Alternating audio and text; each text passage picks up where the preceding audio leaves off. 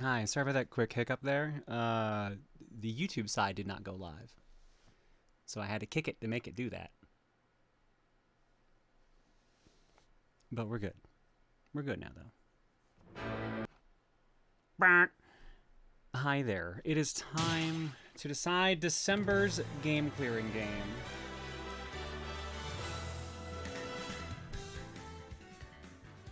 And how we did it was we set up a 70-person AI tournament. Anyone who had a carryover game from August onwards had their games in the tournament, and I asked them to pick a character to represent them in their game. And almost everyone did. I had a couple people that didn't get back to me in time, so I wrote in some options for them. I think there's like 3 or 4 fillers in there. I'm not showing every match because that will take forever. It was 5 hours of Smash Bros, so that would be an entire stream basically. So I'm just going to show you some highlights, like some actual matches I found really good, some that had funny things happen to them, etc. And then we are going to actually watch the finals together, because I don't know what the actual ending game is going to be, what we're going to be playing tonight. I do know the top 2. That has been decided. And it's not a top 2 I expected. And I'll tell you that much.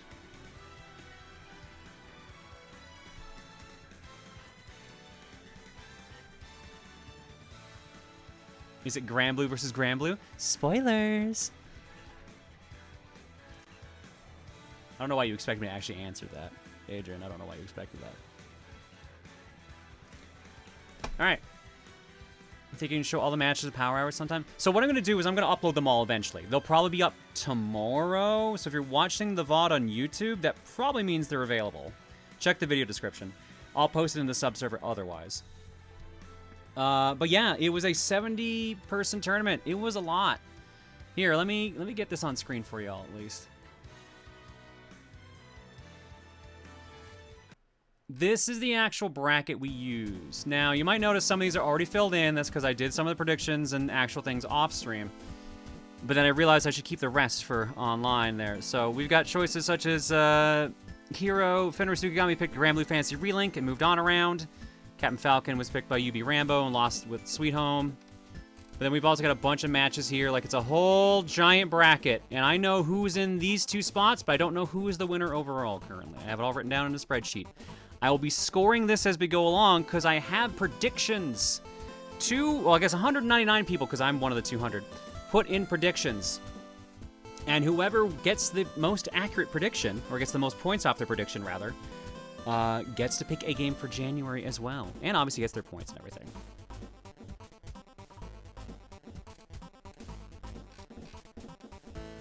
So we will get into some Smash here in a minute.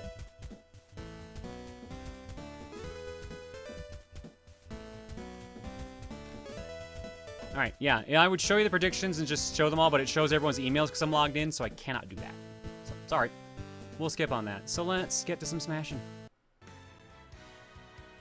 Alright. First off, I had the set that was, because it was 70 and not 64, some people had to do an extra match. And those were Fenris Sukigami and UB Rambo, Vanimal and Rio 9, Zambrini and Miss Rainbow Sprinkles, Just King Dion, and why is it not showing me the other name here? Tetrafolly, Chaos Jester and Silverblade, and Clockwork Pretzels and Lundea. All of you had to do an extra match. Were there any duplicate characters? Yes. Can you guess who the most popular character was? I'm curious, if you can.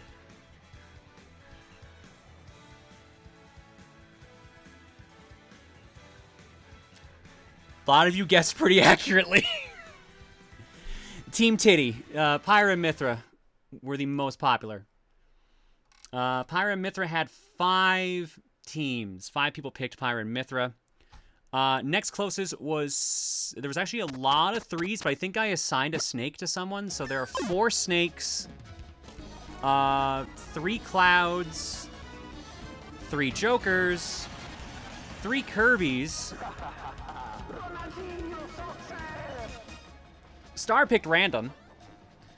Is there any more 3s? 3 Soras. And I think actually there might be 4 Soras, because I think I put a filler Sora in for someone as well, too.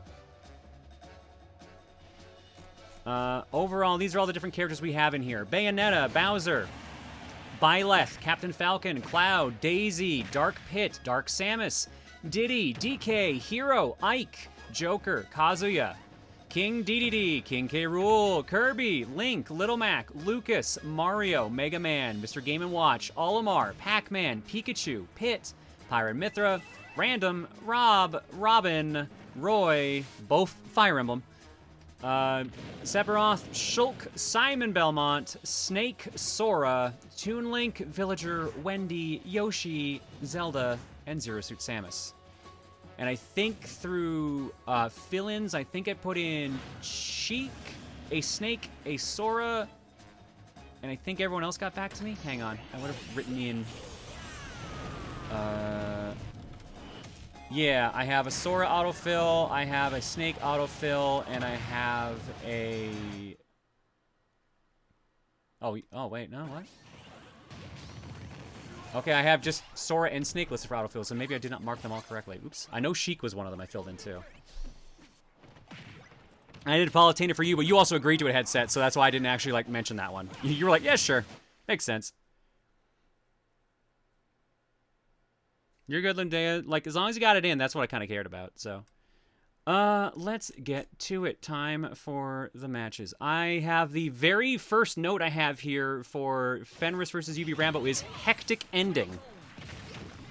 So let's see what that means.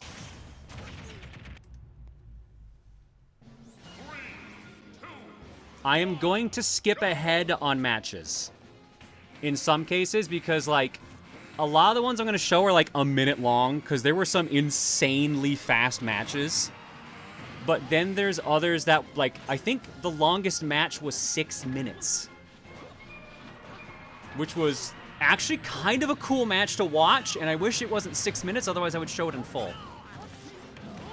Because it was a match on Big Battlefield. You mean a match with Hero had a hectic ending? Yeah, and it's not even Hero's fault. I didn't throw in a timer. Yeah, because no match went over the time limit. So you know how usually you do 3 stock like 7 minutes? Or is it 3 stock 5? I forget what the standard is. But either way, I think only one match went over 5 minutes. And that was the one I just mentioned on Big Battlefield.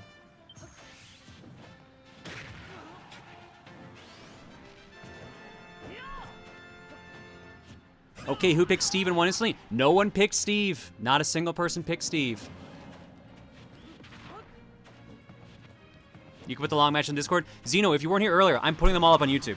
They'll just be in the description for the VOD. So all the matches will be up for watching.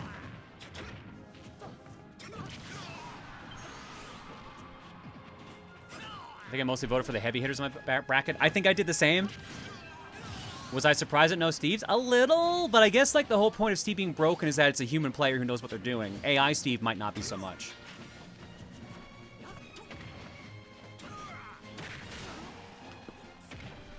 Probably because Steve is banned in competitive. Yeah, so, shoot, I forgot what I was going to say here now. Yeah, we're obviously not going to do every match. The rule set was no items, level 9 CPU, 3 stock, no timer. Random stages and stage hazards are on, which you've probably picked up already since you see the cannon firing on the halberd there. As you can imagine, some characters could not handle some of those decisions.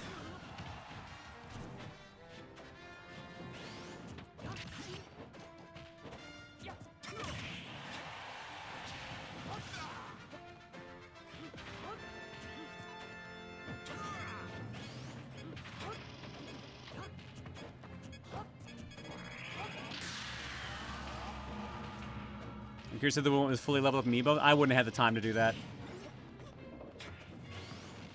I guess I could have hacked him. I have the hack app on my phone.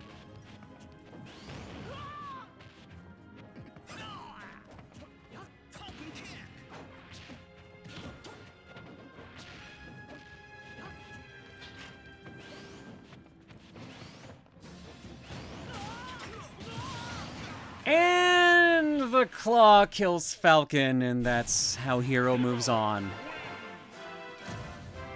which you can't even see because of the explosion of Hero dying. So that's unfortunately how Falcon got eliminated. So Rambo lost one of their 2 entries from that. All right. My next match has no notes, so I'm going to skip it. That is Rob versus Pac-Man, Vanimal versus Rio. Rob won that 3-2. And they went to the Lilat stage. Or I forget what this one's actually... I think, is this Lilat system? I can't remember. It's either way, it's Space Star Fox stage. One of. But what I want to show... Lilat Cruise, thank you, that's what it is. This one I do want to show.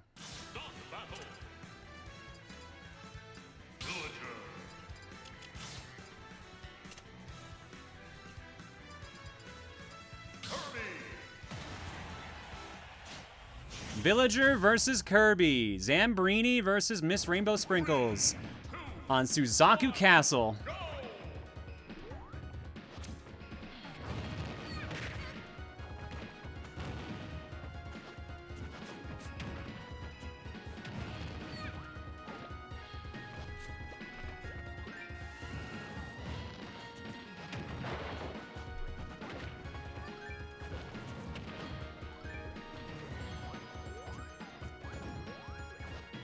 Now, I don't know if I'm going to be able to show even all the ones I had marked off, because some of them just have like, oh, I want you to just see a specific death or something like that. Some of them just go by really fast. Like any match that was marked under 2 minutes, I figured I would probably show. And this is one of them.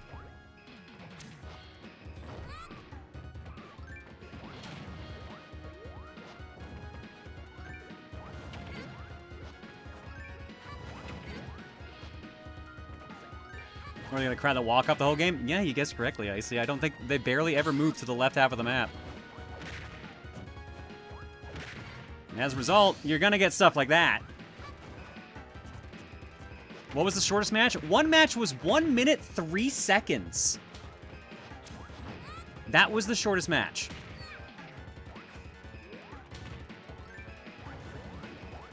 The fastest death, I think, was 3 seconds. If even that.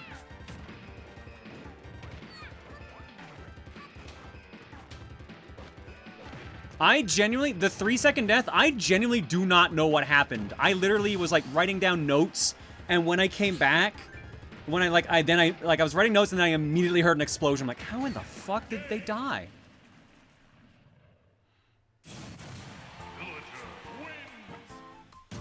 All right, that moved Zambrini on 3-1 over Miss Rainbow Sprinkles. I'm going to be skipping the next 2 matches, which was Just King Dion versus Tetrafolly, Snake versus Game & Watch. Snake won that 3-1. Chaos Jester, who was Kazuya, but I originally wrote down as Greninja because they didn't actually give me a character until I had already put up the predictions, versus Cloud. That one was won by Kazuya 3-1. But I am going to show you the last match of this original set of 6. Actually, can I show you the kill shot on here? I think the kill shot for this one was actually pretty good.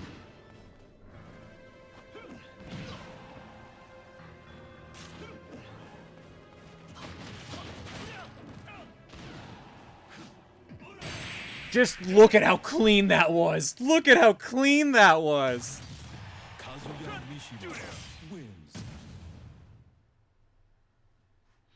All right.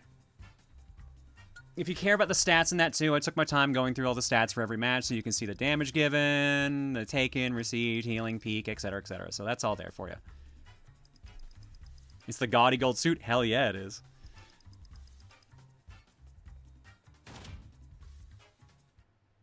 All right, the last match for round 1.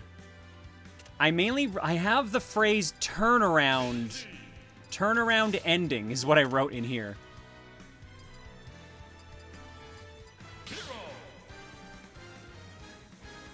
This is Clockwork Pretzel's Daisy versus Lundea's Hero. 3, 2, 1, go!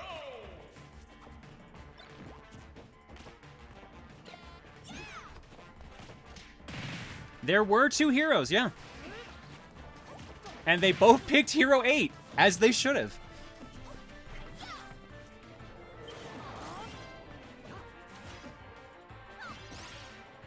You both picked different colors of 8, but you both picked 8.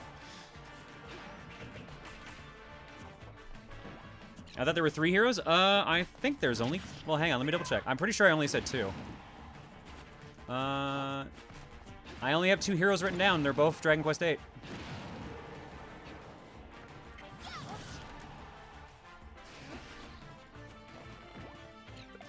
I assume 8 is the best? No, 8's like one of the ones that actually took off in North America. So, a lot of people like 8. 8's pretty well done. He's a personal favorite of mine, too. Even though, like, as a hero, he's kind of eh. It's more the cast around him. This is the game my boy Yangus is from.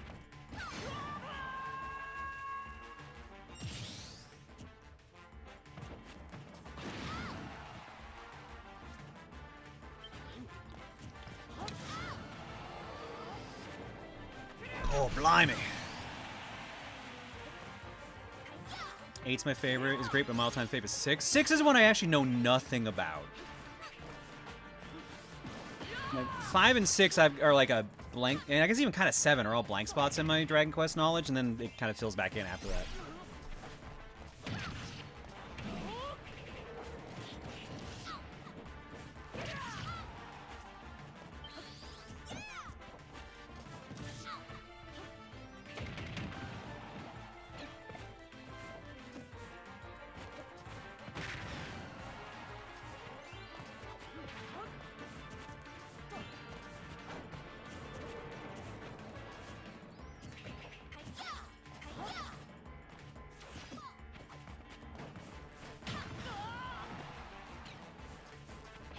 Isn't it that there are 4 heroes to pick from and each gets 2 colors? Yes, so it's the heroes from...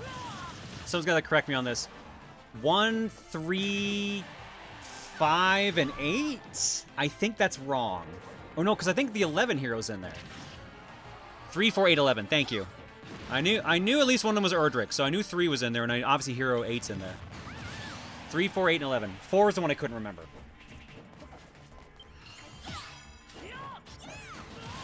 All right, tied up here at the end. Final stock for both. Full health for both. 6 is hard, but much like the junction system in 8, if you know how to abuse the vocation system in 6, then oh boy, you can break some serious shit. Hell yeah. I really need to get back and actually like try to finish 8 proper. Not Dragon Quest, but Final Fantasy. Well, I guess also Dragon Quest. I stopped when I got my final party member and... Oh, sorry. I guess when I got a full party in Dragon Quest 8. I keep forgetting there's more characters.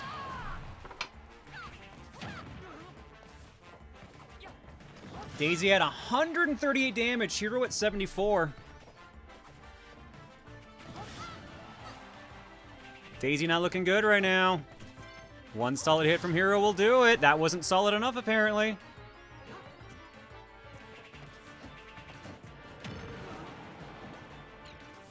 However... that was enough. That's the turnaround. Daisy with 156 slips down with the offstage kill off to the side. Clockwork Pretzels' Daisy moves on to the next round. Now, as I'm doing this, I am going to be putting in the prediction markers on the challenge site as well. So you are going to be noticing your predictions will be adjusting accordingly. As a teaser for what to expect tonight, I believe only 2 people guessed that one of the final 2 are winners. I think there was 1 for each person in the finals.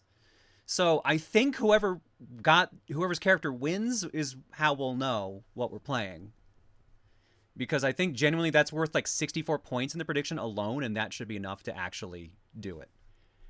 Hey, just woke up. You're playing Smash for game clearing or something? Temo. God, I can never say your name right. Timuror. We are doing... I'm showing the matches we did for predictions, because each character was represented with a specific game for game clearing here. So let's pop in our next one. I split the brackets into 2 and use the actual tournament mode. So let's do the upper half of the bracket now.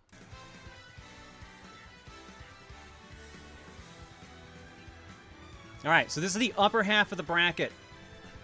I'm not going to do every match. I am going to show this one here starting off, or at least part of it, because it's Green Power Star versus Fenris Ukagami's Hero. Star picked random.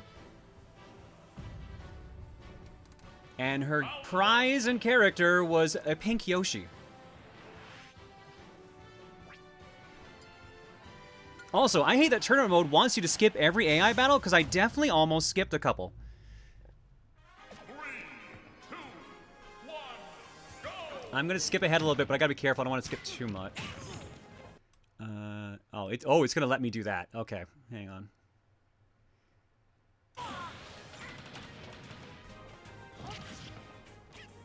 I was hoping it wouldn't show how much I was skipping ahead or what was in the video when I did that, so sorry about that.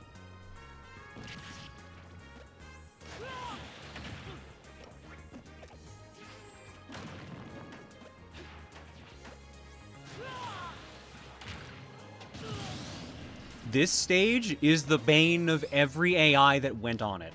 If this stage showed up, the match was probably stupid. The shortest match was on this stage, for the record.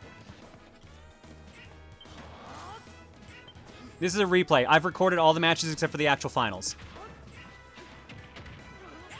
Because otherwise we'd be here for 5 hours just watching Smash. I'm hoping we'll probably be here for like 40 minutes watching Smash, 40 or 50.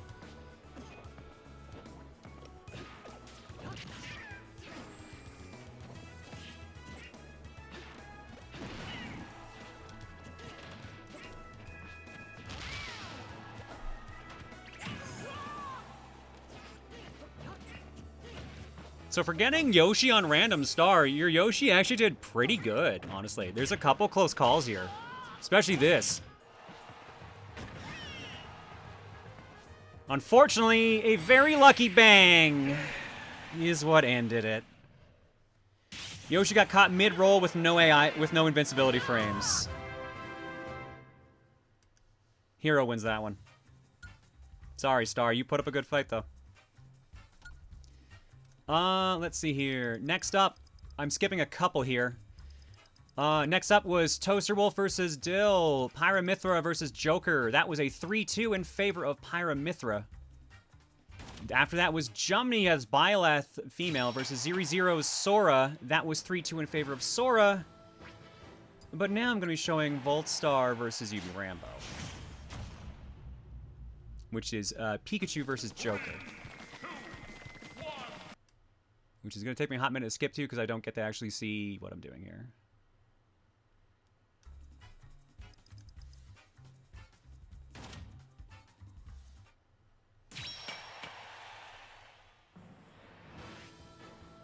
This match I marked for a specific reason, and I feel like you'll pick up on it very quickly. Because I don't remember this match being too long. Or at least I think the last life might have been the long part of it. I'll get the others updated meanwhile.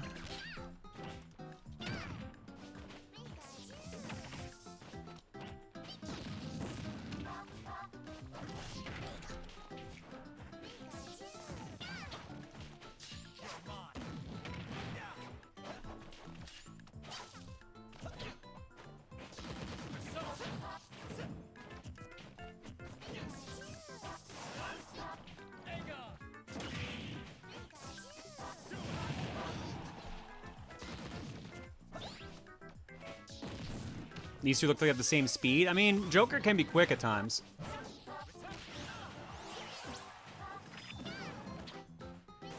Now, the big thing about this stage is that it's a transforming stage, which can cause some problems. And the problem with transforming stages is that sometimes you're not sure what you can and can't jump through. So in the case of Joker here, a really poorly timed Toadstool hop led to an immediate death.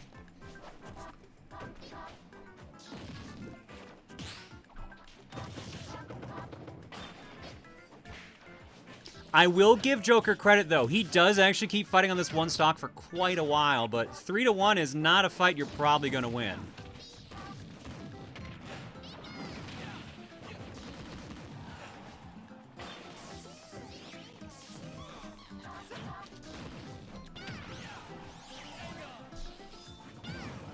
Reverse 3 stocks ain't impossible, especially for Joker. I mean, that's fair. Although I'm not sure if Joker how used he is to transforming stages like this.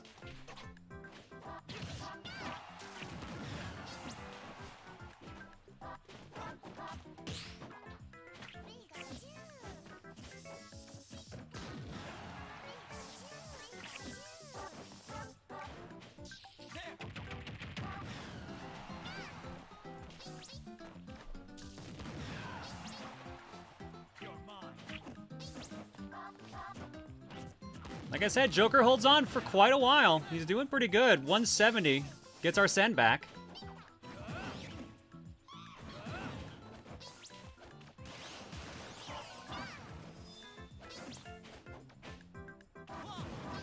Barely gets back to solid ground. Nabbit shows up to say hi and block a couple shots, and then gets killed. Pikachu goes 3-0 on that one.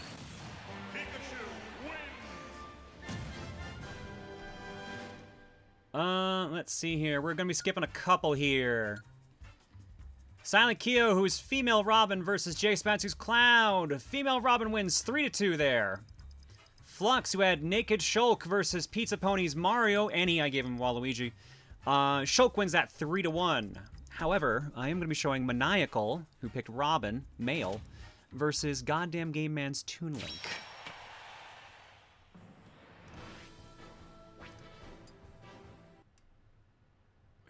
Although this one...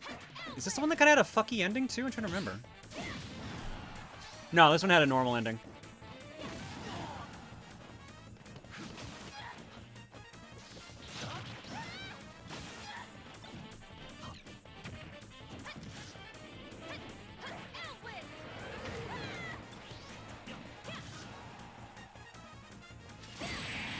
Yeah, that's a pretty normal ending. This match went pretty fast.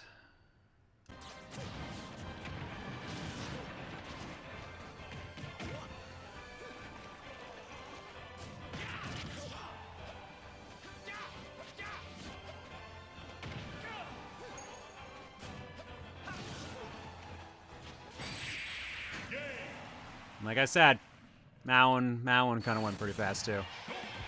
This is a good result. Now, male Robin versus Toon Link on Elden Bridge.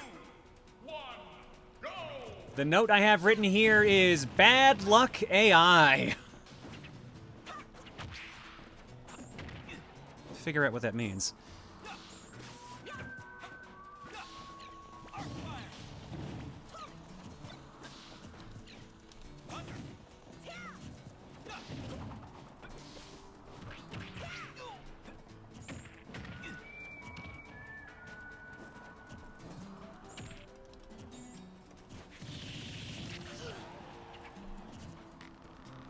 That Elden Bridge was that from Top Game? That's Elden Ring. I know you're joking, Clockwork.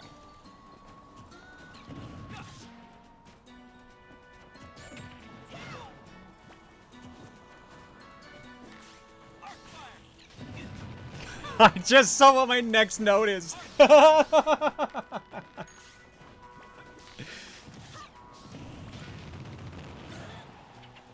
Oh no, did they spend 40 minutes finding the last freaking cat? No, thankfully.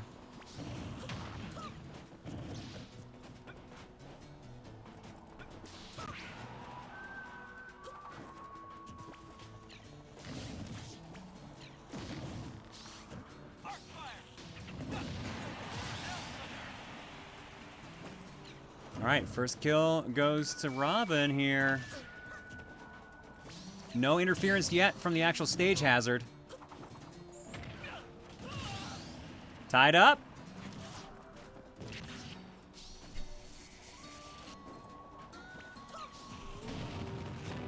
Here comes the stage hazard. But apparently just a bunch of arc fires is all you need, because he got juggled off stage by arc fires. Want to get 2-1 right now in favor of Robin.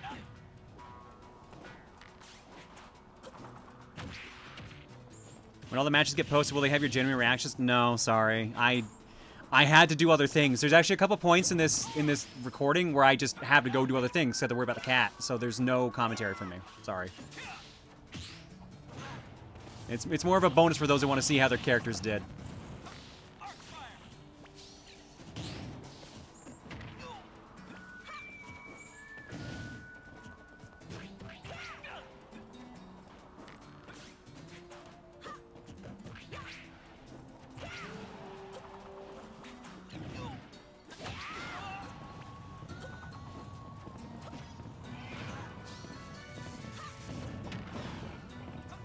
And unfortunately, off-screen, Toon Link gets hit by the Moblin King. Robin takes the win there.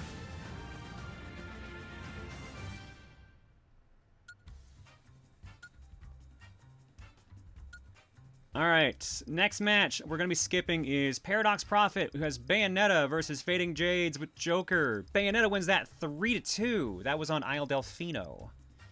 However, the next match after that is Ryu Saber with Snake, which is an autofill pick, versus Vanimal with Rob. And the note I wrote down is just the word, yikes.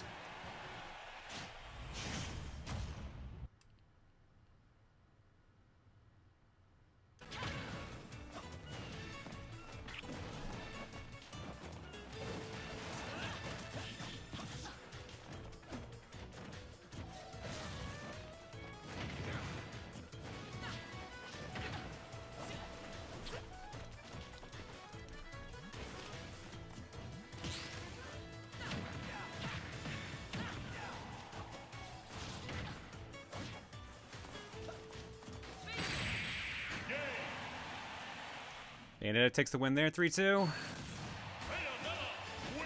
Making it easy. Forever.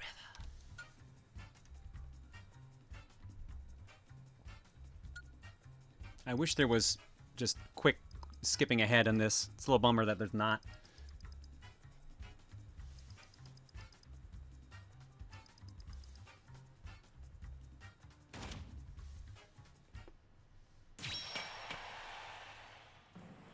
All right, next up, Snake versus Rob. Ryu Saber versus Vanimal. This is a match I actually didn't see. I had to step away, and I'm like, oh, it's on New Pork City. This is going to be a long match. And then I came back, and it turned out it was one of the shortest.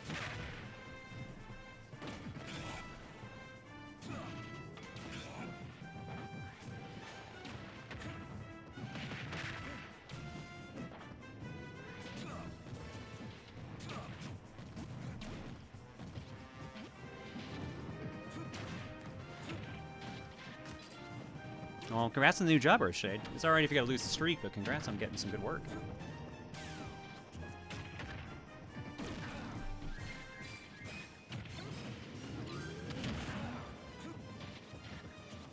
How stupid were you, Snake? Let's see.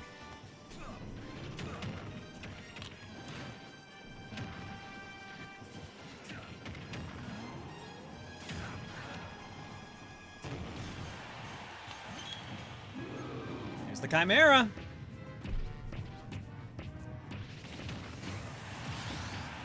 Knocked off stage by a nice spinning uppercut.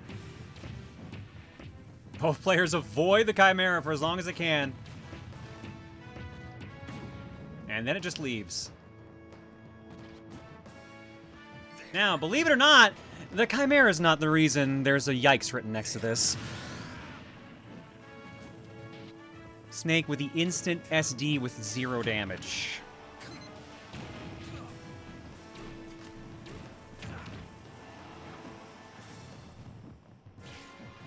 There were a surprising amount of SDs I did not expect to see from level 9 CPUs, I will be honest.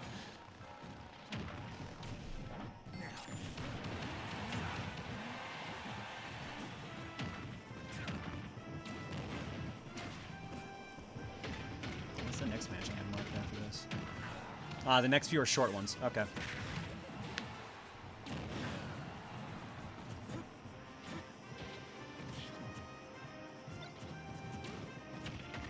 Oh, my predictions are capital F fucked. I'm sorry, Queen.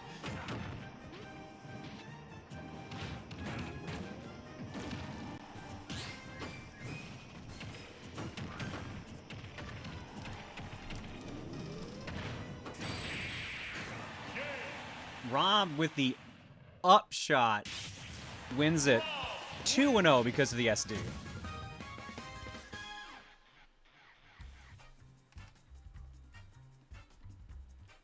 All right, we're gonna skip a couple here now. Chloe versus just another Kevin R. Zelda versus Pyramithra. Pyramithra wins that one 3-2. Hodgepodge versus Delta Mochi. That's Yoshi versus Shulk. Shulk wins that one 3-1. And now I'm going to show you a 1 minute, 17-second match. I think this is the second shortest match. And that's between Oni171 with Ike and Elamenga X with Pyra and Mithra.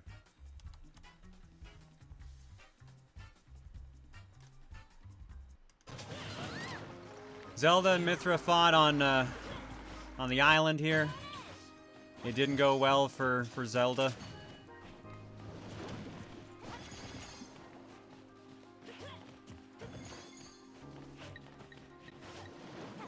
I love how, like, half the screen is just useless because of the shark.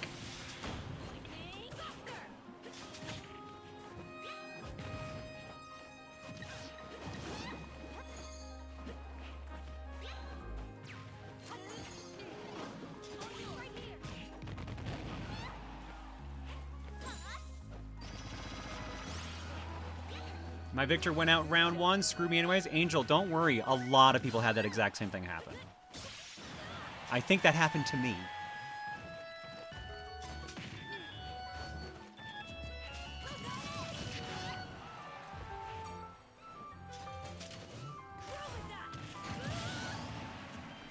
Zelda at least tried. I gotta give her credit for trying to, like, tying it up there, but she just took too much damage before getting that second kill. And she just never could get a solid strike in after that.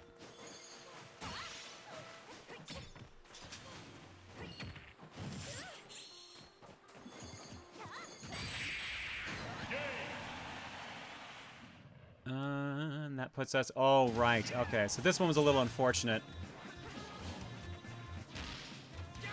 Because this moment right here, that's what screws over Yoshi. The plane deciding to turn on Pilot Wings, or Woohoo Island, whatever they call it in this one. So unfortunately for Yoshi, that doesn't end well. This next one, though, like I said, this is I think the second shortest match.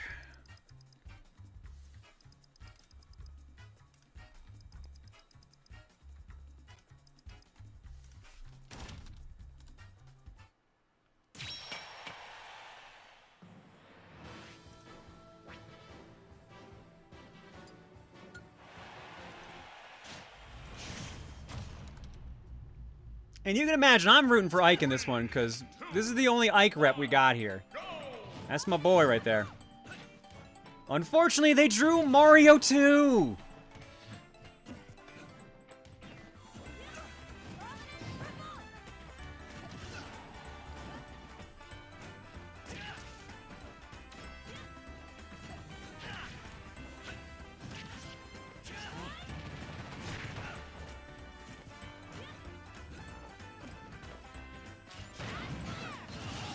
A stage that doesn't take much to kill in.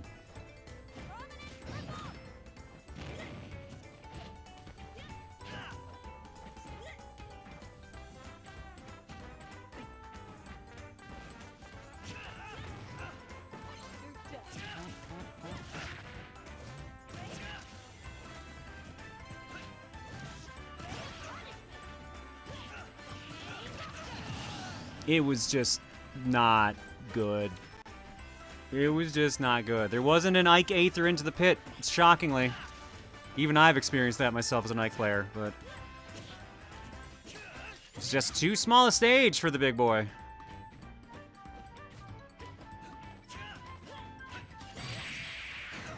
He went 3-0. Or rather, he went 0-3. Pyra Mithra got the 3-0. 1 minute, 17 seconds for that one. Gonna skip the next match, which is iPenguin12's Kirby versus Zambrini's Villager. Villager wins that 3-2. But I am gonna show the next one because it's under 2 minutes. This is Resnick Snake versus Shadescar Darkbit. Kirby and Villager happened on the block stage, the Nintendog stage.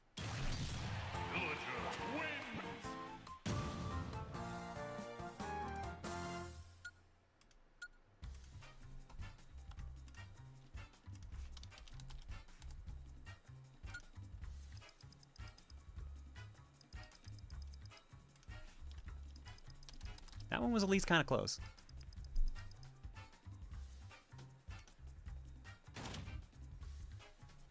Rezik Snake versus Shadescar's Dark Pit.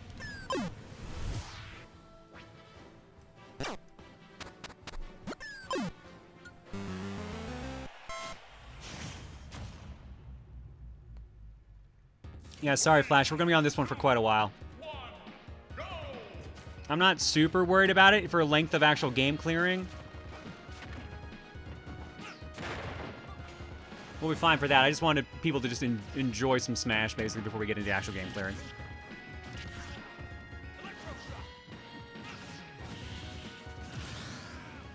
Pretty fast first kill.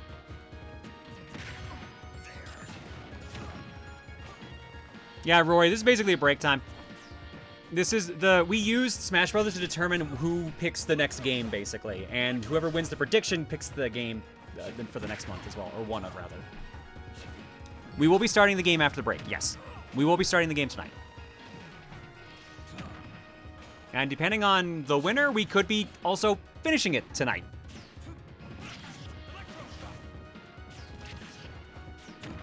Because one of the two is a surprisingly short game.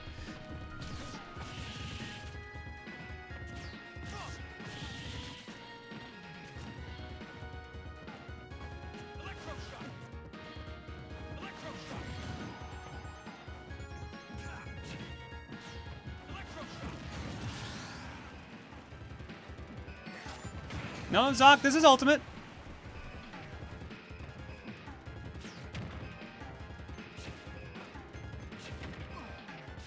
Did I say Wii U Smash Bros? I'm sorry, this is ultimate. If I said Wii U, that was a mistake.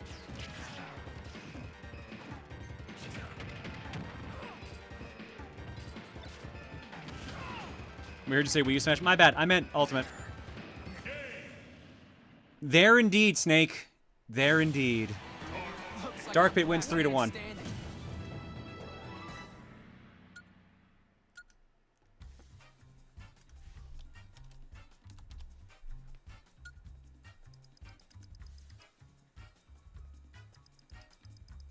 All right, I'm going to skip the last of the rest of this bracket here because rank shot, Simon Belmont versus It's Andrews DK. Simon takes that one 3-2. And who cares is Pit versus Jumihosa Sora, which was an autofill. That Sora wins 3-2, which moves us on to the next round in the refights. And I actually am skipping a bunch of these. Wow, okay. 3, 2, 1, go! Yeah, okay, hang on. I'm going to start scoring these meanwhile, so you enjoy this match while I'm scoring.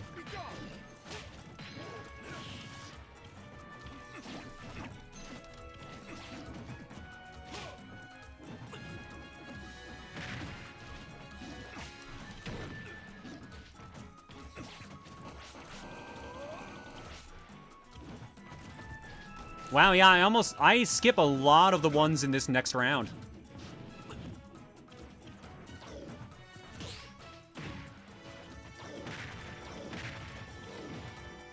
The only note I have 3 notes here for the 8 matches in round 3 on this side of the bracket. One is weird Elwind kill, rough ending, and onion crab murder.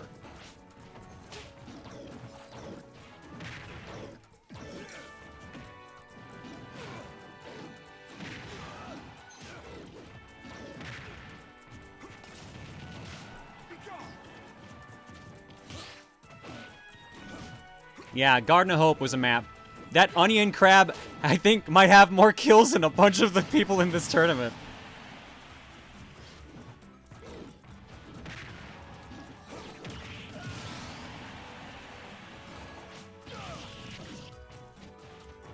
These notes sound like you're preparing for Disc Only's categories. Look, Disc Only's tomorrow. I gotta get ready for it, right?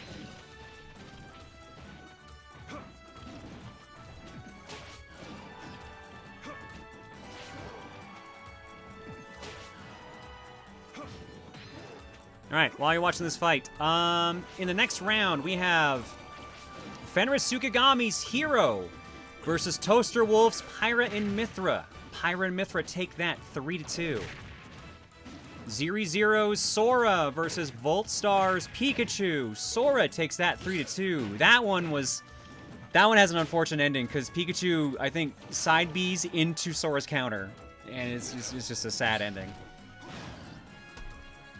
Silent Kyo's Robin versus Flux's Shulk. Robin wins that 3-2.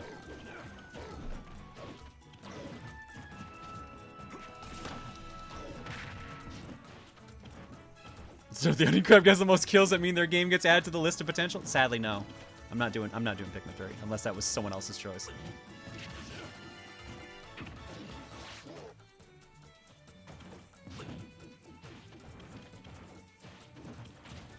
Wait, hero? Yeah, no. Both heroes are out.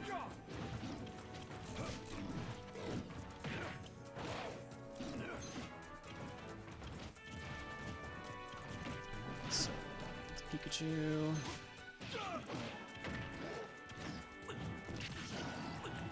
Female Robin to Shulk.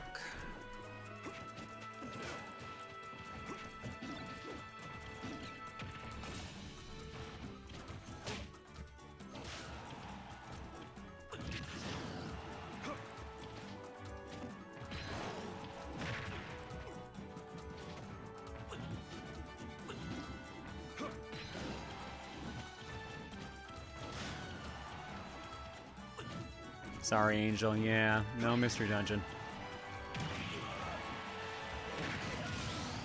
All right, tied up, but DK's at 171 damage. Not looking pretty here. This is pretty safe for Simon unless he goofs it.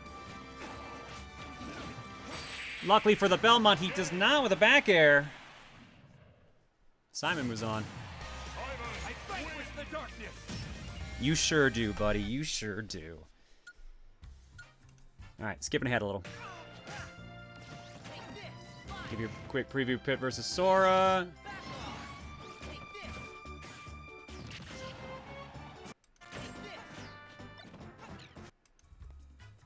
That one went to Sora. Hero versus Pyra at Castlevania.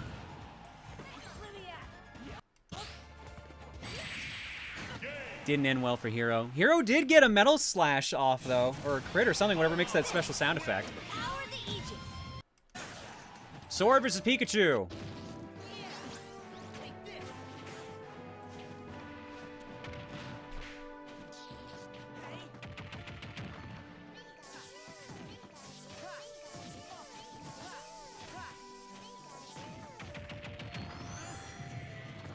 That's what I've learned, is that the balance of Smash has changed a lot since I played. Yeah, the DLC characters did pretty well for themselves.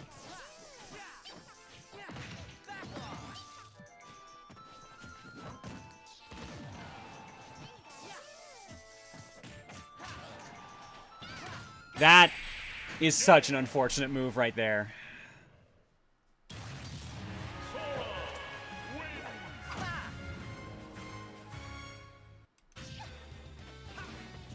Robin vs. Shulk ended up being on City Folk or Animal Crossing.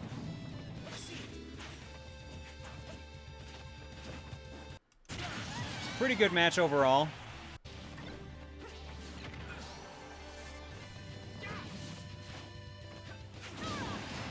Our well-placed Thoron did it. Now, this next one is Maniacal's Robin versus Paradox Prophet's Bayonetta with the note Weird Elwind kill. I'm really just gonna show the kill because I don't know what Bayonetta was thinking on that one. Oh, I think I already missed it. Yeah, there it was right there. Who did the super? Why don't I see the super? That's weird.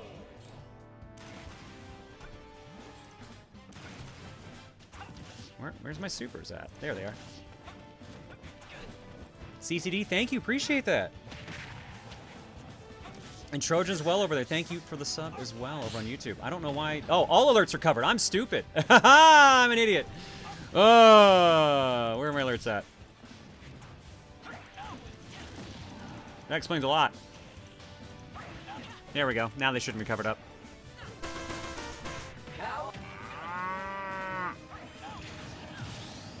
I don't know if you saw it just then, but Bayonettas hang on to a ledge, Robin shoves them off, and Elle wins her off the stage. So I don't know how that even happens. So you want a quick rewind on that if I can get back there.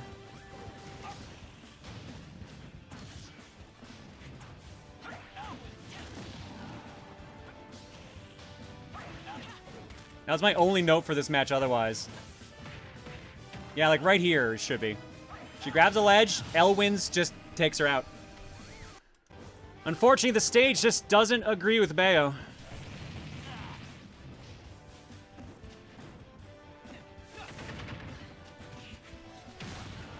Doesn't Elwin usually spike? Not sideways usually, though.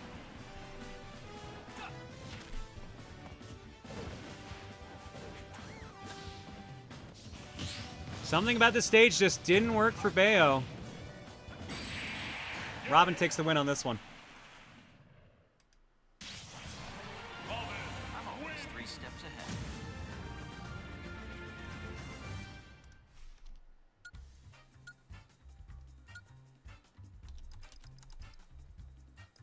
All right, skipping a couple more. Vanimal versus Kevin R. Rob versus Pyramithra. Pyramithra take that 3-2. Delta Mochi versus Elamenga. Ooh, that's the one marked rough ending, so we'll show that one.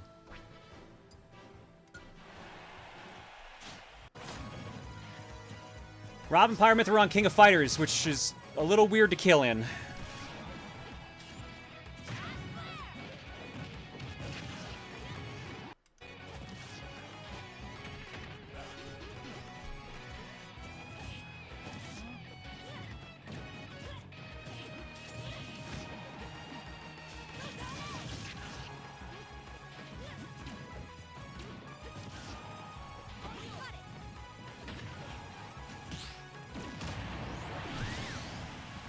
The one between Kevin and Vanimal, that's what you're seeing on screen right now, I do believe. And there's your answer. It's Pyramithra. Kevin won that one.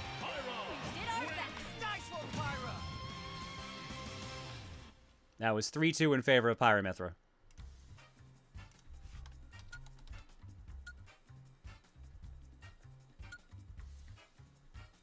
Now, this next one I have labeled Rough Ending.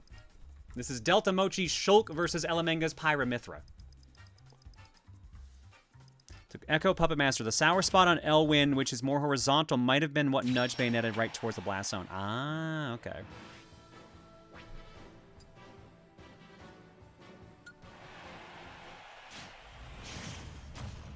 It's a Xenoblade fight.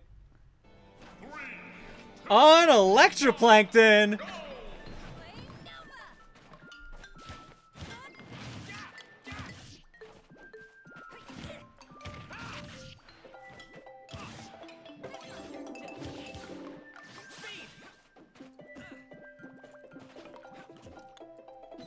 8 years of Xenoblade Chronicles 2. Can you believe it, Claire? I mean, that's almost the same length of the Switch's lifespan.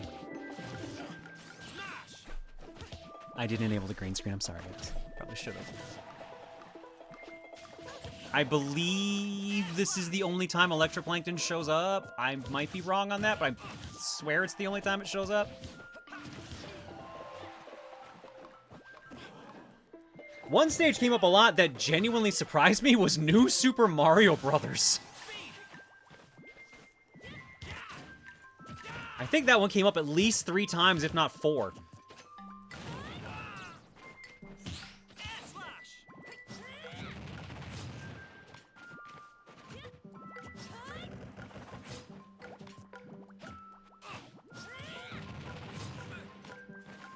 Oh, I realized I have to clarify which one. I guess I... Oh, it actually might be the 3D World one. I forget which. It's the one that starts scrolling sideways at the beginning. I think that might be 3D World. That's the one that shows up 4 times. Although, New Super Mario Bros. Wii shows up at least twice.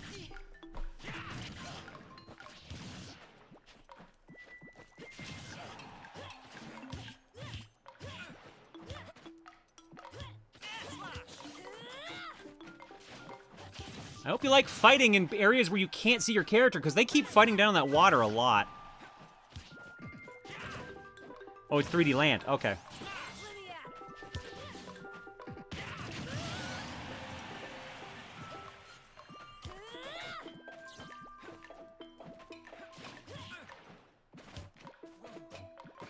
Now, this one's labeled rough ending for a reason. She slips under and can't get back up.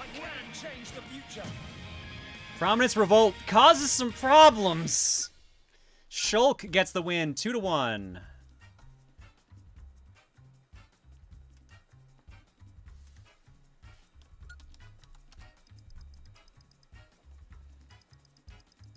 There goes a Grand Blue.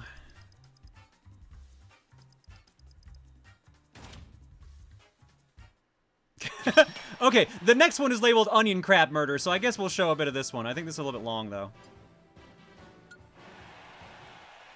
This is Zambrini's Villager versus Shadescar's Dark Pit. 3, 2, 1, go!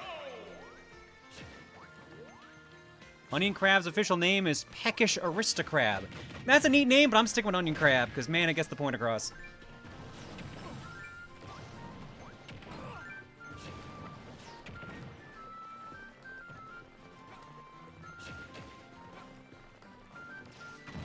Villager just spends a while just dancing. I don't know what she's doing.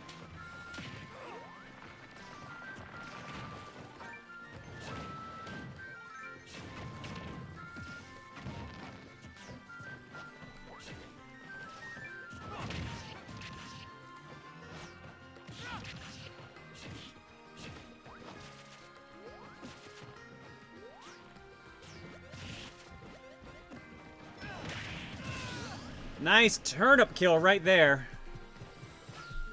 Putting Villager in the lead. Here comes the crab!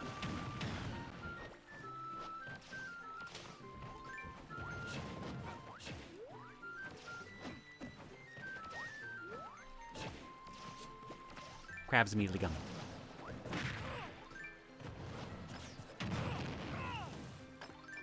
Looking here, where's my next note? I have... Oh no, I do have some notes for one of these.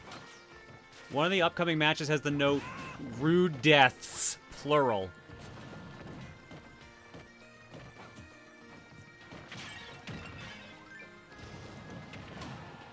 And then the longest match is also coming up in a bit, too. In the next round, overall. The only other match left in this round is Rank Shot Simon versus Jumihoza Sora, which Simon wins 3-2.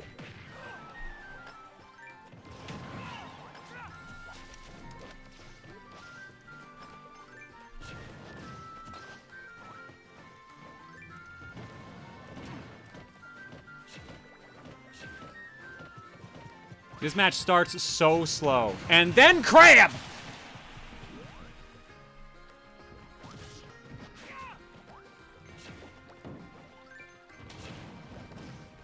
Crab with 2 kills on this map so far.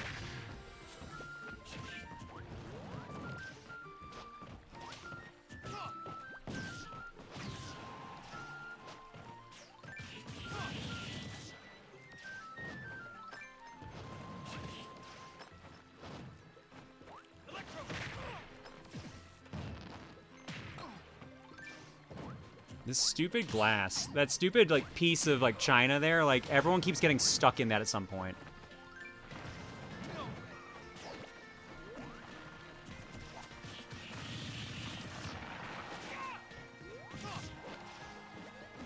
Also, I didn't realize, so it's been a long time since I played on the stage. I forgot about this twig that they just build up. That just works as a wall. Also, you can't blame me when my buddy Crab here shows up and just says, "Fuck all y'all. I'm deciding the winner." Crab gets 4 kills and decides that Villager should be the one that wins. 3-2 in favor of Villager, even though it's really 4-3-2 in favor of Crab.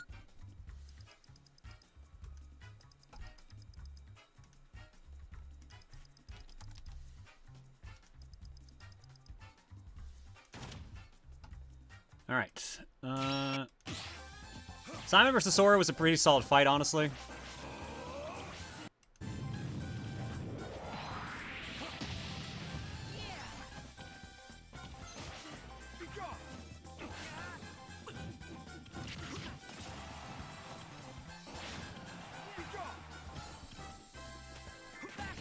Only Onion Crab is playable next Smash. He'd be the winner.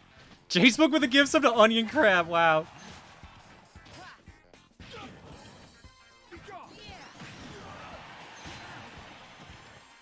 Simon held on for dear life in this one at certain points. Like, he's got so much damage there. Simon just honestly genuinely impressed me in his matches.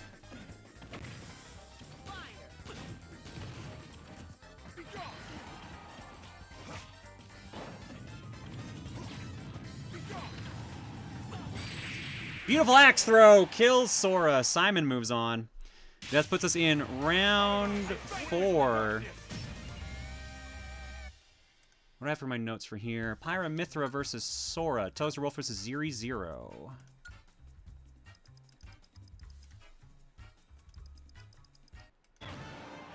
Pokemon Stadium.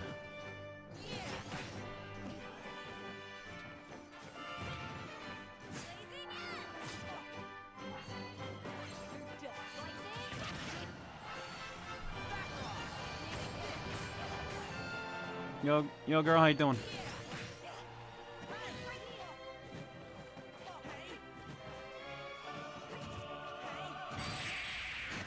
Doesn't end well for Sora. Pyra Mithra move on. 3-1 in that one.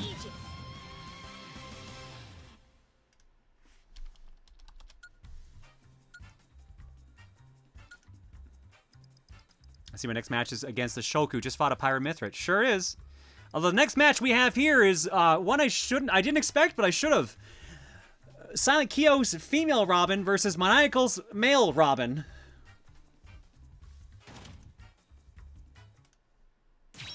Here comes the Robin, the battle of the genders. On Skyward Sword stage.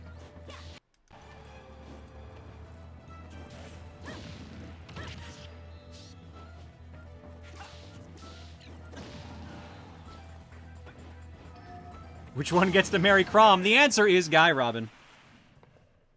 The key to victory lies within.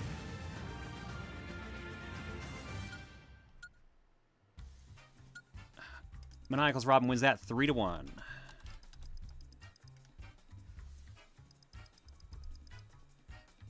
Good for male Robin. Next one is just another Kevin R's Pyra Mithra versus Delta Mochi's Shulk, and the note is rude deaths, plural.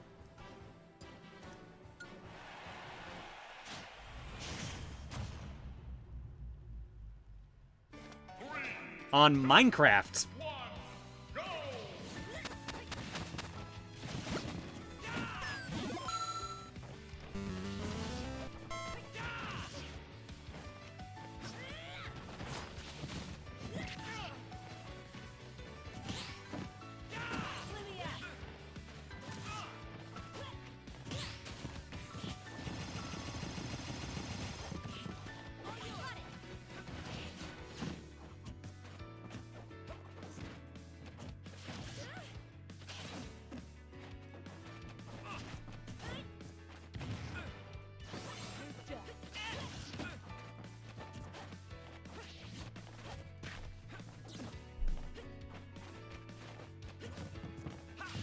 I don't know what to do with this tree here. This tree's causing so much problem for him.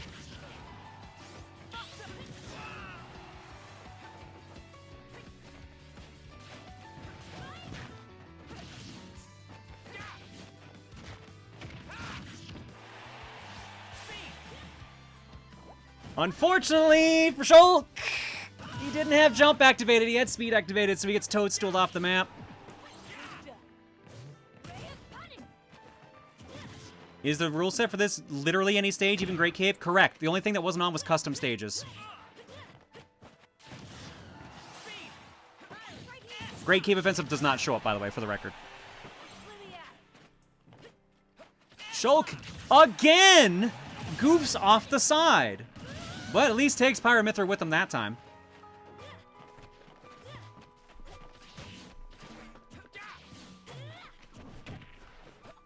Am I dumb or is there no Sephiroth in this bracket? There is one Sephiroth, it's in the lower bracket, not the upper.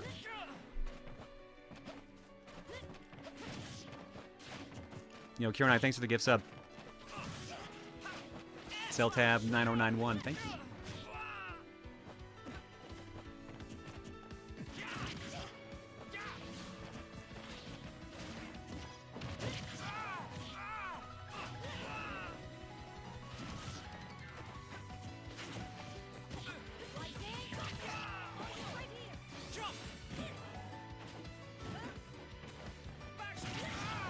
There's so much off-edge fighting on this one, and Shulk is not doing a great job handling it. Gets back with that one, finally.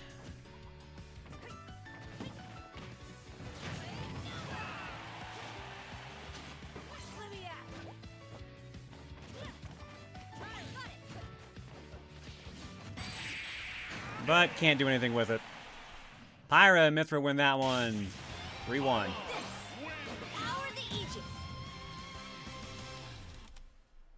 I gotta be honest, if you picked Pyra and Mithra, you won a lot, honestly. Alright, I don't know what to do about this next one, because this is the longest match. This match was over 6 minutes. And you wouldn't think it considering the two that are going up against each other. This is Villager versus Simon Belmont.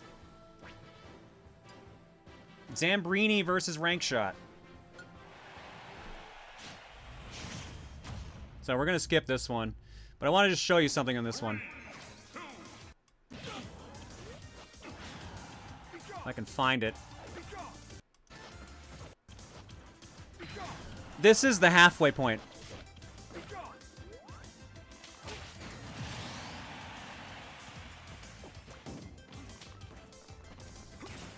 The halfway point has Simon on his last stock.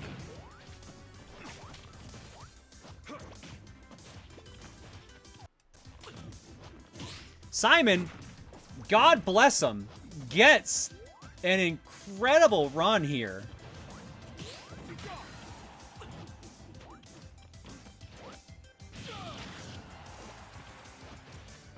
Managed to burn through I guess 2 stock here, rather. I guess 3 technically because he's on 100 here now. Just with his 1 stock here.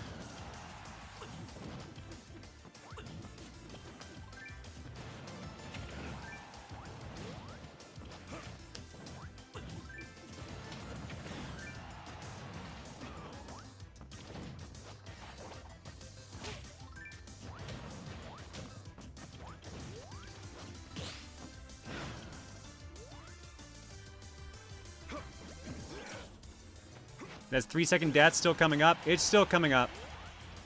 It's in the lower bracket.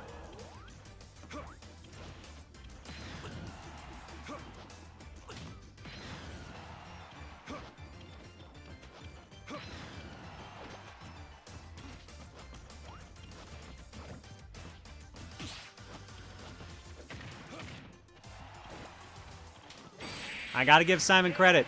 I don't know how in the hell he pulled that off. But he did.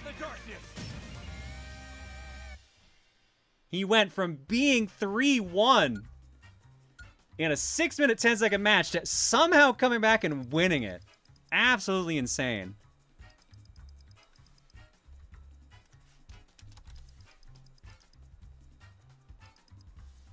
All right.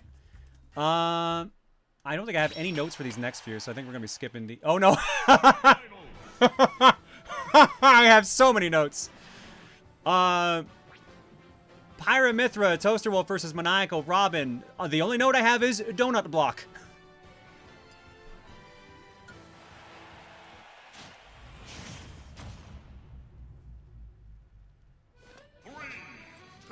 I'm gonna jump ahead in this one. No, and I already skipped it.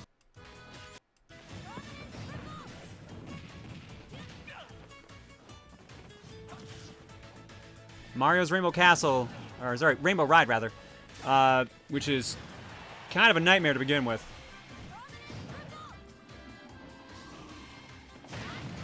Pyra with a clean kill, but doesn't think to jump until it's too late, and Prominence revolts off the map. That's the Donut Block kill.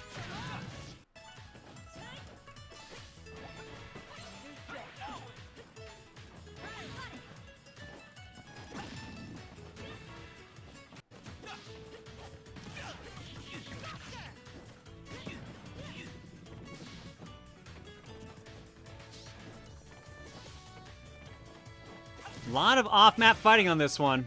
A lot of dirty moves here.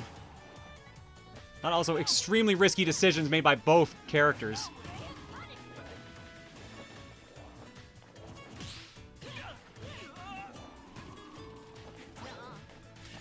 Nuh-uh.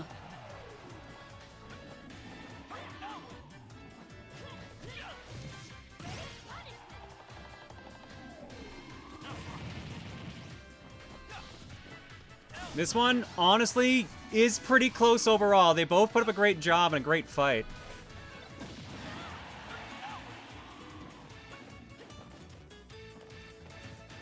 But all it takes is some bad positioning and a good hit. Pyra Mithra steal that one.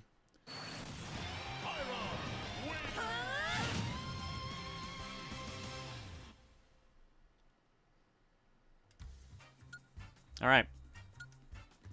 Another Pyra Mithra, Kevin's versus rank shot Simon, with the notes 1 minute 40 seconds and so many dumb deaths.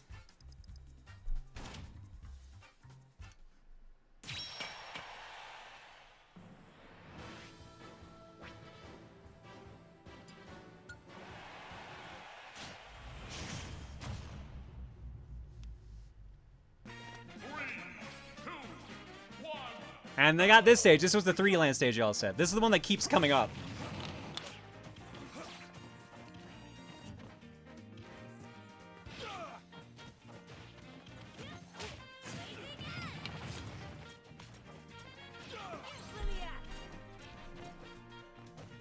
Gotta be a stage for dumb deaths, alright? It really is. It really is.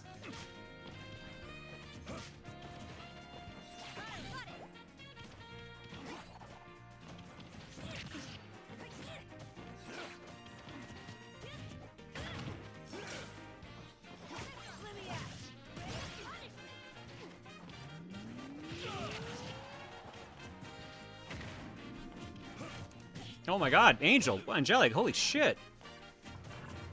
Go, like, get your arm checked. Holy shit, I hope you're okay.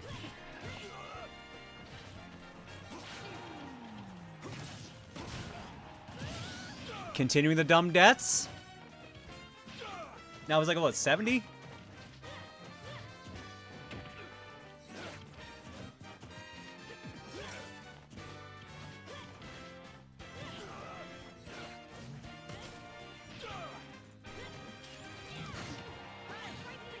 Dumb deaths don't stop here, baby! They keep going!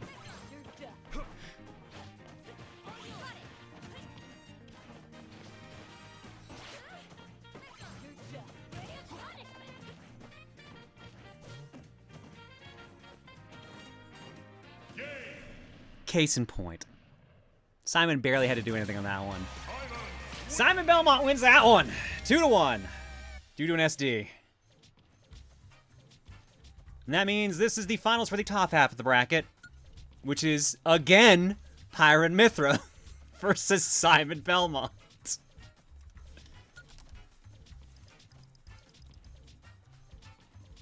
This is Toaster Wolves, Pyra Mithra versus Rank Shot Simon. We'll show this one in full.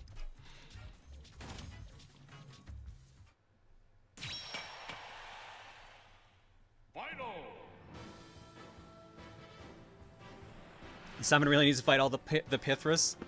I mean, it felt like he did.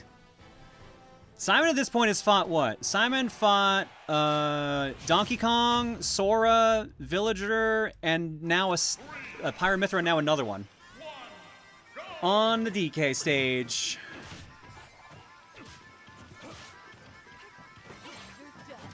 You got a mister? Hi, buddy. Hello. He's not. Oh my god. Sorry, buddy. You want to stay in.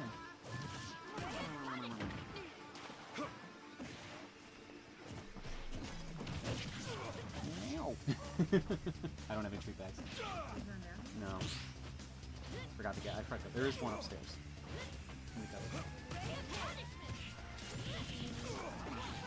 Hi, buddy. Hi.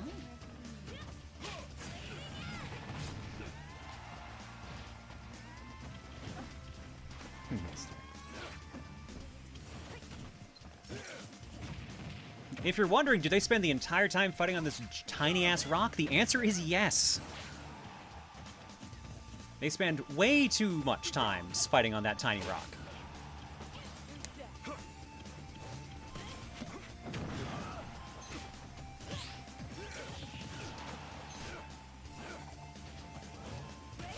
Problem is, tiny rock can't be jumped through.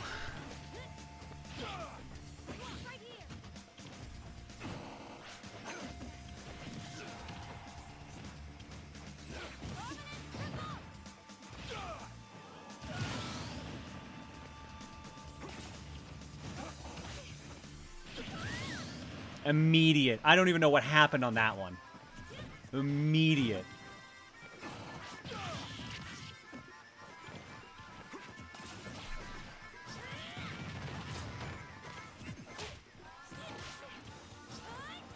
Oh, she bounced off the rock. That makes a bit more sense, but still.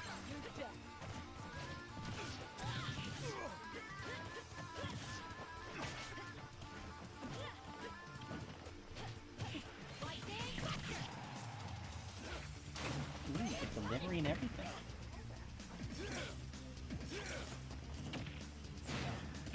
And with a throw, believe it or not, Simon Belmont makes it to the finals. So Simon Belmont wins that one 3-1, putting him in the finals. I believe only one person had Simon listed as winning the entire thing, and I believe that was Retro 64 Polygon.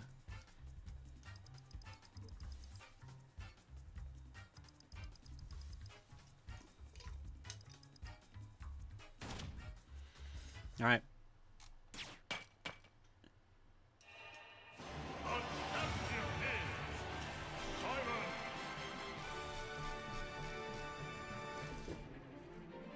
Alright, I'll try to be a little bit faster on this one. This is the lower half as well, so another 32. So I think I have less notes on this one. Let's see here.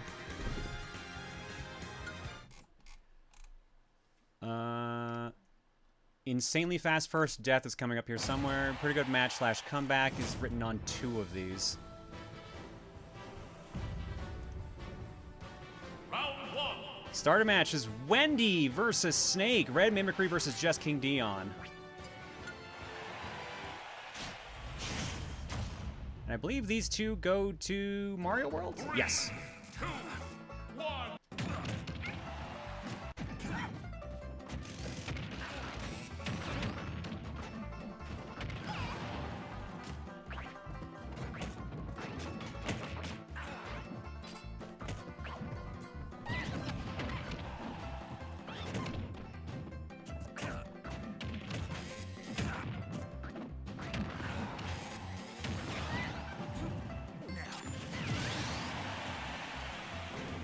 This is a video, yeah. That's why I'm skipping ahead. Still in it!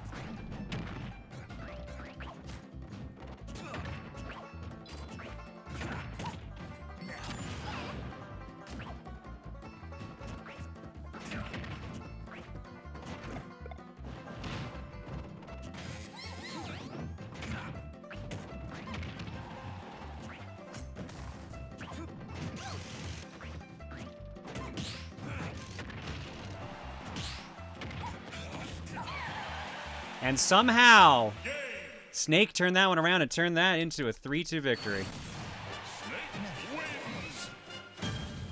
That was one of the ones labeled great turnaround. All right. A lot of the other ones here have no notes on them, so we're just going to skip to the endings on some of these. Mega Man versus Bowser. Saf versus Magic Thunder Lemon.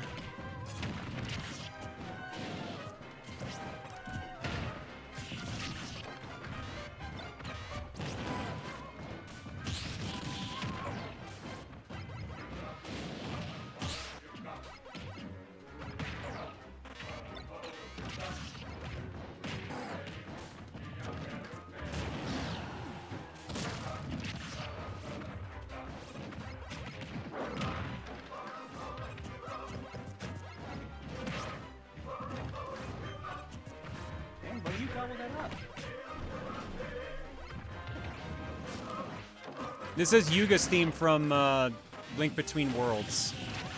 Or at least, like, a song mimicking it.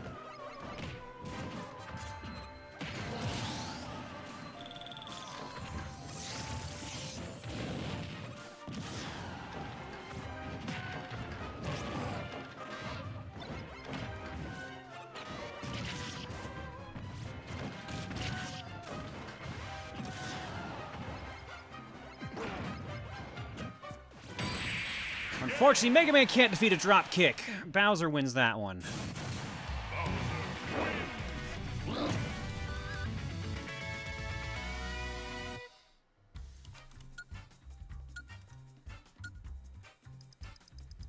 All right, next up is headset guy with Palutena versus Master Skeet's Cloud. No, it's not. Ignore that. This wasn't a short fight or anything.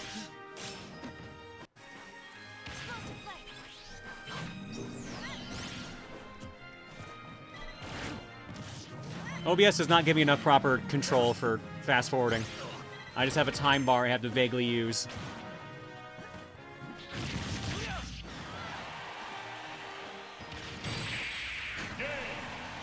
Palutena did not stand a chance, unfortunately.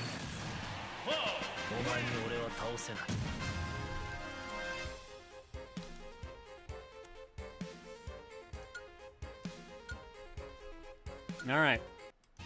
As you saw, spoilers for Diddy Kong versus Dark Samus on Xenoblade on Gaur Plains. This is It's Andrews, Diddy, and Agent G's Dark Samus. I gotta jump back a bit because, of course, guess who showed up in the middle of this match? Yo, congrats, Gizzy. Hope you're doing good. Hell yeah, nice to see you again.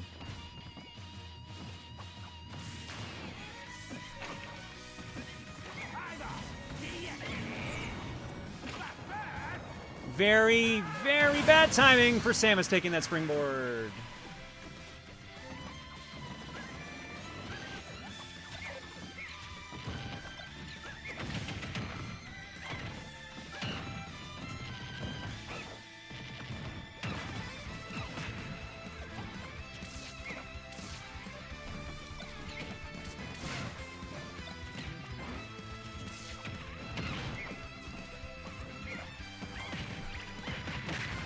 Might redeem us up with this half of the tournament. We'll see, Queen.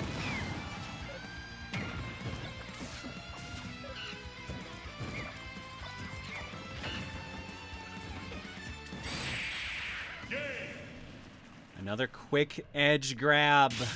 Saves Dark Samus, who wins that one 3-2.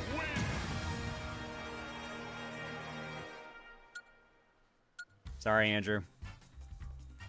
Dark Samus got that quick grab. Next up, No Limit put in Pyra and Mithra against Gold members Sheik. I believe that was an autofill. And they fought on Galaxy. And, it didn't go great.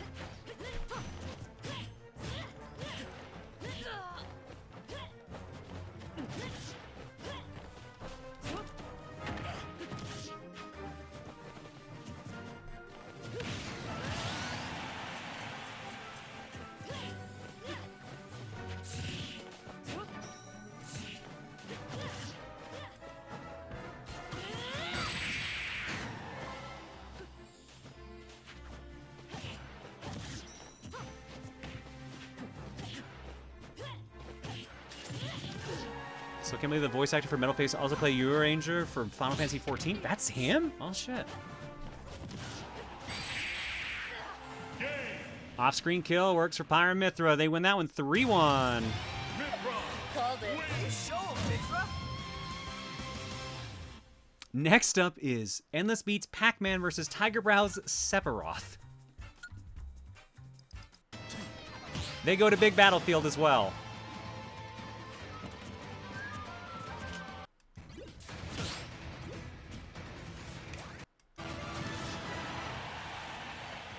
And I don't know what it is, man.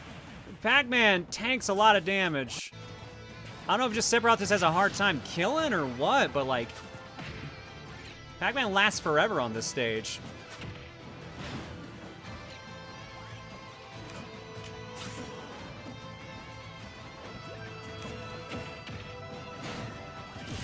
Sephiroth, on the other hand,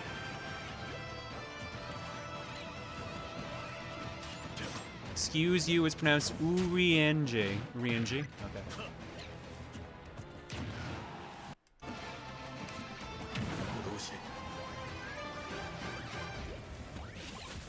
The stage gives some of the longer battles. Yeah, I don't believe... I think this is the last time Big Battlefield shows up.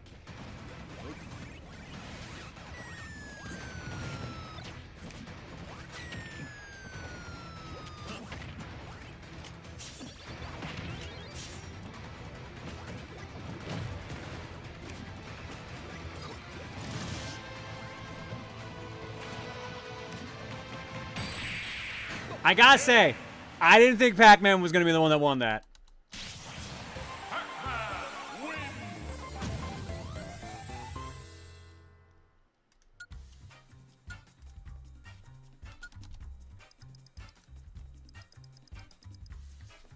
I was not expecting Pac-Man to beat up Sephiroth that much. That stock where he went to like 180, that just did so much damage. All right. I'm not going to show this full match, but you need to see the start, because this is Olimar, picked by Prime Explorer, versus Zero Suit Samus, picked by Selly Larcenist. Or Larcinius, rather. I keep saying it wrong. This is the fastest death in all the matches.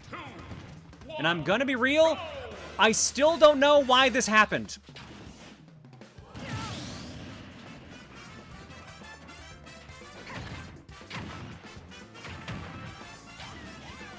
Nothing in the match happened, and she just SD'd.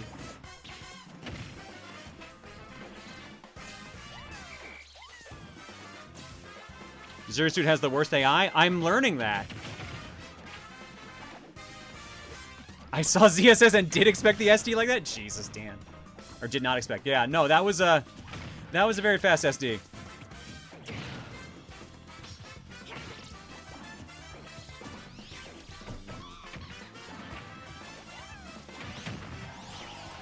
As you can probably expect from having that kind of a death, the rest of the match didn't go great for her either.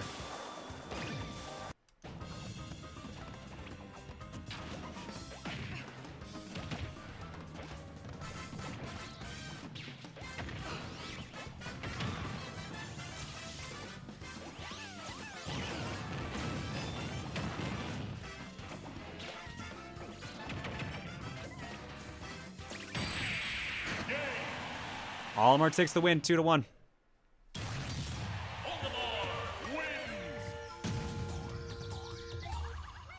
I have no other notes for the rest of this round. That's 1, 2, 3, 4, 5, 6, 7, 8, 9 matches. The final match has the note pretty good match. And that's it.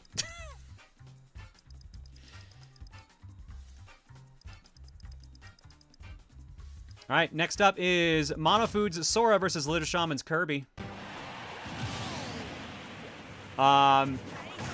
It didn't go great. It didn't go great.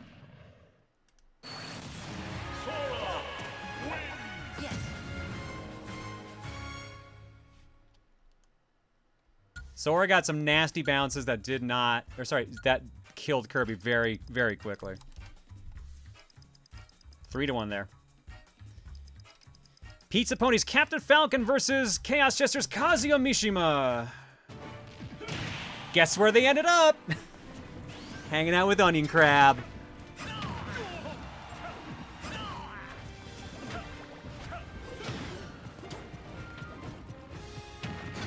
Onion Crab, of course, got more kills.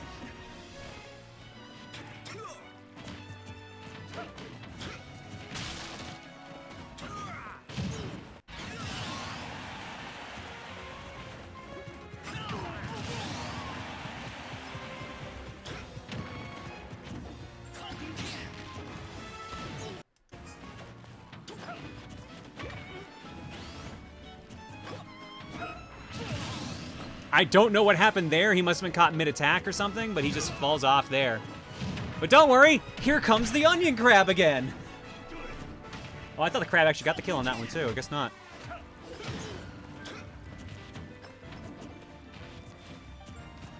It's been confirmed that Kazuya's level 9 CPU is the most broken CPU in the game. Wow.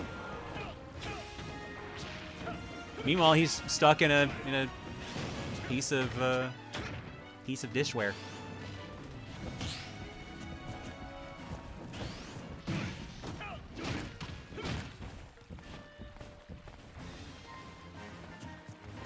They start doing footsies. Parries the Falcon Punch. Kicks him off the map. Kazuya wins that one. Kazuya Mishima wins.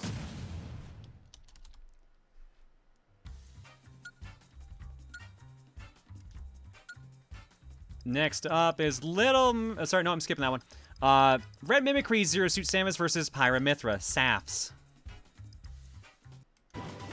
They go back to the beach.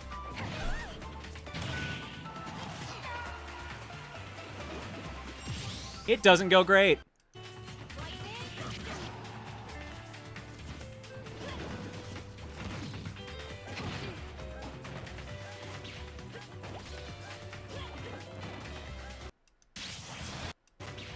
I somehow missed the ending strike there, sorry.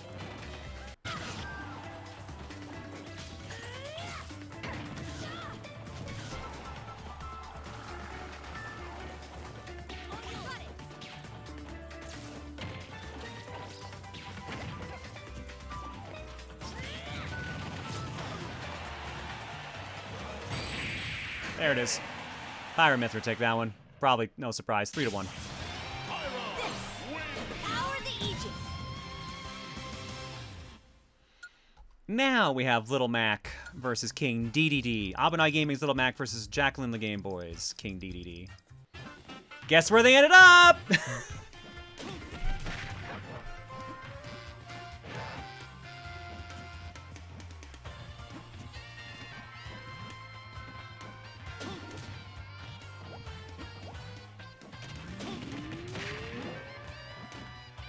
This is awful for Mac. Yeah, it wasn't great.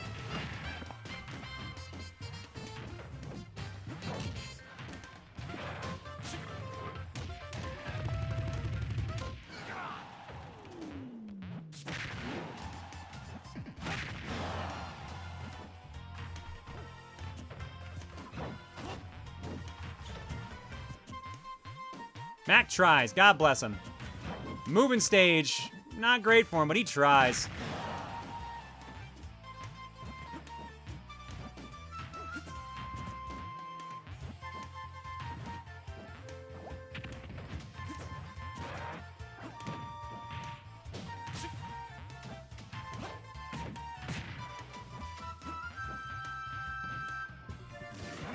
Problem is, he's fighting a character that can fly.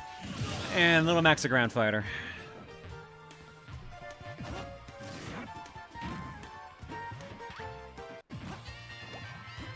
I forget where that other cat kill happens here. I think it's around here.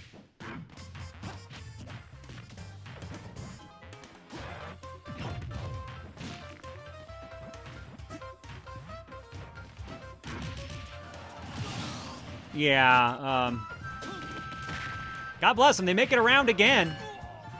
He gets his KO punch, but doesn't get to enjoy it. DDD wins that one, 3-2. Actually, does that count as an SD? I'm trying to remember what the game says. Nope, not an SD.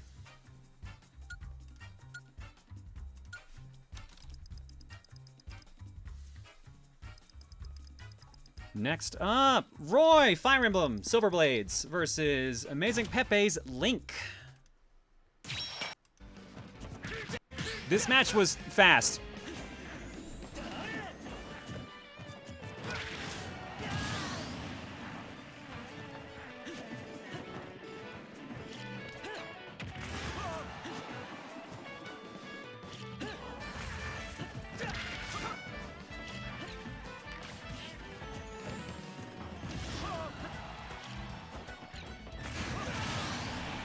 Link is a threat with that bomb.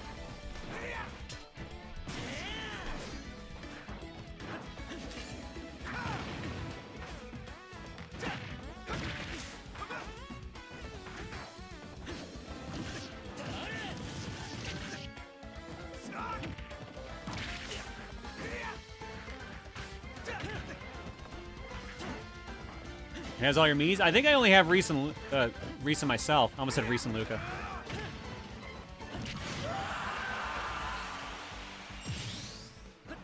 We got one blood curdling stream out of it. Wow, Mii-John looks so depressed in there. Yeah, that was how I made my Mii when I was still dysphoric. Whoops.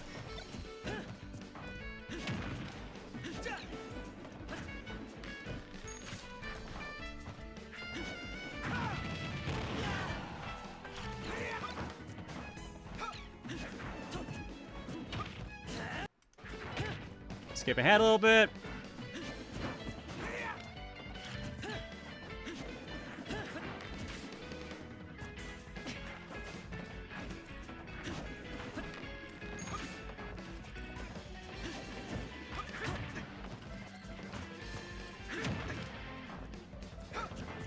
Does Luca know about this Reese person you hang out with? I'd hope so.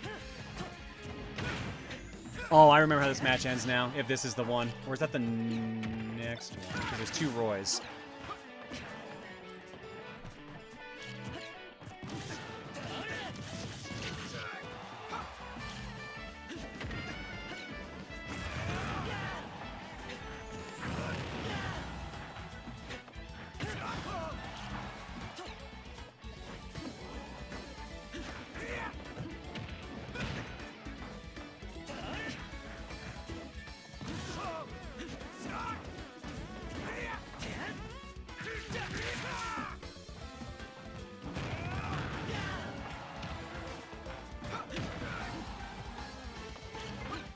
Roy clocking the damage on himself right now. 180 to 115.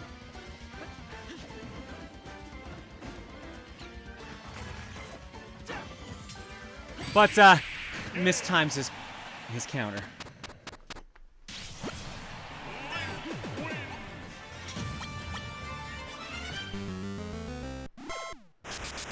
Link moves on, 3-2. King K. Rool from No Account Gamer versus Daisy from Clockwork Pretzels. I walked away from this match because I had to go deal with the cat, so I do not know actually how this one turned. Well, I know how it turned out. I don't remember how the match itself actually went.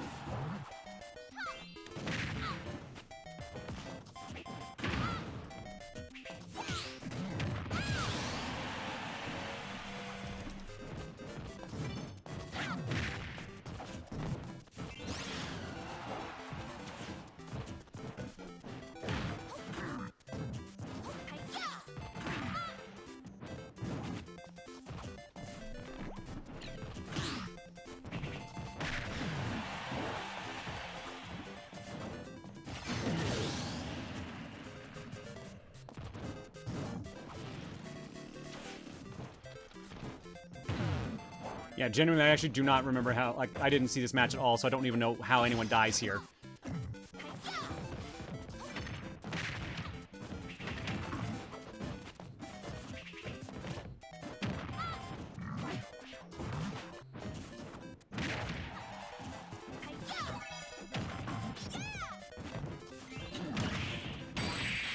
Ooh!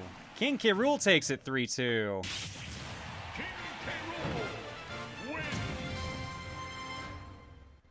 Next up is Roy Fire Emblem, picked by Adrian Kell versus Ghost Kids Bowser. I was gone for quite a while.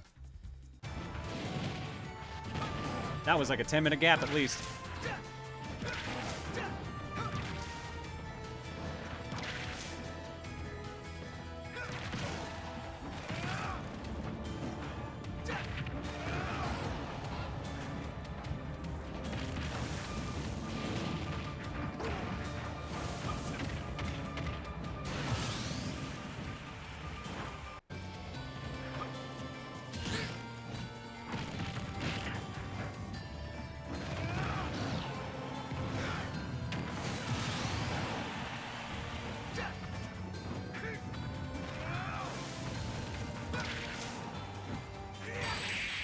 Roy gets the kill. Roy wins that one 3-2. Not an option.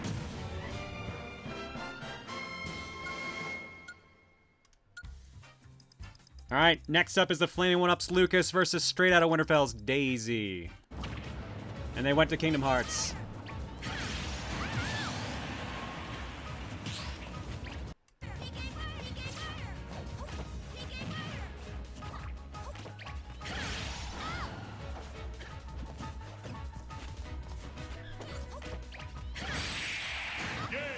That up smash did some work. Lucas takes it. 3-2.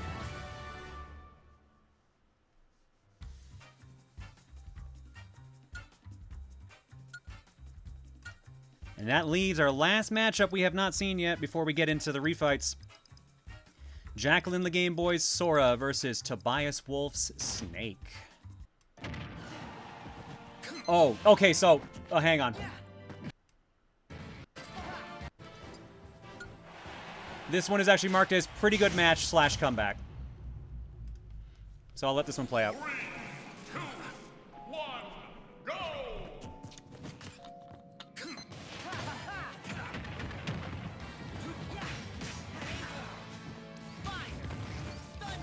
This is what, the black and white stage? Because I think, like... Yeah, very, very, very early kill. Very early.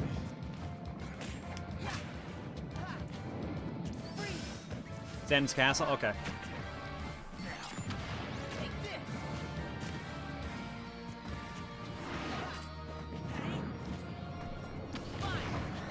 Sora's counter is low-key insane. Yeah, but it's a front-only counter, right?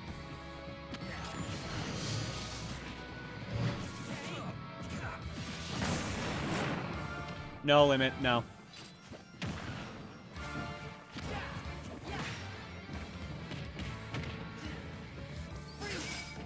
I think it's front only? Okay.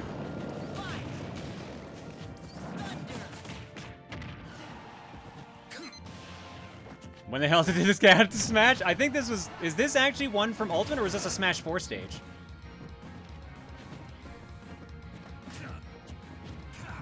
This is 3DS. Ah, okay. Keep forgetting 3DS had some exclusive stages.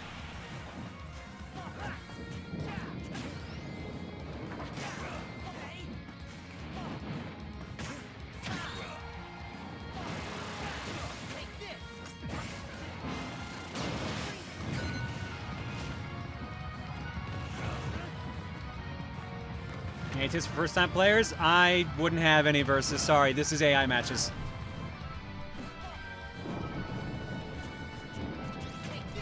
A lot of the better exclusive stage on 3DS, if you ask a lot of people. I've seen some of them seem cool. I don't know if I've heard that, but...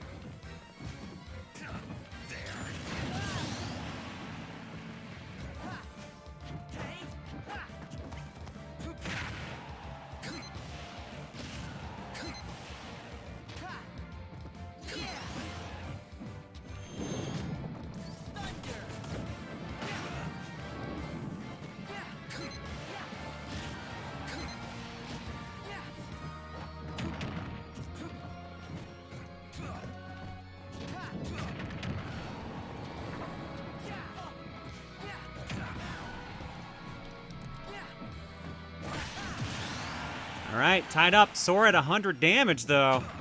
Not looking great for Disney.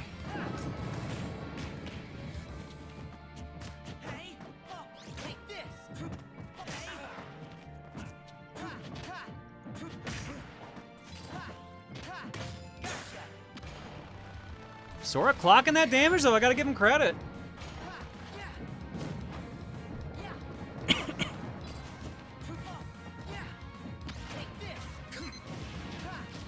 I think it's the ending of this match that made me laugh.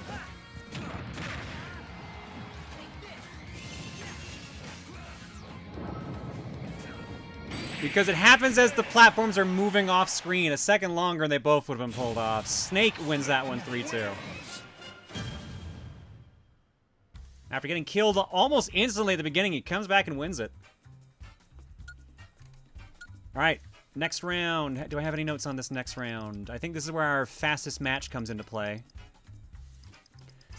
Two of these have the write down weird ending. One has weird death, and one has the fastest match at 1 minute 3 seconds.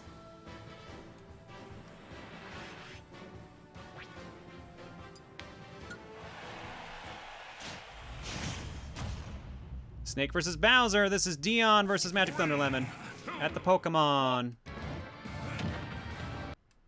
With the same song that was on the previous match, I think.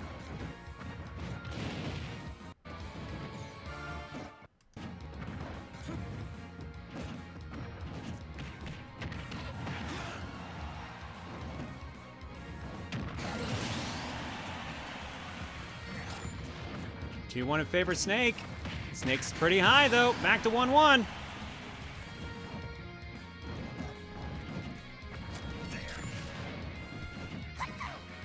I actually do not remember what happens in this one. But if it has weird endings, that means the AI did something really stupid.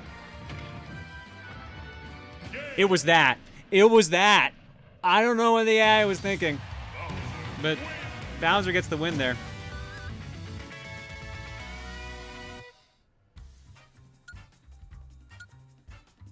Oh, that that was a 2-2. Okay. All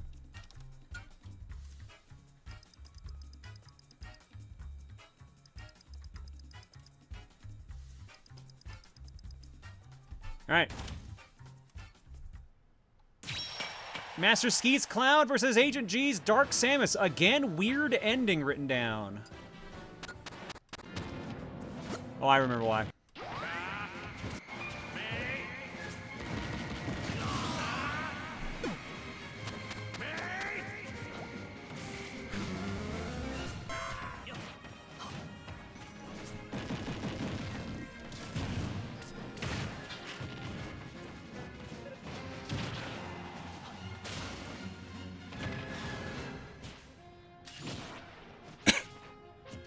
Forget when it happens, though.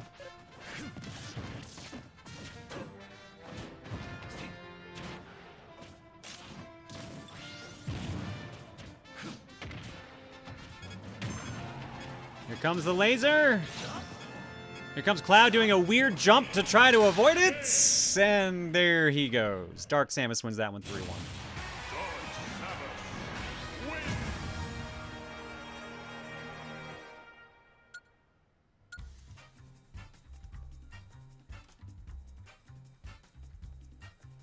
Next up, Limits, Pyra and Mithra versus Endless Beats Pac-Man. And I just have weird death on this one, and if I can find it, you'll understand why I say that. Watch Pac-Man.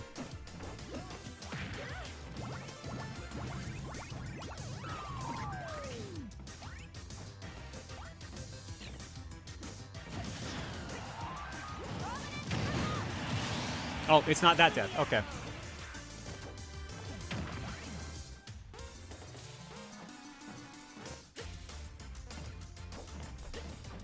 Pac-Man does something that I'm not actually sure why he does it. Like, I don't know what the AI was thinking with this move.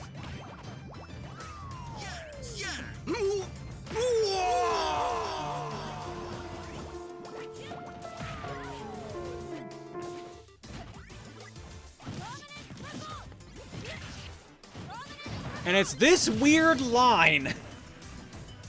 I think he landed on the elevator and didn't intend to, and that's what lifted him under the platform. What a visionary. Well, don't worry, he gets a nice juggle into a flame here in a second. Or never mind, Mithra just jumps into it. Sure, whatever, why not?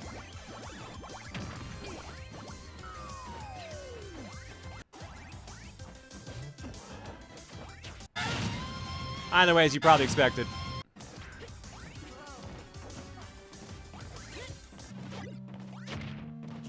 Like, they're fighting my Donkey Kong. This was pretty much over at this point.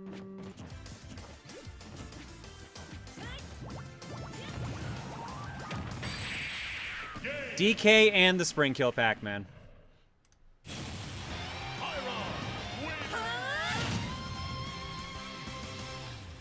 Another Pyra Mithra win. I think every Pyra and Mithra won at least once. Olimar versus Sora. No notes on this one. They went to Sanic.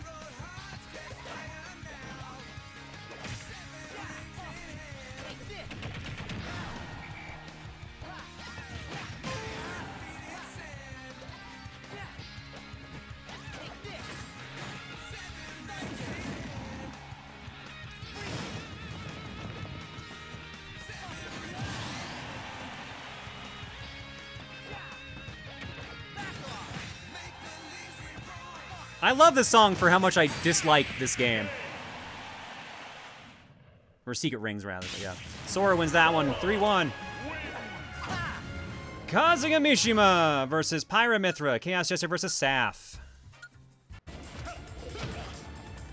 On FD.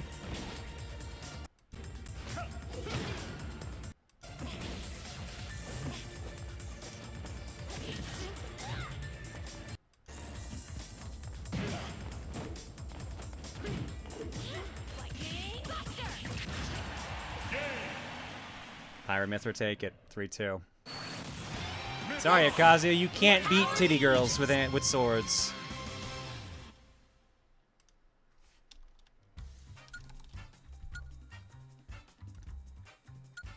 Now, the following is the fastest match out of the entire tournament. This is Jacqueline the Game Boy's King DDD versus the Amazing Pepe's Link. This match is 1 minute and 3 seconds.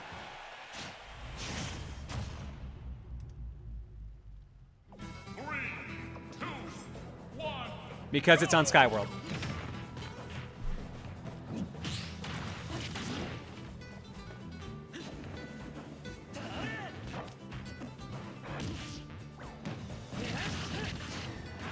Great clean kill by Link there. Nice and fast.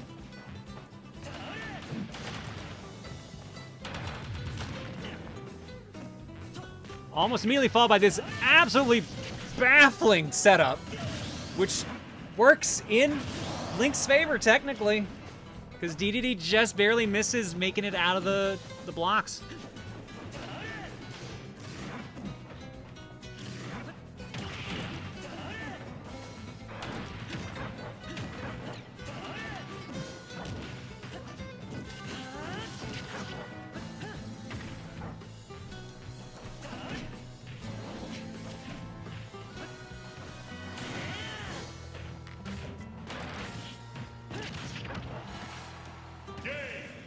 And DDD just gave up. He just gave up. Link moves on. I have no notes for the remaining two. King K. Rool for No Account Gamer and Roy Fire Emblem for Adrian Kell.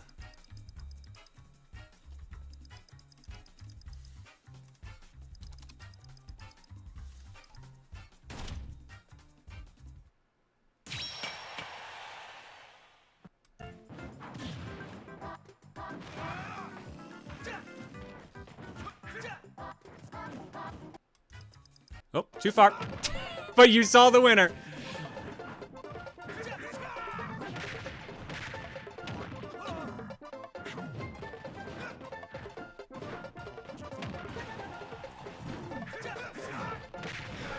Mario Maker does not work in Roy's favor.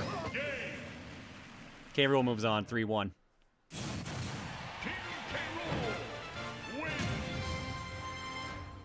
And the last one for this round, which is Lucas for Flaming One Up versus Snake for Tobias Wolf.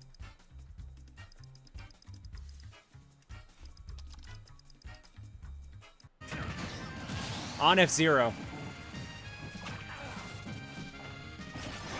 SNES F-Zero, I guess I should say, Mute City.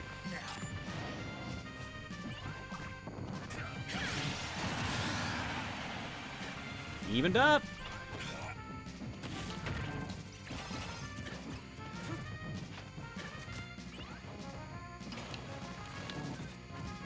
It's $8.99. I'm sorry, Falcon. This is the original. The original.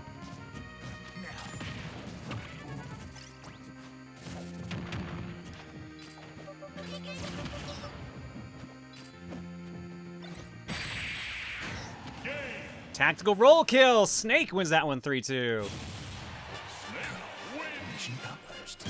We're getting up there now.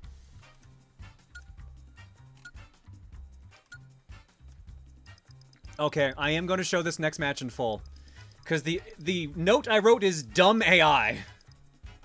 This is Magic Thunder Lemon's Bowser versus Agent G's Dark Samus. Round 3.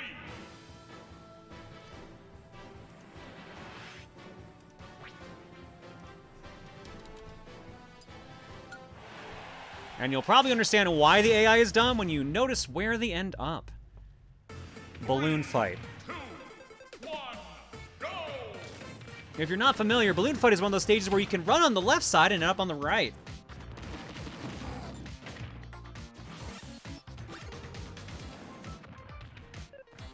As you can guess, this will lead to very quick deaths.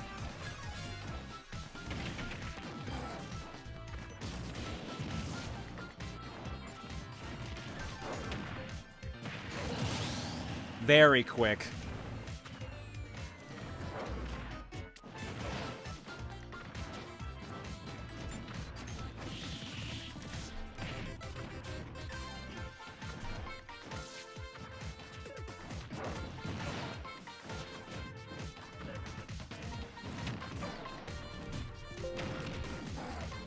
Just double checking something here, sorry.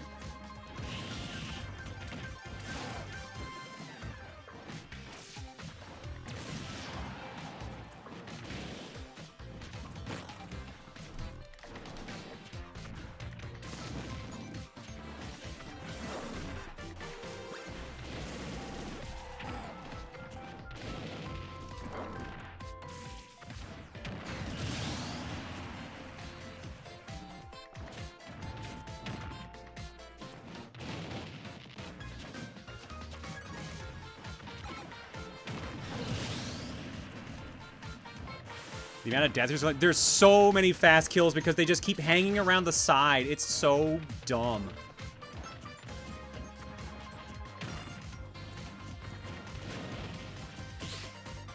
I can see why this would not be a tournament legal stage for a myriad of reasons, but that one especially.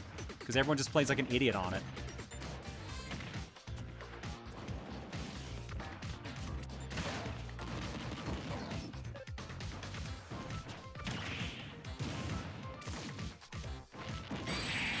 And the kill goes to Dark Samus. Even though you can't tell who actually got the hit at the end.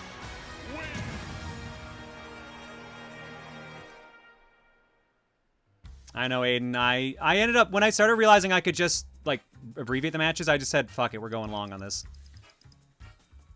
I've been having fun showing off the matches, so that's just me. It's my fault. All right, next up.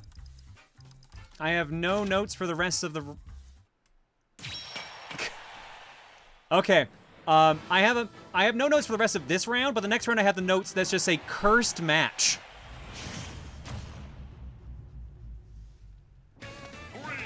This is Limits Pyramithra versus Monofoot Sora.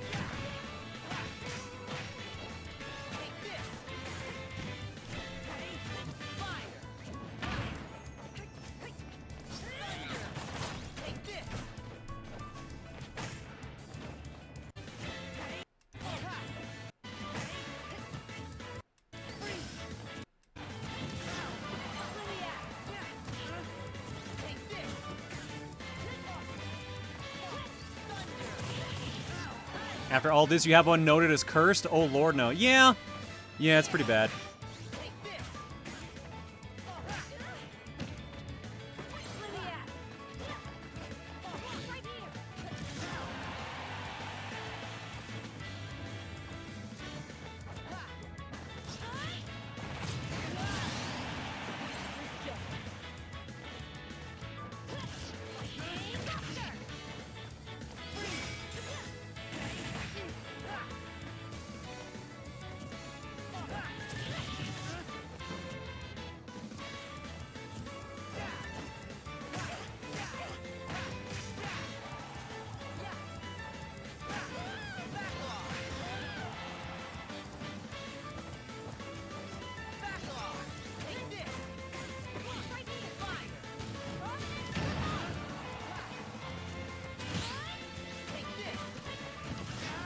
This is a close one.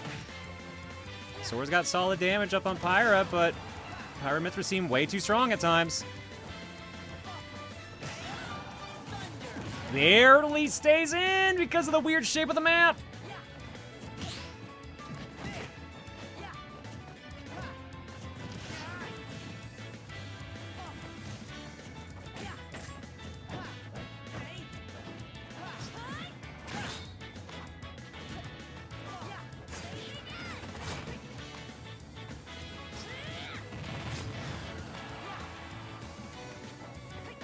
Any solid hit from either of them could do it, but there's the one from Pyra. Pyramithra won that one, 3-2.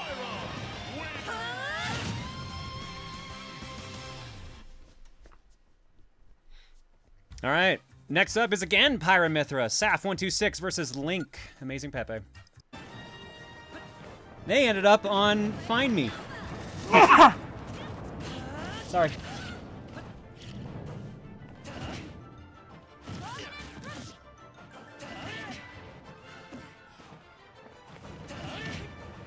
So I haven't played on this one, like, or barely, I guess, because it's another one of the 3DS exclusives. Because it's a Street Pass stage. But I didn't realize you just randomly get power-ups on this one.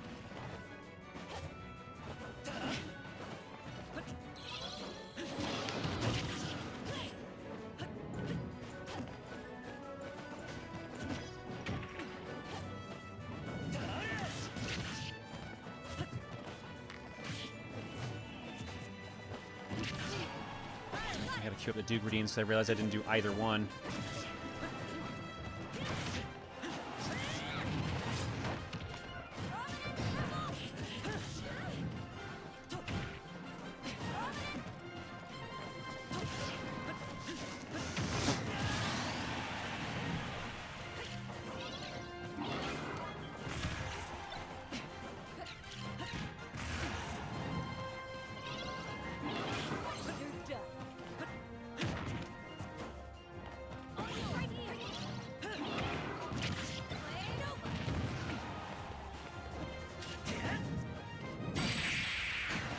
Running jump gets it. Link moves that one on 3-1.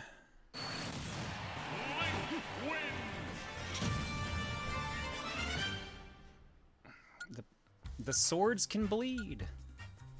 All right, last one for this round. King K. Rool, no account gamer versus Tobias Wolf's Snake. They went to Ice Climber.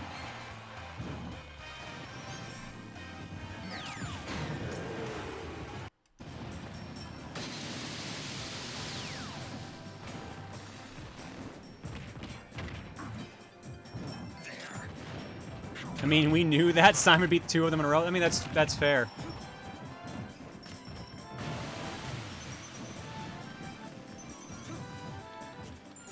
I think Simon and Shulk are the only ones who had beaten a Pyra Mythra at that point. You either need a sword or you need a million projectiles and a whip. Snake wins that one.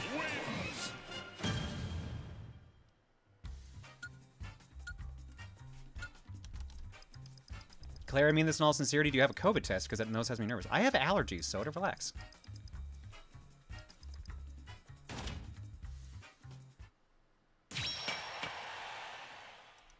Semi-finals. All right. This is the matchup. Dark Samus. Wait, hang on. Did I get ahead of myself? I think I got ahead of myself. 3, 2, 1, go! Wait, I lost my... Oh, I'm in the upper bracket. That's what I'm messing up. My bad. Dark Samus versus Pyra Mythra. This one's marked Cursed Match.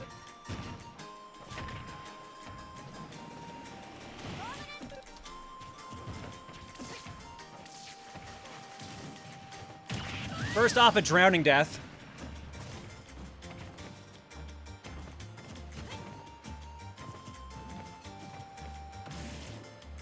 Secondly, a boat kill.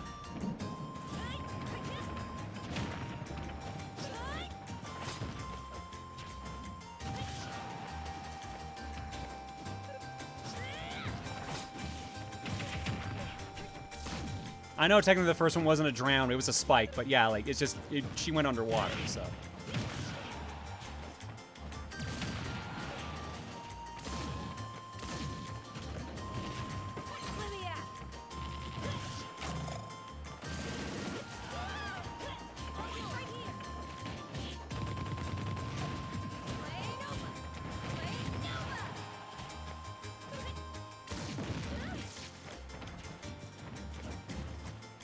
I honestly was expecting the catapult to be the third kill at this rate.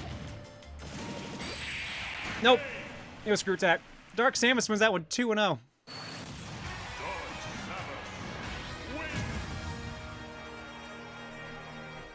Amazing Pepe's Link versus Tobias Wolf's Snake. On a moving stage. I do have a note on this one, but I'm not going to read it out yet.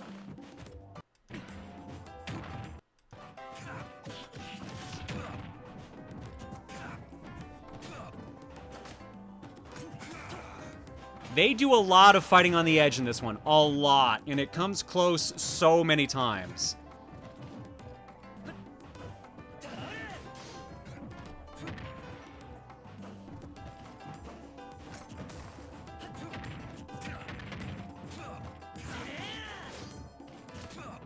I don't know why they wanted to be edgy and make a ruined version of like 1-1 and 1-2. Not sure what the logic was for that.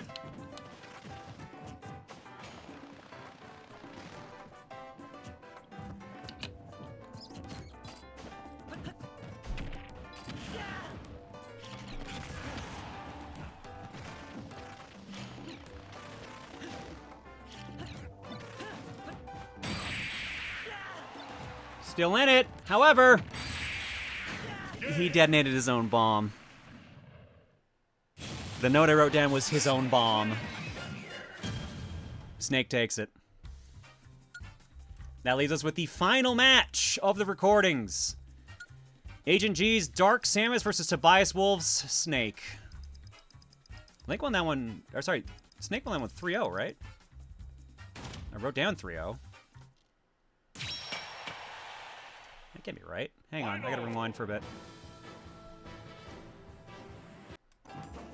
I got 3-0, were they all SDs?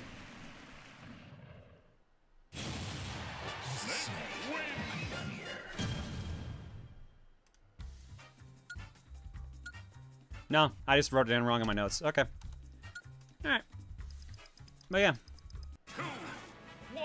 Dark Samus' Snake on 4-side!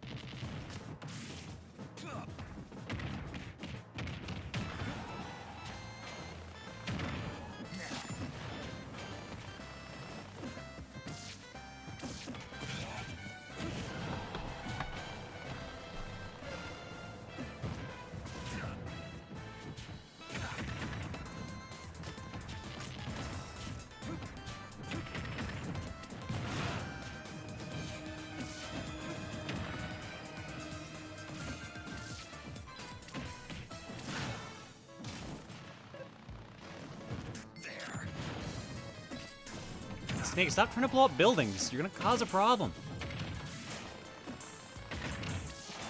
Also, stop fighting in between buildings like that. That's nerve-wracking.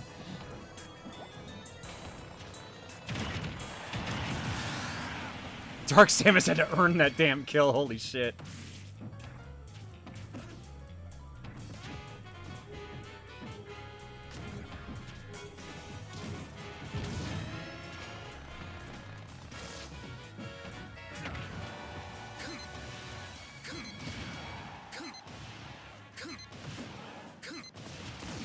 That's enough Stinger Missile, Snake. It's okay.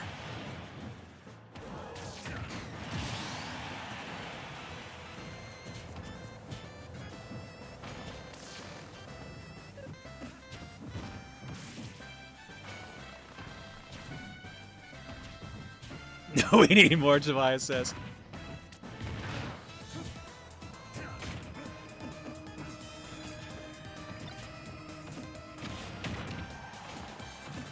Another fight down between two buildings.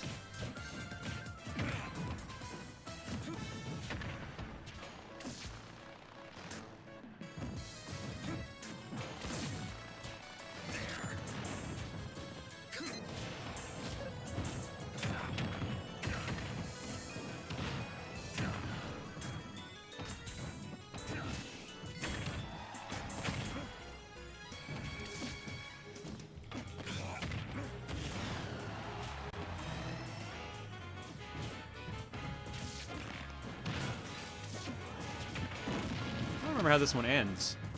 I know the winner, but I don't remember how it ends.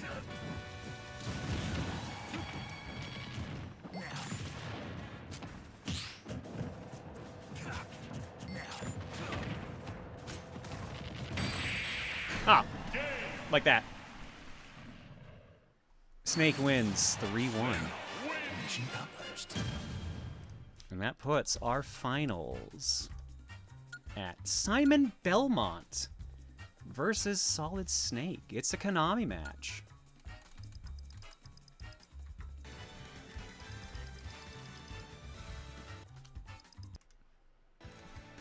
All right.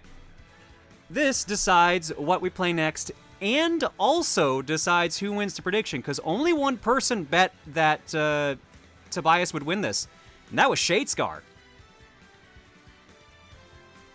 Now, I don't know if that's going to dictate the grand, like, if that's going to be enough points to push them ahead. I don't know how they did on everything else. But that's the most likely turnout. It's either going to be Retro 64 Polygon or Shadescar. I think that is my expectation. I'm looking at the leaderboard. I'm not sure how it shows who wins this or not. Because right now, Ray Day is the one winning the leaderboard with 151 points. But like I said, this match is worth 64, I do believe. And if the other two are close enough, that could be it. And in fact, I'm going to be honest with you, Polygon's in 4th with 122. If Simon wins this, A, we're playing Castlevania Lament of Innocence for PS2. But Polygon did something really funny and made their winning choice Castlevania Curse of Darkness. So if Simon wins this, we're playing 2 Castlevania games back to back. 2 of the few I haven't beaten. I gotta double check where you are on here. Shade, what was yours named again? Coin flipping. Shade just flipped coins. Shade is in 7th right now, and sure enough, if they win this, that should be enough points. So it comes down to, is it going to be Shadescar, or is it going to be Retro 64 Polygon winning the prediction? And here, is it going to be Rank Shot or Tobias Wolf? Where are they going? By the way, I didn't say Tobias' game. Dead Reset. That's that FMV game we played during Halloween, or just a little after it. And that's like 3 hours long. So if that wins, we can still beat it tonight.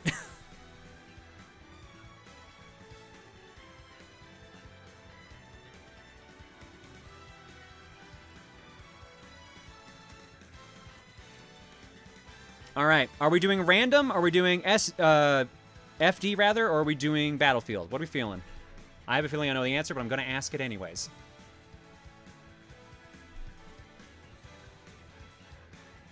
Random. I figured as much. Some people wanted FD, but most people want random. I don't know where these boys are going. Let's find out together.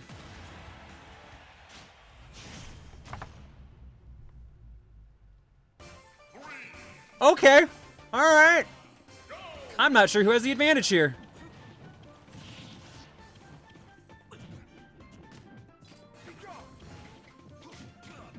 This is technically legal, Lamau. I figure because of the moving platforms, it wouldn't be.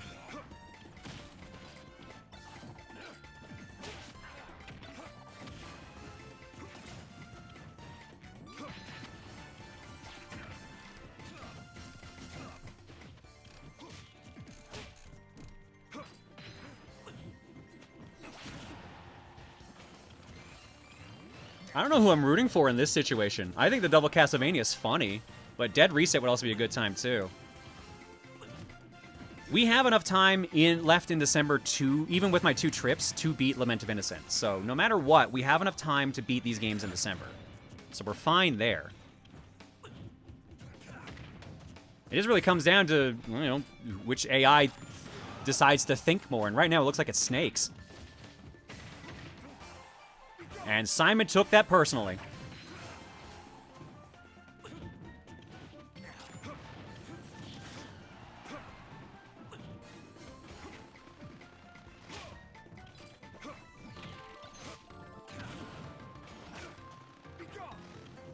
Snake! Makes a bad call.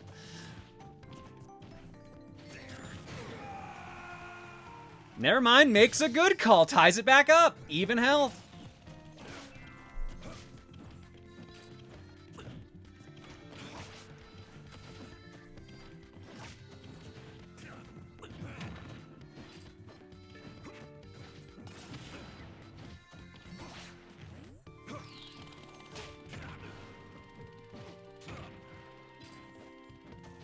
I gotta admit, this is closer than I thought this was going to be. This is so much closer than I thought this was going to be. Holy shit.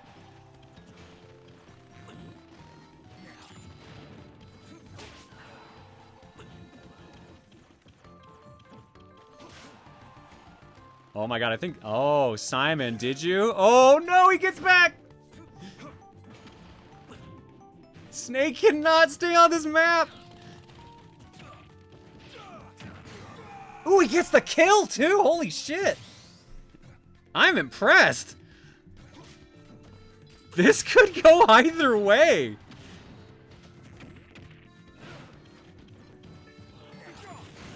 Snake kills himself? Okay, sure, why not?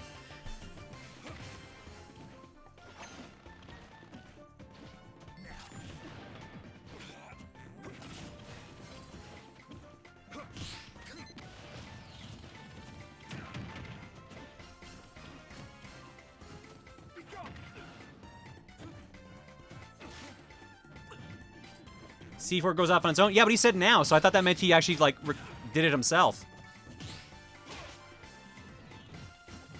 Simon has more damage right now, but Snake's not been having a great match.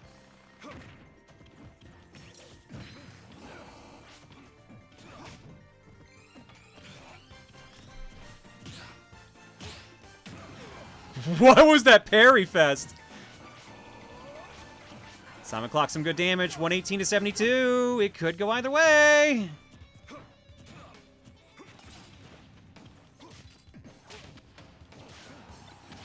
Oh, Simon, why'd you grab a grenade, my dude?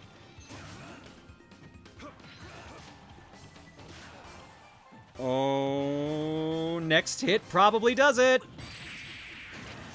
And there it is. Simon wanted that badly.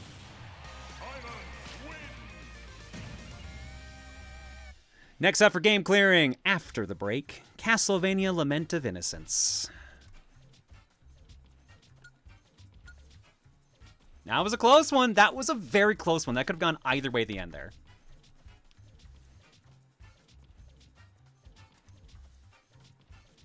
And with that, prediction-wise... Oh, hang on. Predictions didn't catch up to what I just put in, apparently. That's weird. Hello? There we go. Yep. And with that, the winner of the predictions with 186 points out of a possible 370, Retro 64 Polygon. Who, as I confirmed, picked Castlevania Curse of Darkness. So, December's game is Castlevania Lament of Innocence, and one of January's games is Castlevania Curse of Darkness. So we got a double 3 Castlevania lineup for game clearing. Now the real question, what the fuck does that mean for the year leaderboard? I'm not going to be able to figure that out till tomorrow. Because I don't... See, Challenge does this really stupid thing where... You know how you had to put in your username and your game you wanted? Yeah, I have to pay money to download a spreadsheet to read those. I can't just look at them on the site. So I have to cross-reference a spreadsheet to even figure out who has points.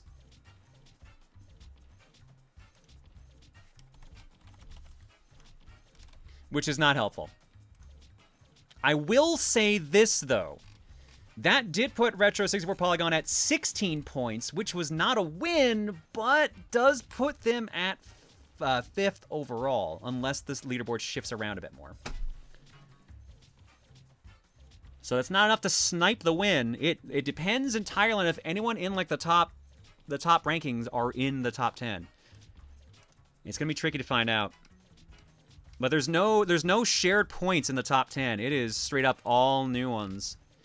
No Account got 10th.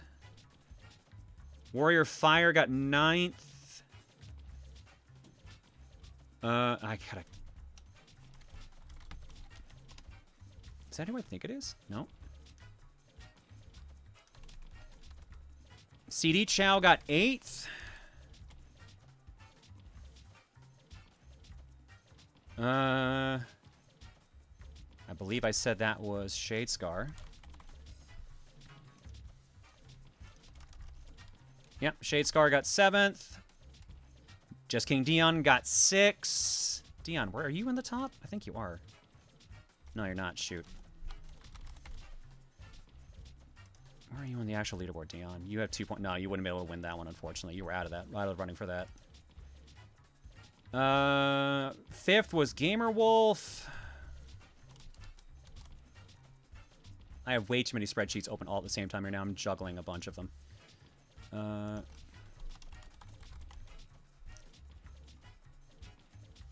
4th was I'm a Spoon.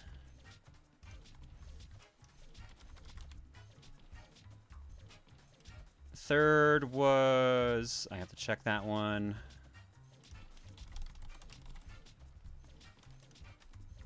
Oh, no.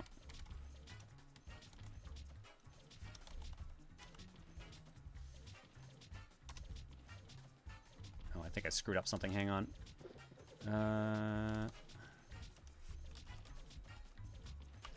I definitely broke something. Hang on.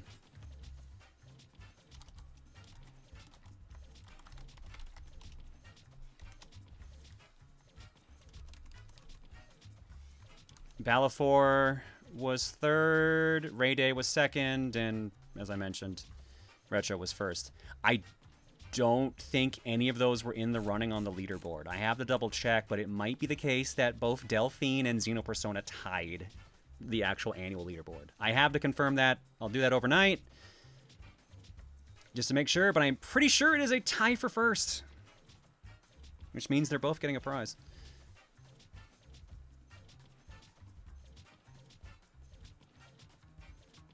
Nice synthetic.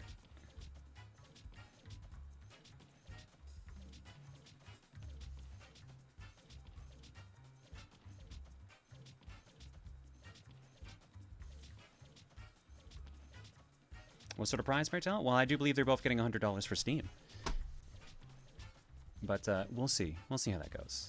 I'll double check the leaderboard for tomorrow.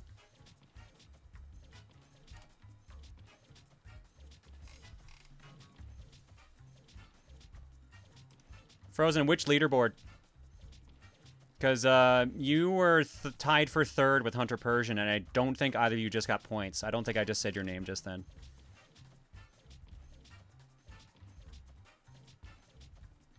Wait, there was an actual prize? Yeah, that's what I kept saying. It was written in every single entry for every minigame. There's a prize at the end of the year for the person who wins the leaderboard. Or I think at first I said there might be, and then it said, yeah, there is. Y'all gotta read what I write a bit more carefully. This is not a hidden fact. You expect us to read? Yes! I'm raised by a teacher. Of course I expect you to read. Either way, thank you, Simon, for whipping for forever.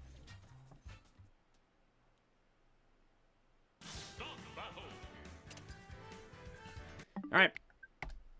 We need to go to break because that went longer than I intended, but I had a lot of fun. Hopefully you guys did too.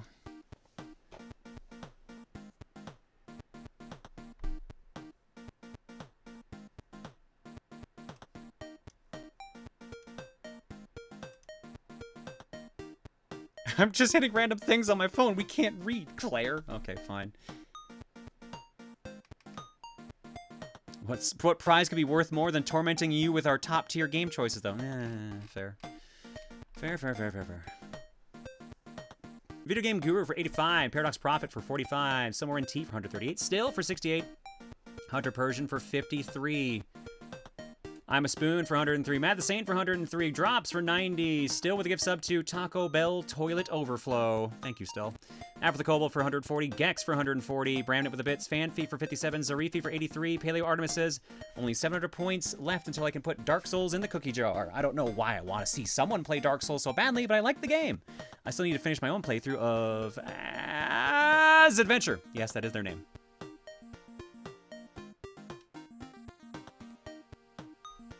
Cosmic Demon for 104, Jiggler Joggler for 119, Quiet Redhead for 66, Hero Chaos Chow for 120.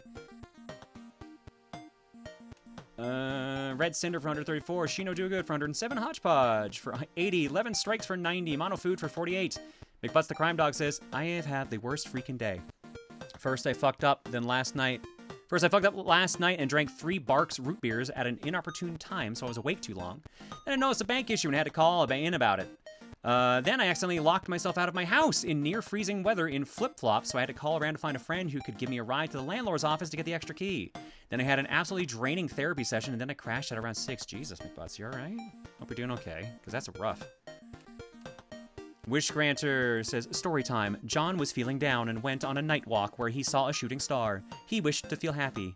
2 years later, the star granted her wish. However, Galactic Nova's wish work was not done yet. Oh yeah, is that how that works? What about all those wishes I made as a child waiting for this? Because, you know, again, there were signs. Thanks, Wish Granter. Mario Rose fan for 64. Jay spoke with the gifts up to Onion Crab. Retro Wolf with a bit saying, scientists got tired of watching the Earth spin for 24, so they called it a day. Womp womp. Kiranai Hideyoshi with a gift sub to Celtab991. Meds for 56. Dylan for 36. Lunasol Fox for 20. Zion, or Shion the Chaos Femboy says, man, I miss John, but I hope he's happy after selling this channel to Claire. Kappa. Jesus Christ. I gotta laugh at all the Mario Party comments being like, I guess Claire's luck is better than John's was because of the estrogen. Amagatu for 25. Wow, Bella says Vision mailed. Realoud says, got into an argument with my best friend, which due to migraines had me react very volatile by the end. Had I realized I'm on my HRT period, then I would never have started said argument. Well, it happens, Realoud, it really does. You never know when you're gonna just snap. It sucks. It really sucks. Peter M for 2. Stagmender with the new. Laura Aegis Trucy for 57. You see, I came in without looking at other stuff till I saw the pinned message, so I thought this was ending up doing World of Light. Oh god, no, I don't hate myself that much. Seesaw for the big old hundo. Thrilla for 103. Super Lunch Tray says, happy I was able to make it through to see what game won. We'll catch the start of the game on the VODs. Darn work. Night, Claire. Night, Trey. Fredburger with the gift sub to Kiniko. Enzo for 90 and Dill for 47. I heard you like Castlevania, so add a Castlevania to your Castlevania. Luck is apparently stored in the titties. Well, I apparently need more. Whichever one you think it is, sure. Figure it out. Thanks for hanging, folks. Eggs. Do I have anything in the carton?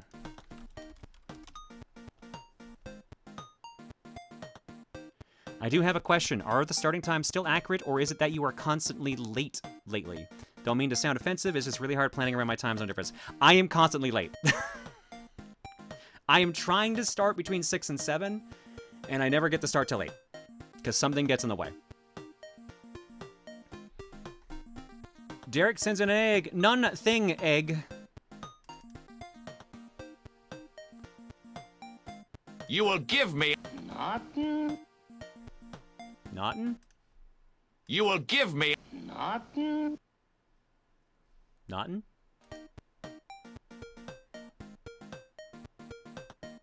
Naughton. Alright, I owe 2 dukes, and then I'm gonna go to break. When we come back, I'll grab Cocoms, and we'll start Castlevania. Blaze Girl, here's yours. Nice. Yeah! Nice cock. Claire, I'm checking your backlog, and I'm kind of surprised you don't own Bloodborne. That's so odd to me. I don't know why. I own Bloodborne. I bought it when it was new. I have, like, the collector's edition or whatever it is. Is it not in the backlog, or did you spell it wrong? Or did I spell it wrong? Nice. Enzo, here's yours. Ah, fuck this clown. Enzo, he doesn't like you. I'm sorry. I'll get him to say something nicer. Born to be wild. Oh.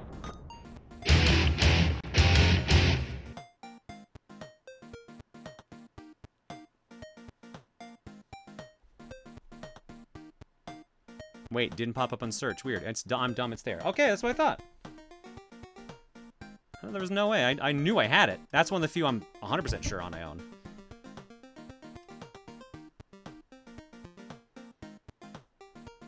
Either way, back in a bit.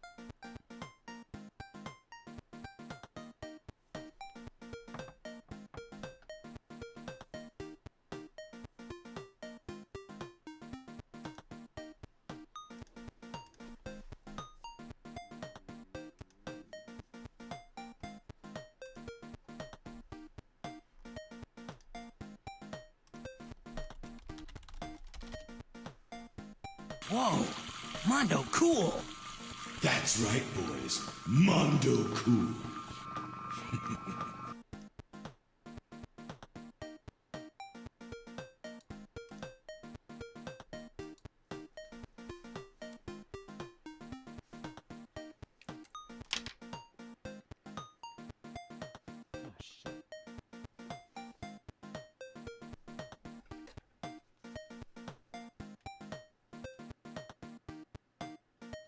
Goldman, do you know what you're doing? I don't.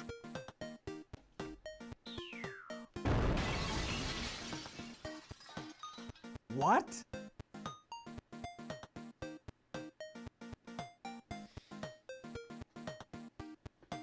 Why is my retro tank not turning on?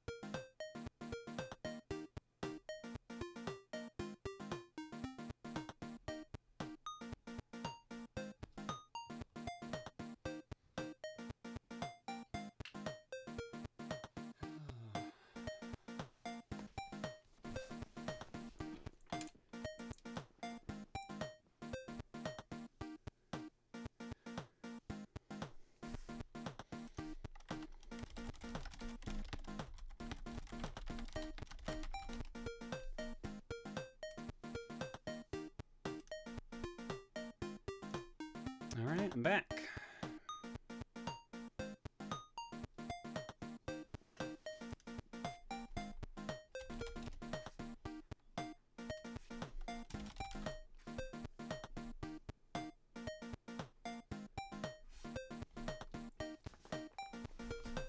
Are you my brother Rex Racer? お前はもう死んでいる。何？ Hang on a sec.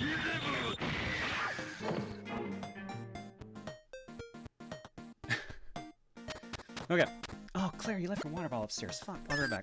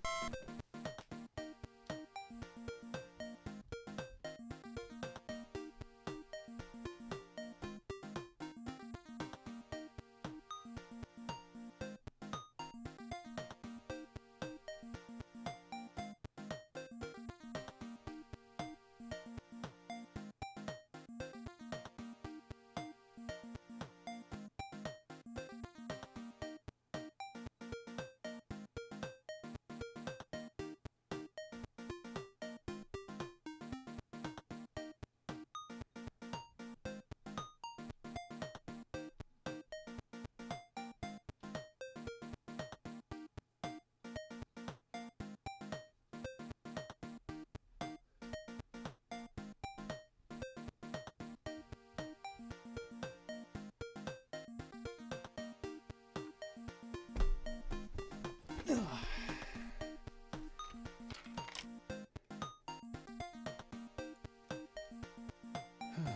What's up? What's up? What's up? Not much, just put my headphones in. Headphones, nice. I love headphones. They go in your ear. They help you hear things. They sure do. Hey. Alright, seems like I have a lot of alerts to suddenly read. Cardian Joker says, not gonna lie, I also booted up Ultimate and put in the tournament brackets in hopes to increase my chances of winning. I didn't see the matches, but I'm honestly surprised I did as well as I did. Nice. Tiger says, it's past midnight in my time zone, so it's now officially my birthday. I have finals coming up in a few days, so the birthday luck would really be appreciated right now. Good luck, Tiger. Here's on the rest of the week will be Mondo Cool.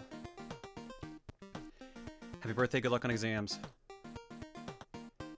Gold Lightning says, excited for Disc Only Tuesday? Oh, that was a question to me. I thought you were just saying you were excited for it. Yes, I am excited for Disc Only tomorrow. For those who don't know or didn't hear or forgot, Disc Only is tomorrow. We are doing a special Christmas episode. Tomorrow at 7 o'clock Mountain Time. Disc Only. God help us all. I really hope one of two things happens. One, you guys dress up. Two, there's a special holiday version of the intro. Neither will be happening because we haven't used the intro in like a year and we're never on camera. Yeah, you could just, dress up in spirit, right? Why have you just put Santa beards over all your faces?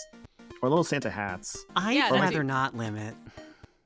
You could put like a sexy Santa outfit right underneath like your head model. Adrian Kell says, well, sadly the Grand Blue Relink storybook ending wasn't to be, but I will not give up. I will keep trying next year where applicable.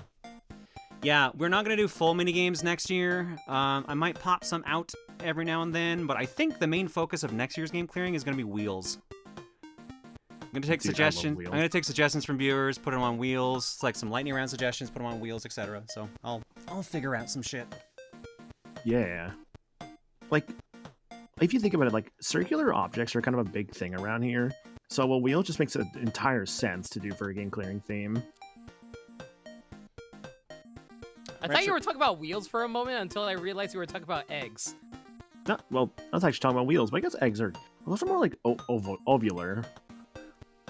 Oval? I've never seen a perfect... Yeah. Or is it ovular? Hi, Cole. What? They think you're Cole? Hello, it's me, Cole. Yeah, you love goats, right? Yeah. Retro64 Polygon says, I cannot believe I won that. I just liked Simon, so I picked Simon. Lol. I also picked Game & Watch, and that ended up the opposite. There is something I want to ask, though. Some maps in Curse of Darkness have to be completed through getting certain devil evolutions and their abilities. There are also some items that you can only steal from enemies that are needed to make some fun weapons and armors, and some of them are complete BS, so would you like me to write down a document on those IDs and items, or no? Your call. You know what? Fuck it. Yeah. I'd like to see some cool broken shit. I know some of the combinations you can do in Curse of Darkness are absolutely dog shit insane. So.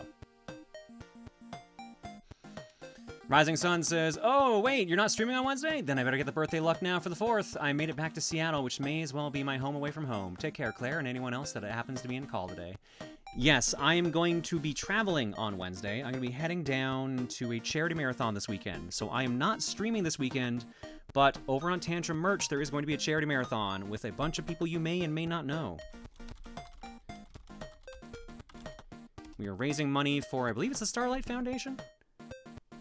You should see a pop-up for the channel there up top of your chat there right now.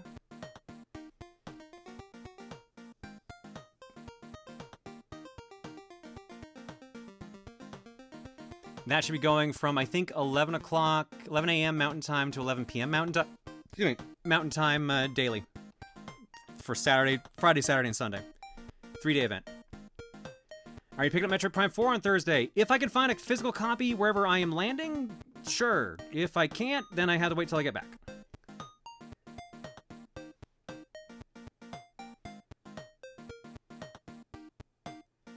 Huh?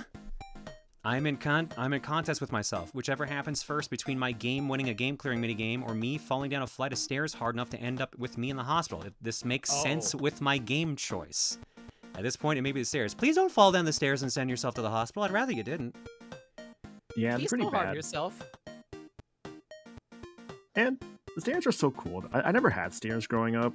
What do you mean you never had stairs growing up? To be fair, Well, I mean, that's like, I true. don't, like- You could be like a bungalow or something like that. There are houses that don't have stairs. No, I get that, but I mean, he could have like climbed any set of stairs, like whether publicly or in like another building. Yeah, but like I never like owned stairs. Like if it's in my house, like I'm technically ownership of those stairs. Never had that. I hate to say it, but I get what he means. Okay. It's just a Hulk that one scene from Endgame. Okay, the stairs. Agreeable grunt. Agreeable grunts. Yeah, I bought that game and it was like I think like $2 on PSN because it was like getting delisted. Haven't played it yet. Dude, that game did not look good to me even when they first revealed it. And I was okay demo. with it and excited for it until they revealed it was like a looter shooter. I'm like, why? Yeah. Why? Was it Same reason Goss? with fucking Kill the Justice League. Why Yep. make them looter shooters? Mm-hmm. I remember like literally like playing like the demo for that Avengers game, and I just fucking like turned it off in the middle of it. I'm like, I'm bored. Was this M-rated? Shit. Were both games Halloween games and M-rated games? Era long past, as monarchies weakened, local feudal lords grew in power. Yeah, sure enough. The first knights simply protected their lords' domains. However, with the For reforms blood of and the violence, late how 11th specific? century, knights became Blood and protectors of the violence. peace. They valued courage and honor, fighting heretics and heathens in God's name. In this age, one company of Night, knights love. was said to be invincible. Or I guess morning for you. Due to two men. Leon Belmont, a courageous man who feared nothing and whose Leon. combat abilities were second to Oh, I none. got this mixed up with the other Castlevania game. The Yeah. one that stars like the Hector. porters. Whose learning Yeah. made him an That's the one we're playing in January now. illiterate society. They trusted each other completely, and they were bound by an old I love friendship. Leon's outfit. I think that's a sick-ass outfit. Their sorrow Hell yeah, dude, I'd awaited wear that. Matthias Looks on great. his return from a victorious campaign. It was news of the sudden death of his beloved wife, Elisabetta. Matthias's grief was profound, and he became bedridden. A year has passed since then. Thanks to Leon's efforts, their company remains proudly undefeated. However, a mysterious army of monsters suddenly appears in Leon's domain. The Crusades are raging in the east, and since the church is Hope you're doing okay focusing for that. on That sounds fighting rough. heathens rather than monsters, it has forbidden unauthorized battles. Leon wants permission to sortie, but the church has no intention of granting it. One night, Matthias struggles from his sickbed and tells Leon that the appearance of the monsters is tied to a vampire who has a castle in the forest called Eternal Night, and that Leon's betrothed, Sarah, has been kidnapped and brought to that castle. I thought the castle was Leon literally called realizes that he Castlevania. must renounce his title to rescue his beloved. That's just like a nickname it kind of earned. forest. Oh. Yeah. Swollen with dark, Like And again, that depends on the as game. if it would rob away more than not, it's just everything, Dracula's and castle. only Yeah. moonlight provides a ray. I just always called it Castlevania because it's fun. A great legend is about to begin. All right, so this is chronologically the first It's game like in one the of series. the first ones. This is Yeah, the it's first like- one, yeah. It's like Because what, they 1200s, I retconned believe? Sonya, so this is the first game in the actual timeline. Unless there was another retcon I missed somewhere. I want to say Leon is like the earliest. It's like early like 1200s. Someone has actually saying like 1094. I could have sworn the Legends was actually the earliest, but that was retconned out. Yeah, that's Sonya. Yeah. Because I remember she was like, she mothered like the Belmont clan when she got with a vampire or something. With Alucard specifically. Yeah. With Alucard. Interesting. That's why they retconned it. One of many reasons. They tried to make like two or three different Sonya Belmont games, and everyone got retconned or canceled. Damn. All right, let's see here. This is the second generation of 3D Castlevania games. It's kind of I remember trying to beat this or play this a bunch when I was younger, still in university, and it never fully clicked with me. I played it for a bit, thought it was okay, but then I got stuck on a boss. Curious if this will be different now. Is this a Castlevania with weird summons? No, that is the sequel, which we'll be playing in January. Also, Belle, I just saw your comment there earlier. Are you saying you're cool with them being back-to-back? If I may voice my opinion as the person who's picking Ninja Gaiden 4 on which order you're playing January's games in, double Castlevania back-to-back, don't interrupt it. You're saying you're cool with the Castlevanias being back-to-back? Yes. They said yeah. All right, then that's what we'll do. Yeah, back-to-back Castlevania. No, honestly, all things considered, you could probably finish the other Castlevania, like, maybe before the year's over. Even actually, no, now here's the thing. No, too many vacation time, yeah. Yeah, vacation's gonna fuck this up. We can finish this one, no problem.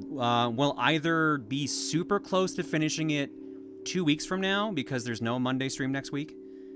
I mean, to be fair, I could just do game clearing next Wednesday, and then we could kind of maybe fit both in, but that is a tight one, and I think Curse of Darkness is longer.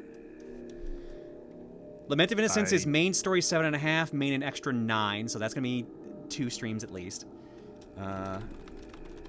Curse of Darkness, oh yeah, wow, much longer. 12.5 main story, main and extra 17.5. This is a little early, obviously, but like, do you know if you'll be streaming like the 5th of January? So like a couple days before MAG? Like I said, I know it's very early to be asking. Yeah, there should be a stream that day. Okay, last before MAG, then I get you. That would be the last stream before MAG, yeah. Yeah. Yeah, we'll have the Saturday, the January 3rd stream, the Monday, January 5th stream, and then that would be it before MAG. And then the next stream after that, provided I'm not sick, would be the 14th of Wednesday. Or 14th of Wednesday. 14th of January, which is a 14th Wednesday. of Wednesday. Herald the 14th of Wednesday. I played Curse of Darkness, and that game is insane just to get full map completion, let alone true 100. I am not going for true 100 in Curse of Darkness. I will state this now, because I know how grindy some Castlevania games can be, and it would not shock me if that was one of them. And based on the how long to beat I'm seeing on that, and how the fact that completionist jumps to, like, I think doubles the time length. Let me reopen that tab. Yeah, because it says 12.5 for main, 17.5 for main and extra, and 25.5 for completionist. So, yeah, I'm not in the mood for 2 playthroughs. So, yeah, I won't bother. Jesus, you just jump away from the title screen that fast. I wonder if they're ever going to re-release these games. Probably not. I hope so. I don't know how Konami really felt about this. I know they're not the biggest fan of the 64s, but like these were okay, and the Lord of Darkness games are pretty good, but they're also not first-party Konami. Right, like they've been kind of more focused on re-releasing like the 2D ones, if anything, which yeah, understandable. Those are the most popular. They are, no, straight up. What is this? It's like dude how going in the Capcom's background. It's like how Capcom is allergic to like re-releasing the 3D Mega Mans, aka the Legends games. They have to do it next. We've done literally everything else. No, we haven't. Star Force. Oh wait, no, Star Force is happening. No, Shit, Star Force you're is right. next Star year. Force is fucking happening. Shit. Happened. Yeah. Yep. I felt something strange. Ah, he must really like you. You won't be able to leave now. Who's there? Now, don't get so excited. I'm just an old man.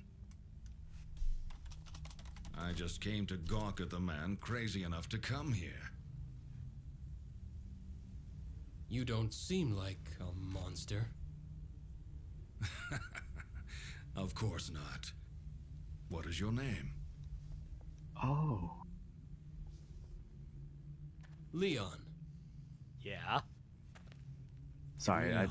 I looked up his VA because it was familiar. You're not Baron Leon Belmont. The guy, the old man or Leon's? Leon's. This is a Kakashi in Naruto. Oh, damn, really? Yeah, Dave Wittenberg. That's cool. Pardon me, Lord Belmont.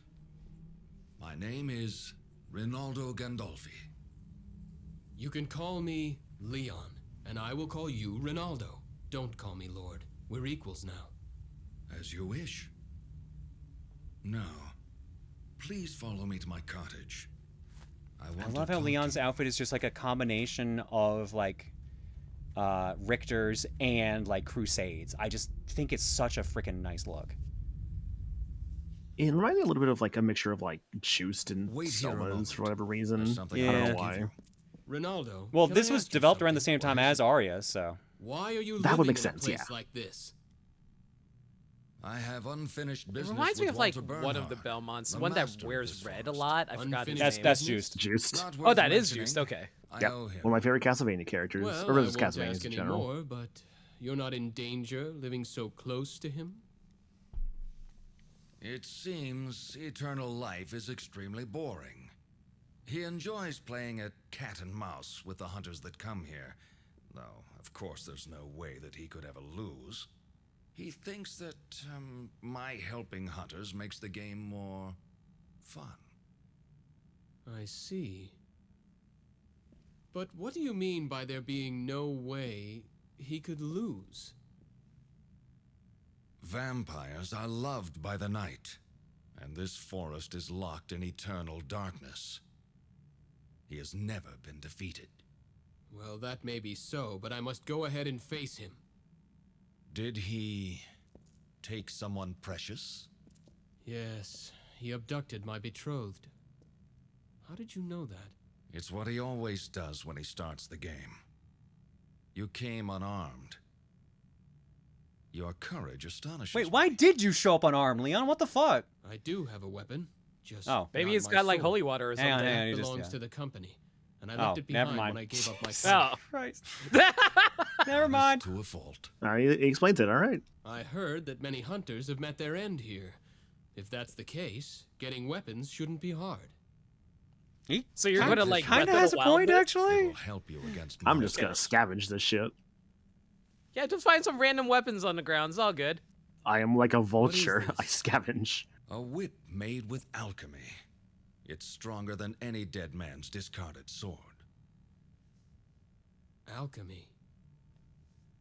I'm not familiar with that word. Not surprising. The field experiments with the principles of God's creation of the world.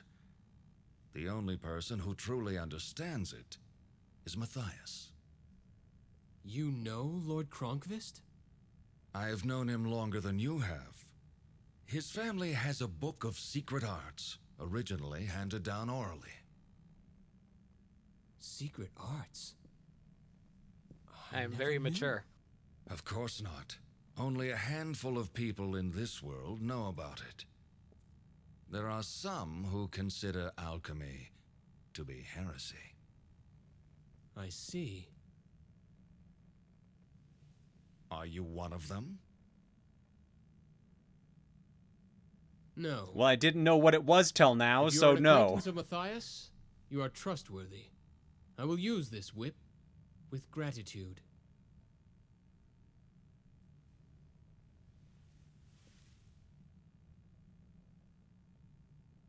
Put your left hand out.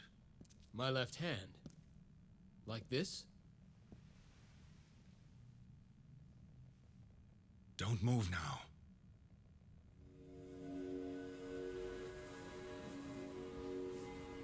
Alchemy!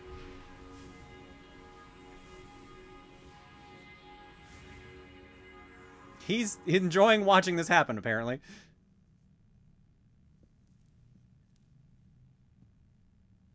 That should do it. You can put it down now. I can't. What was that? The Did you just give me gauntlet the God is hand? enchanted now. A spell? Some enemies' attacks release a special power. If you block them with the gauntlet, you can gather that power. What can I do Interesting. with the gathered power? You'll be able to use magical relics by releasing that power. Magical relics? So item crashes. Right. Those who excel Hydro in magic Storm. can use them.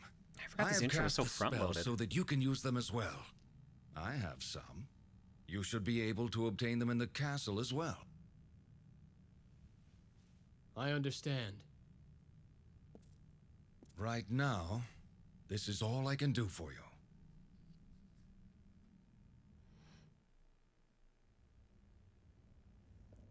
Ronaldo. That is a door. Thank you. Wait a minute. Let's look at the forgot door. to tell you something.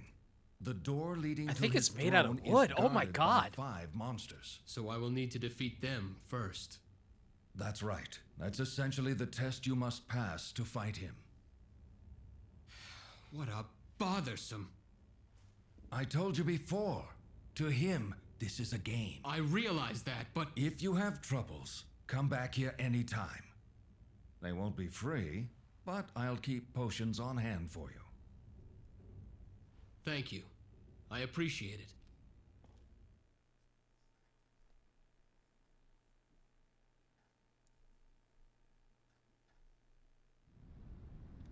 Well, here we are.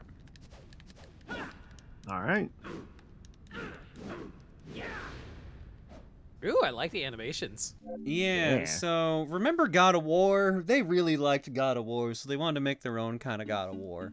Did this come out after God of War? Really? I believe so. 2003 on this, which means I think God of War 1 was out. Maybe 2? I think only 1. I will check. I want to Maybe think God I'm of War was wrong, at least actually. like Maybe this predates it. 2002. The Whip of Alchemy. The whip Ronaldo created with alchemy.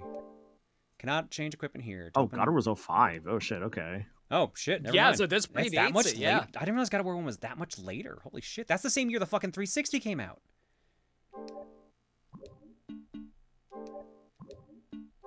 I have no orbs. Tragic. I have no skills. I have nothing in my encyclopedia. And I just have default options. Attack small, attack big, jump, and sub-weapon.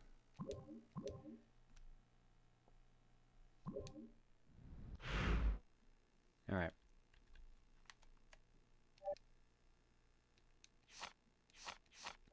We've done 0.5% of the map. All right. Only 99.5% to go. Can I come back in? I want to buy potions. Sup? Oh, Resident Evil transition. Okay. I want to talk to you, not whip you. There we go. You've done well to come back. Is there anything you need? It's like you never left. What would you like today? Potion, high potion, serum, uncursed, magical ticket. Use it, you'll be taken to the front of Ronaldo's house. Oh, Memorial they're ticket. warps. Use it, you'll be able to return to the last save point you accessed. Interesting. Diamond, ruby, sapphire, opal, turquoise, zircon, sacrificial doll. If equipped, it is obliterated instead of you when your HP goes down to 0. White bishop. So it's a fairy. Temporary defense, and that's a relic. Okay. Is that all? I wonder how many of these are going to be made for crafting later. Don't push yourself too hard. I don't could remember probably there see, being like, too much most of these crafting in realistically. this one. I think the crafting's all in curse. Really? I think. Again, I'm going off, like, I haven't touched curse in forever, and God knows I haven't touched this one in a long time either. Well, did this No, that's predate fair. the Soul system as well? They were developed at the same time. Okay. Same year as Arya.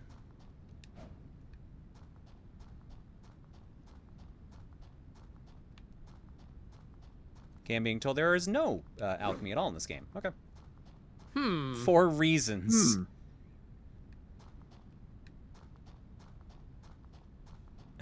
Leon, when I gave up my title, the church took everything from me. Everything. I have no coins to my name. I'm lucky to even have this sick outfit. The only outfit they left me. They gave me some sick clothing. Oh, that's my spinny wheel. Double raid.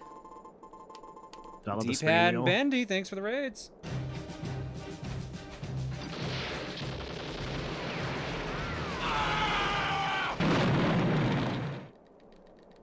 It all comes back to the wheels. And Eileen as well. Thank you all for the raid. Holy cow. Well, since you Wow. just showed up. Uh-oh.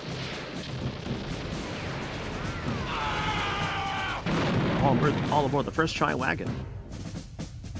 What'd you first try?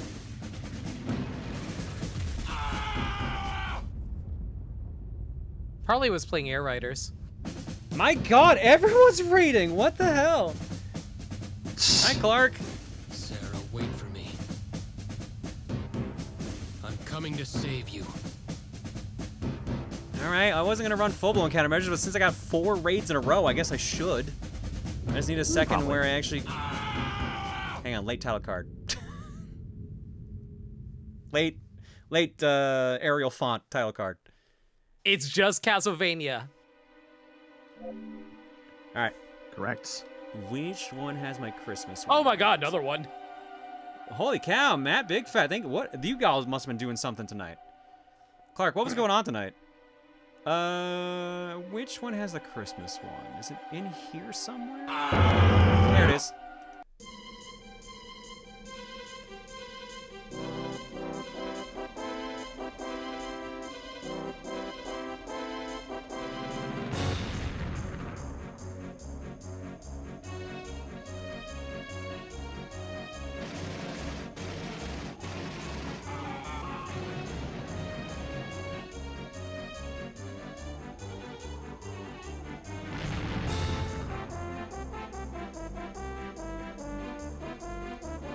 All right, D-Pad FM, Bendy Human, Aelita, Clark's Madness, Matt Big Fat, and Silverstone Candor. Holy shit, thank you all for the raids. Hopefully your streams were good.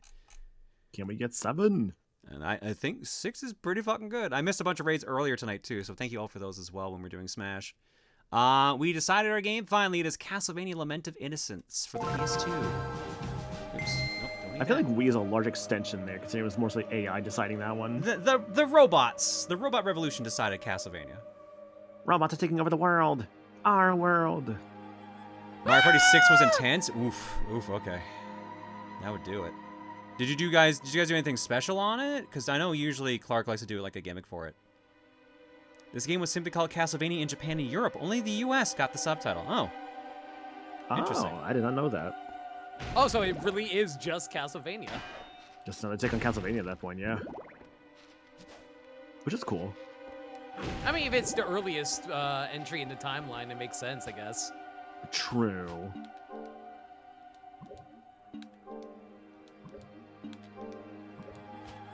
Guess which button brought up that menu?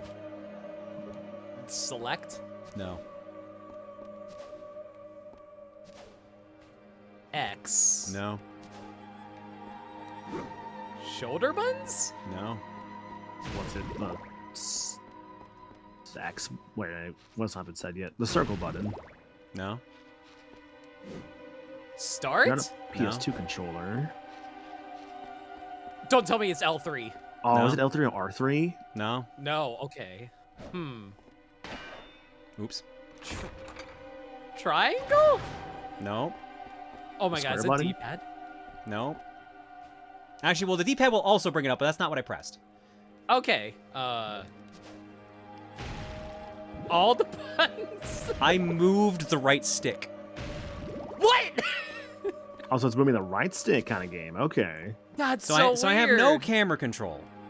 Moving the right stick brings up the fast menu. I can also use the D-pad here as well. D-pad will also let me do it. But it's just really funny. It's like, yeah, you have no camera control. Let's just make the right stick do this. Maniacal, remember when Kingdom Hearts 1 had the menu bound to the right stick? I do remember that, actually, yes. Yeah. I remember in like KH1 you had to like control the camera with like the shoulder buttons, I believe, which was like That the first game. That wasn't too bad in my opinion. I feel like I got used to it. Yeah, it's not the worst thing in the world. Like I want to go back to like vanilla KH1 like on PS2 eventually. Just don't It's know wild when. how different it is from the final remix. Yeah, because I think it was I was watching someone's video about it, about the differences, and like just like the KH1 experience.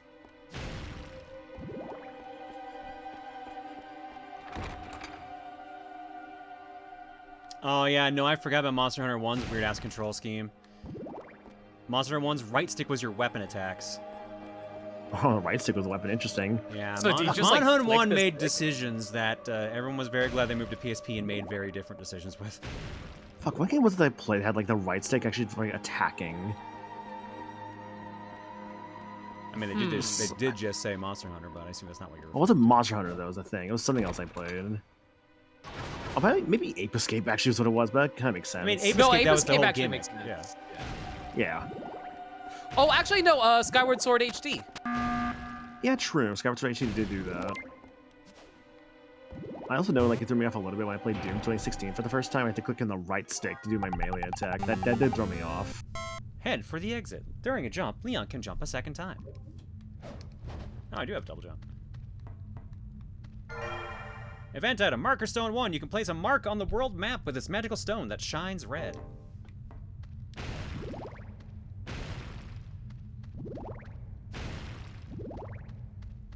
Puppet Master Smash? I mean, to be fair, you can do that in Smash. That is true. I mean, I'd smash Leon. That's great. He's pretty. Good for you. He's taken. What about Leon S. Kennedy from Resident Evil? Oh, definite smash. Have you heard, like, the 10 minutes of him moaning from the Dead by Daylight sound clips? No, I didn't. What are you talking about?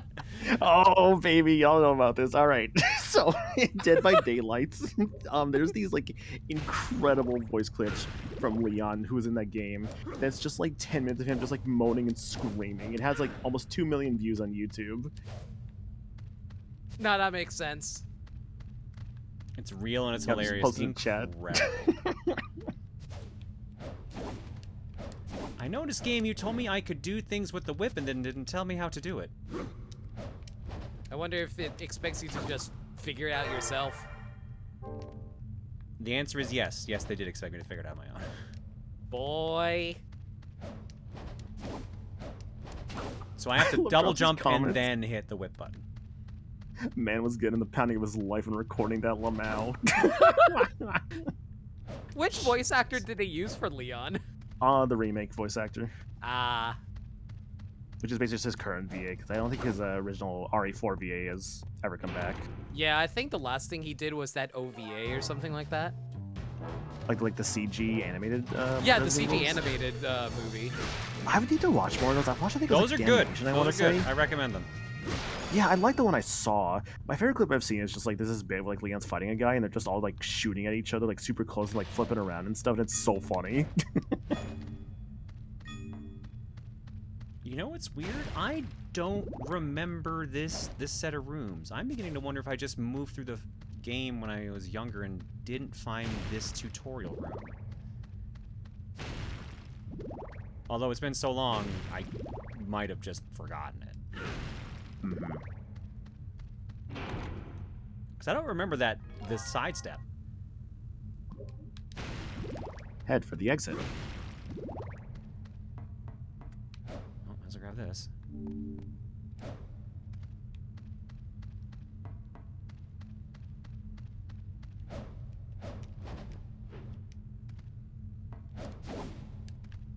Wow, they really want me to do it with double jump. No, you have to do it? The door was blocked? Okay, then I just don't remember it. Okay. Oh, that's a really weird way of doing that. Okay. Do you have to hold it? No, I was supposed to hit it again. Oh, what? Okay. I thought you were supposed to, like, swing across. Yeah, I technically did. That's so weird! Yeah, I went on this one. It's kind of gets more DMC1 vibes than anything. You accumulate MP if you guard against an enemy's special attack. Purple glow. MP will be consumed when using relics. Use the relics to defeat the enemy.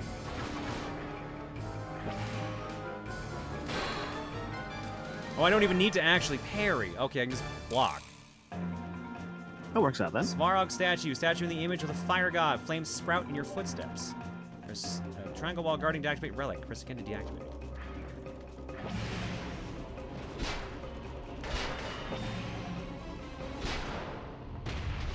So you're basically like the DeLorean. Okay. Royal Guard.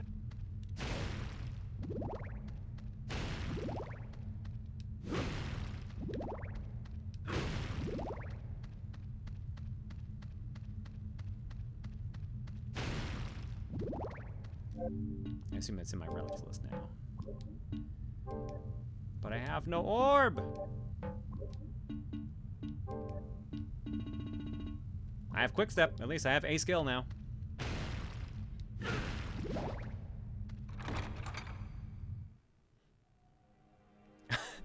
I just got back from a shower. Has Limit forgiven or apologized to Meds yet? And why is there a quote about Maniacal not having stairs?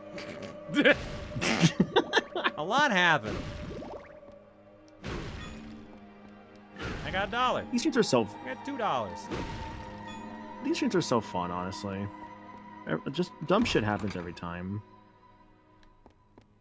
I feel like when I come here, I'm like losing a brain cell, but I'm like gaining like more hearts as a result of it. I'm not sure how to feel about that statement you just said, Maniacal. Well, see, Claire, you got a lot of heart, right? Like, you know, like you got a big chest, and like the more chest, it means the bigger our heart. Maniacal, I don't think boob size working equivalents on with it. like heart. Like, because Claire has such a big heart, honestly. Like, she's so nice, like to like everybody, and like I really. I Like, definitely misheard what you think just that's said. so admirable. I definitely misheard what you just said. Wait, what did you think I said? Claire has a big heart on. Oh no. I mean, we wouldn't know this. I don't want to think about that. I mean, she could be rocking one right now. We just don't realize. I don't want one. That too. Yeah. All right, so I assume, yeah, that's gonna be the one that I need to kill the 5 bosses for to actually make it through. Don't worry, we heard it too. Well, thank God.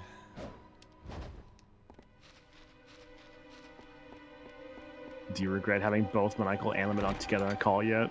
I was curious how it was gonna be. Is it going great so far? Like, are your expectations like exceeded? Should I have expectations? You should You expect have- certain things, but I'm not going to tell you what to expect because that's the boring part. You could have great expectations. Like the book. Yeah. I have not read it. You need to read more books. I do. You are correct. Thank you. You weren't What agreeing with me the other day. But what if I just did more musical theater instead? I mean, if that's how you want to float your boat, sure. Yeah, that sounds more fun to me, honestly. I was thinking about like Singing in the Rain again recently. I don't know why. Have you seen that movie? I actually Yes, I have, surprisingly actually. haven't. I have actually. House of Sacred Remnants. At least I think that's supposed to be an H. Oh, I'm just a struggling actress. I'm doing so good, but oh man, they don't like my voice. Oh. Fran Drescher?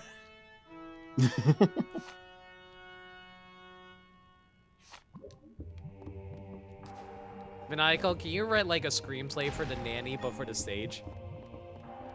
The Nanny, but in space. Is that what you said? But for the the stage. stage. Oh. No, see, now I want to do The Nanny, but in space as a stage play. Miss So she just becomes the nanny for like a space family.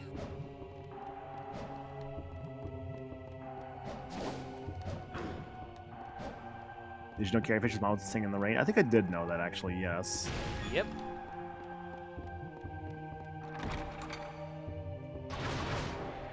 Proposed combination name for Maniacal and Limit, Curse Amplification.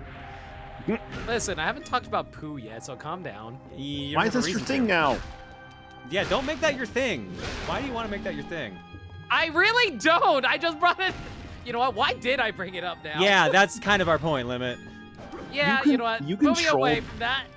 You control the buttons you press, and unfortunately, your buttons you're pressing are not the ones you want to be pressing. Listen, there are buttons I want to press, and it's only on my GameCube controller and women. Wow. Yeah, I was wondering which one was gonna be that. The bear, right? Yeah, like the TV show with the guy with the curly hair. In a restaurant. What show are you talking about? The bear. The bear. Oh, I've never seen it actually. He is actually talking about a real show. He's Okay. not making that up. I thought he was talking about Bear in the Big Blue House. I was like, what? No. Yeah, with this restaurant. Like, Tutter's in the restaurant just getting screamed at for fucking up the recipe.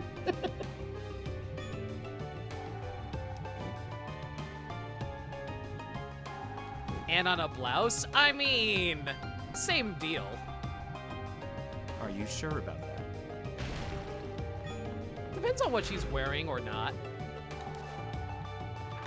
You know, within consent, of course. Mm-hmm. I want to wear things. You can do that. That's allowed.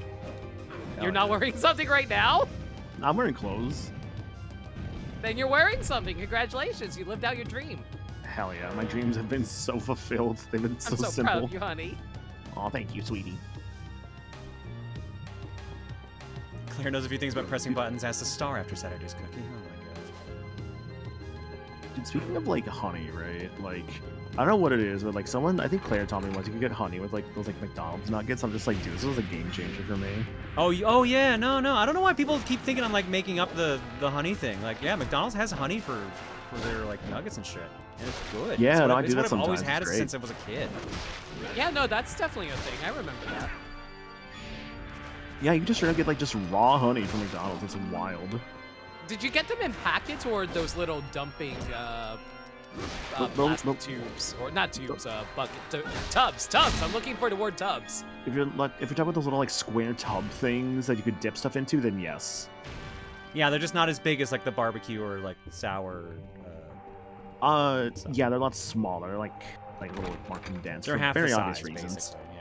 Yeah. Yeah, that much honey at that size would be expensive. That'd be a lot. Did you just Like, share I straight usually- witchcraft with it? No, I told you that McDonald's has honey for your nuggets, and I prefer it. I prefer it over like honey mustard or anything else they offer. I admittedly only seen it for breakfast, though. I never seen it in lunchtime. You just ask for it to give it to you. They have it. They probably do. The I worst know one is, they like, I do want because I honey. get it at McDonald's all the freaking time. The worst I've like had to deal with is like if I ask for like honey and they give me honey mustard, I'm like, this is not what I asked for. That will unfortunately happen a surprising amount. Yeah. I noticed that especially in the States. And sometimes in the States, they're just like, the fuck are you talking about? But in Canada, yeah, they're like, yeah, we got you. Although even they will still fuck it up. It's definitely more prevalent outside of America. Yeah.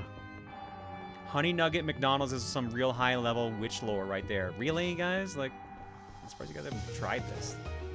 This is something Yeah, I've been but having very since I was a American. kid. Like, my mom got me to have honey with nuggets. I never had anything else like barbecue sauce or anything like that. Yeah, barbecue's the good stuff. I like the they're like this little like spicy sauce that they have. It's pretty nice.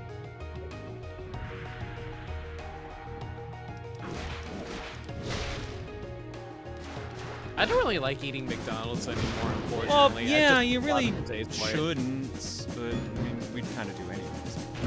Yeah. Why was I summoned to die? Because it's funny. Hey, Hi Wang. Oh, hi, Wang. Hi, Wang.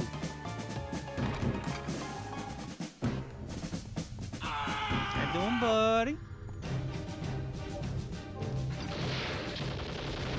We're doing Crimes in Monster Rancher 2 today. Wow.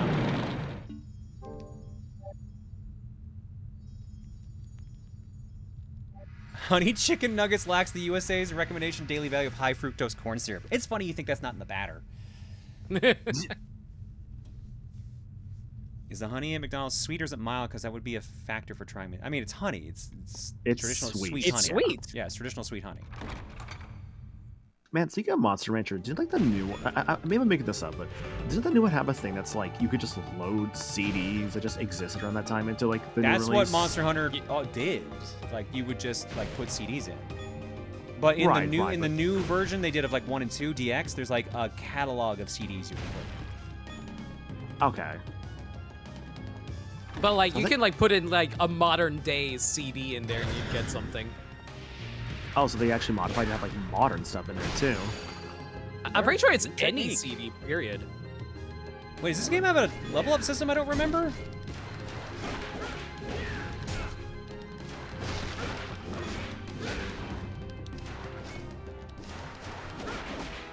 Unfortunately, King Missile Detachable Penis is not in the CD list for Monster Rancher DX.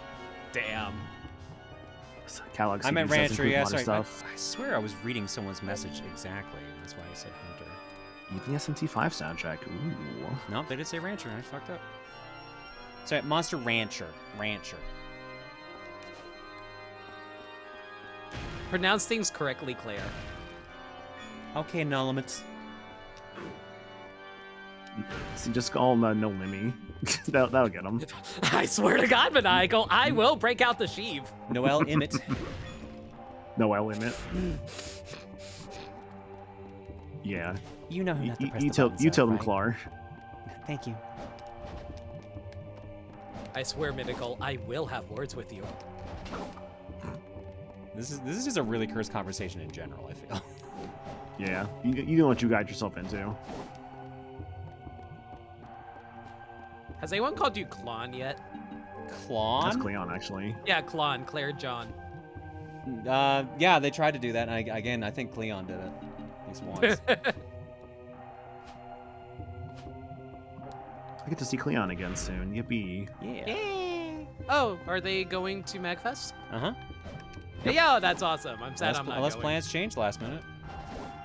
I would hope not. I'd be very sad if they did. Y'all have fun without me. Okay. Well, just kidding. I'll miss you. No, it's okay. You can be honest with me. I can handle it. I'm a big girl. I don't know, because I know a Jerry, so it's just like, eh. Jerry Seinfeld, the B movie. Wendy's nuggets with honey is something I have to try now, and I must thank you for sending me on this most holy of paths. Man, y'all never really heard of just having honey with chicken, huh? That's wild. People are used to like more barbecue flavoring with their chicken. Me at Thanksgiving, I'm bringing out the jar. All right, guys, time for some honey chicken.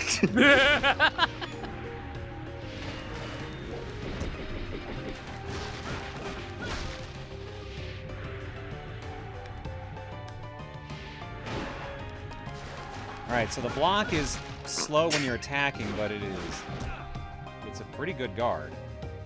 And it was a horrendous thought just now with like the idea of like honey chicken, right? Uh-huh. You know how you go to Olive Garden and they're like, tell me when to stop with the cheese? What if it's just that with the honey? I mean, That would be eventually way you're gonna get too like, expensive. it's so sweet, you're gonna get sick. Yeah, it's just like, tell me when. It's like, no. Keep going. Hot honey chicken was the new hot food trend for a while earlier this year. Really? Huh. Yeah, I remember. Can I it only was, like, carry a one hot- of these at a time? What the hell? So it's classic Castlevania style. Yeah, but then what's the point of this fucking wheel? Oh, that's for the relics. What's the point of this wheel? That's for your other relics. I don't know. Weapons, maybe? Wait, it said off. Does that mean you're turning on and off relics? Yeah, huh. Oh, actually, maybe it's like spells? That's for later. That's for the orbs. Okay. Okay, never mind.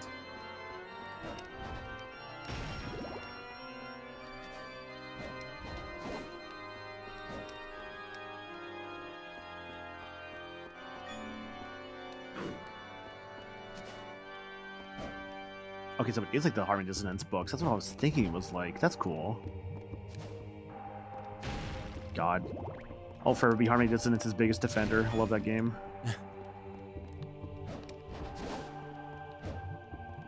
Which one was that one again? That's the That's Juice. That's Juice Belmont. The second GBA Castlevania.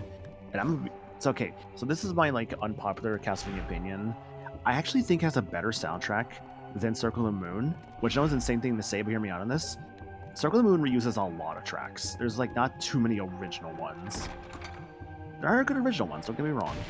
But I feel like Harmony has just a lot of really good original tracks that I feel like really elevates that soundtrack more for me as a result of that.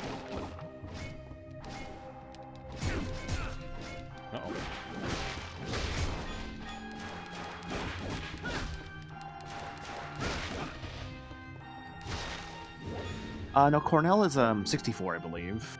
Yeah, that's the werewolf. Yeah. Yep. It was also in the fighting game Judgment. Yep. Did you ever beat Judgment? I never did the full playthrough, which is where you have to beat the game like 13 times or something like that. It's like one for like every character. Yeah, and then you unlock the final boss. Right. Aeon. I remember doing that. I don't think it's a Aeon. It sounds right. I remember doing something similar to that when I played the first Blaze Blue, I think like a year back or so. That was fun. I always get Harmony confused with Harmony of Despair. Yeah, it doesn't help that it's two Harmony games. Yeah. Because Harmony Despair is the multiplayer one that was on like 360 arcade. Which is good. That's an enjoyable game. I heard that was really good. I know you tried to pitch it for TRG, but they weren't really into it. I know, that made me so mad, because they couldn't tell what was happening. I mean, to be fair, doesn't the camera like zoom out based off of everybody? Yeah. For what we would have had to have done, we would have had to have multiple systems to run it on instead of all running it off of one. So it requires kind of a specific setup, unfortunately. Yeah. Speaking of which, how are you handling the Mario Party thing? It sounded like you guys were in different locations. I'm in Canada currently, so yes. Yeah, just N64 Online and Limit, those were recorded like 2 weeks ago. I mean, I knew it was recorded recently, but I was like, wait, it's way too smooth to be like N64 Online. No, it's N64 Online. Wow. Some days NSO actually works well. Yeah, I was surprised.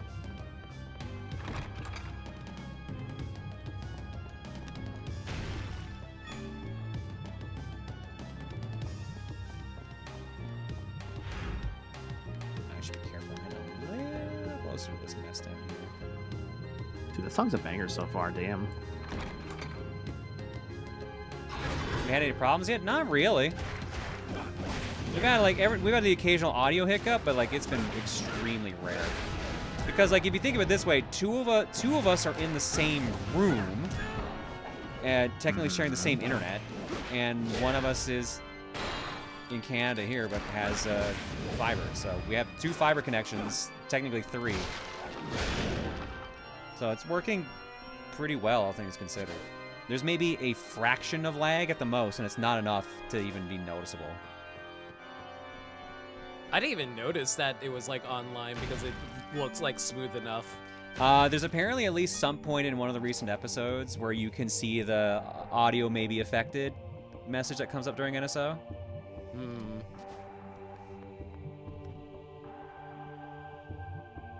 Ah, shit, are you serious?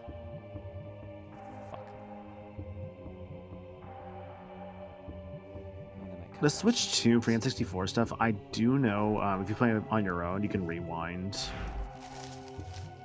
Yeah, you can't do rewind online for somewhat obvious reasons. FPS. Everything all right, Claire? My ear is bleeding. What? What the fuck? Oh, shit, okay. The earring spot. The earring spot. Oh, okay. Yeah. I don't know why I cannot get this this ear that's pierced on the right to heal fully. It keeps randomly getting infected. Yeah. Ugh. Later, Deef. Later, Deef. Take care. Best of luck with your studies. Sorry, I needed to be more specific. Yeah. I'm more mad because I want to pack my earrings for the marathon, but I'm like, oh, if they keep causing issues like this, I'm gonna have to stick to the studs.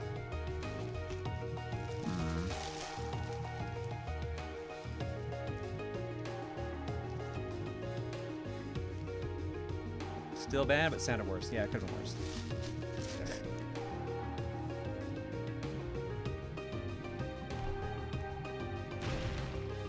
When you said that, I was like, I thought you meant full on just like the interior. I'm like, hello? I've had that happen before.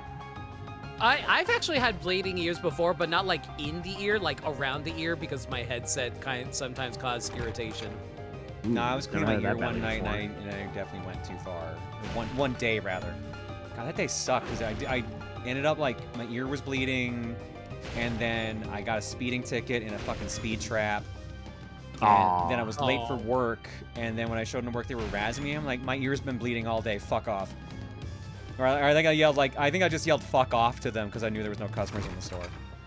And then they're like, whoa, why are you angry? Like being like, here's what happened. Oh, okay, never mind.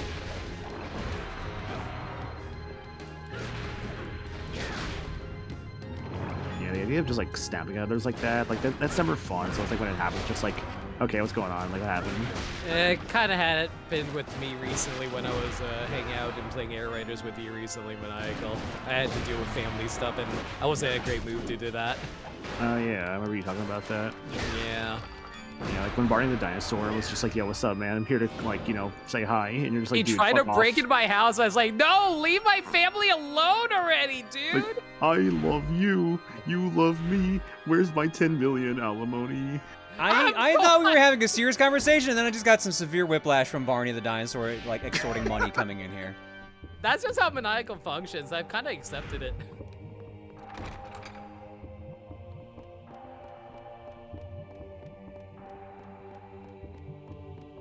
I wish Barney the Dinosaur was real sometimes, just to see what would happen. I've had nightmares about Barney the Dinosaur. How did that happen? Basically, like, you know how, like, kids are afraid to go into basements because, like, oh, it's dark, scary. I remember... Barney's down there, dude. No, exactly! Unironically, yes! I dreamt that Barney was down there and I was terrified. I could see that. I could see that. Yeah. It's like, what are you doing in my basement, Barney? Oh, you want a hug? Like, I'm just down here. I love, you know, you. I love you. You I love. No one else. You. Only you. No, come here. I got you got the Barney stick. You want the Barney stick? The Barney stick? Hey, I never watched Barney, dude. I don't know what the fuck these guys. I can tell. He doesn't have a Barney stick. Barney has a stick and he likes to hit children with it, because that's the only way I can see this going at this point. If you don't behave, you're going to get the Barney stick. A lot of new lore. I'm learning so much about Barney today. It's not actually in Barney lore, just a second. I know there's that one clip. Naimataru. There's that one clip I've seen of Barney where he like steals like a woman's purse because it's like a blooper of the show. He's like, he just steals it. And he's just like joking around with it.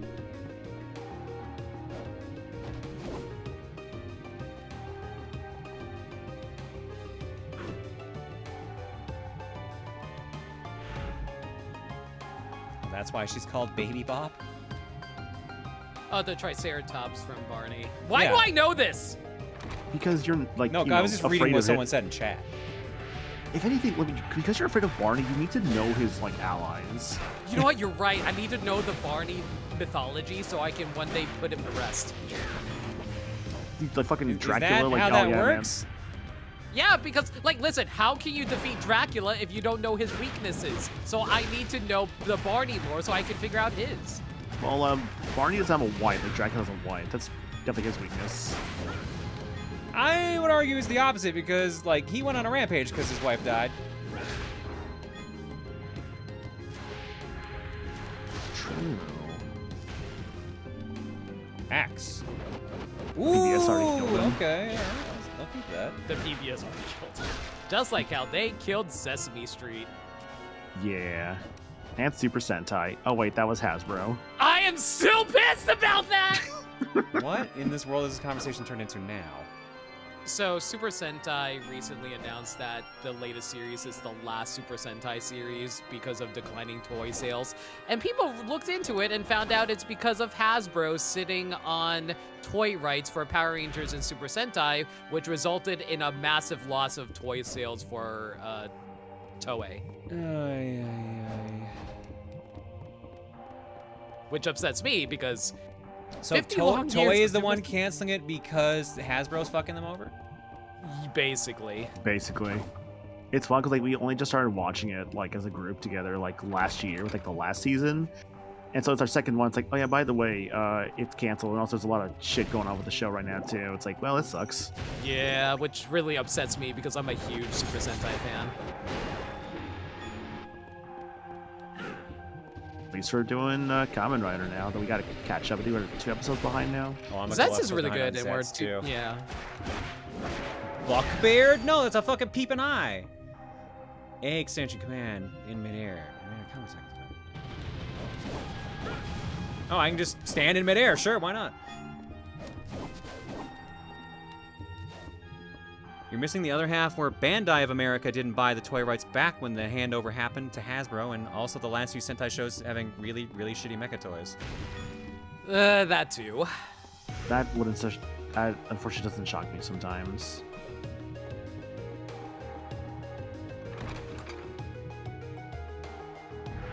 Dude, like I keep like, what is it?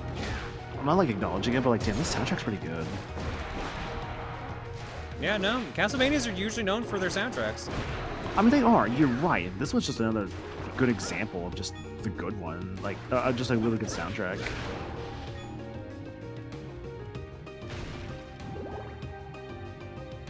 Yeah, Digimon's been doing pretty well for itself. Like, you know, Time Stranger came out, was pretty good.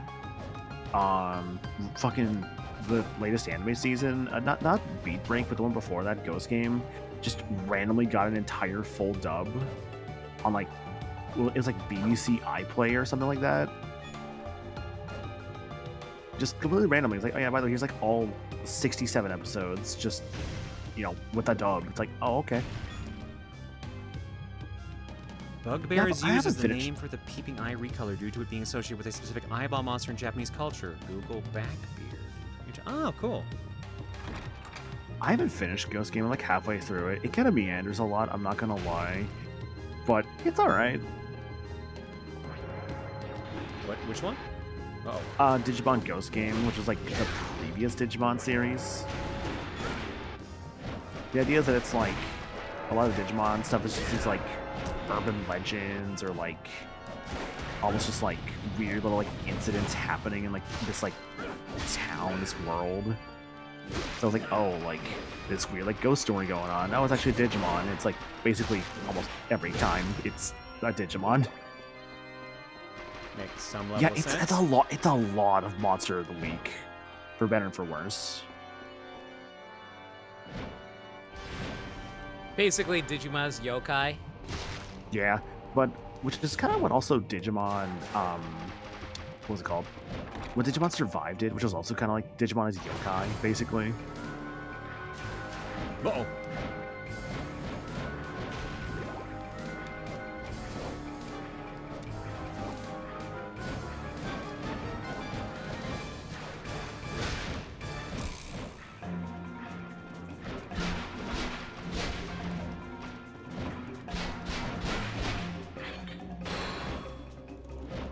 Yeah, Survive was good. I just had like horrific dev hell. Like, my god, it was bad.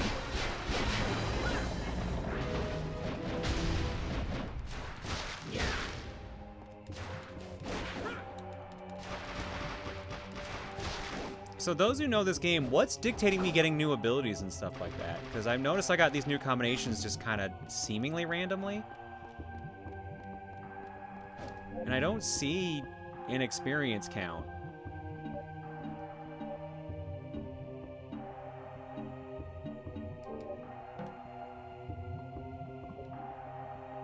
It's just game progress. Yeah, because like I unlocked the extension. I don't know what I did to get it, other than it just being. Someone said just game progress. So just then like the 9.6 up there, or you just mean it's just I got to a point where I happen to be far enough in the game they let me have it.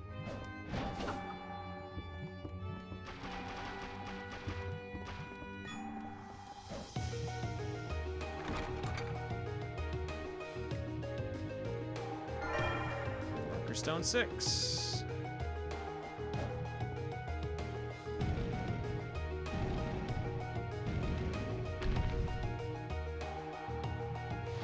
That's a completely different door from the one I was trying to open. Cool.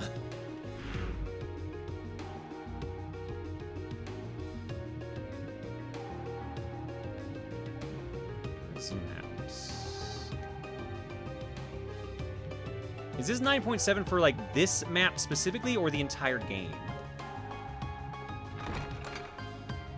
I imagine it has to be this area, considering how 9.7 is a lot of the game already. You've never cleared Lament of Innocence? Nope. I kept getting stuck somewhere.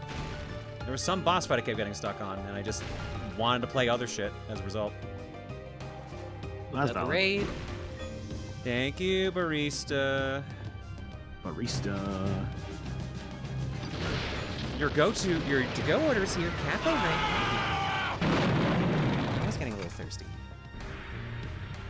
Hell yeah. This map is purely for. Oh no, I know the map is. I meant the percentage in the corner.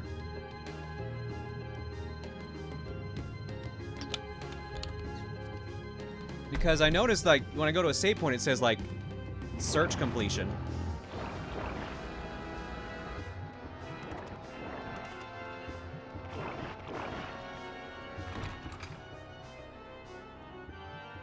Hey, Desk, how you doing, buddy? Oh my god, I have to go so far just to get back to where I was.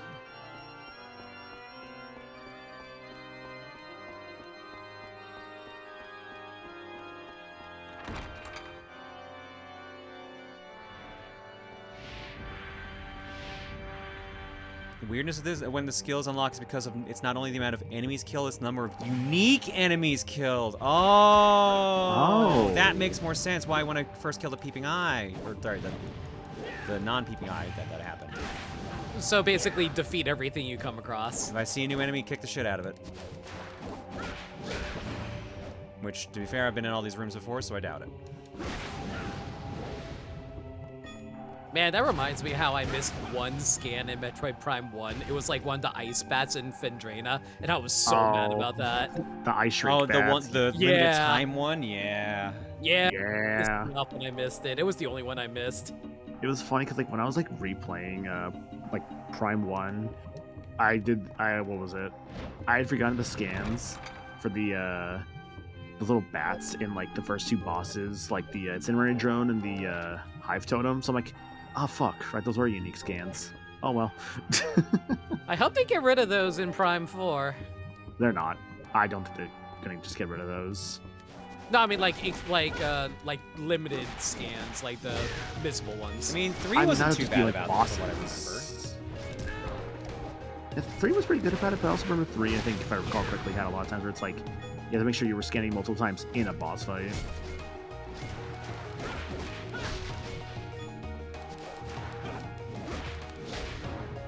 Also true, Prime Remake does have the New Game Plus logbook, which is much easier. Mm-hmm. I did play the original, so I'll try to remake sometime. Remake's real good. My only complaint was I felt like some areas were a little too dark for my liking.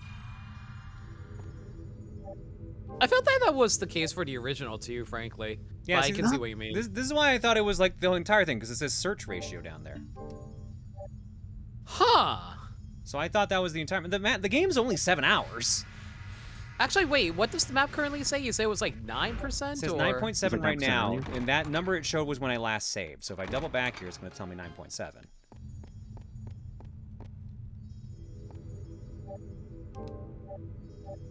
See? Oh, I guess that's the entire map. Okay, cool.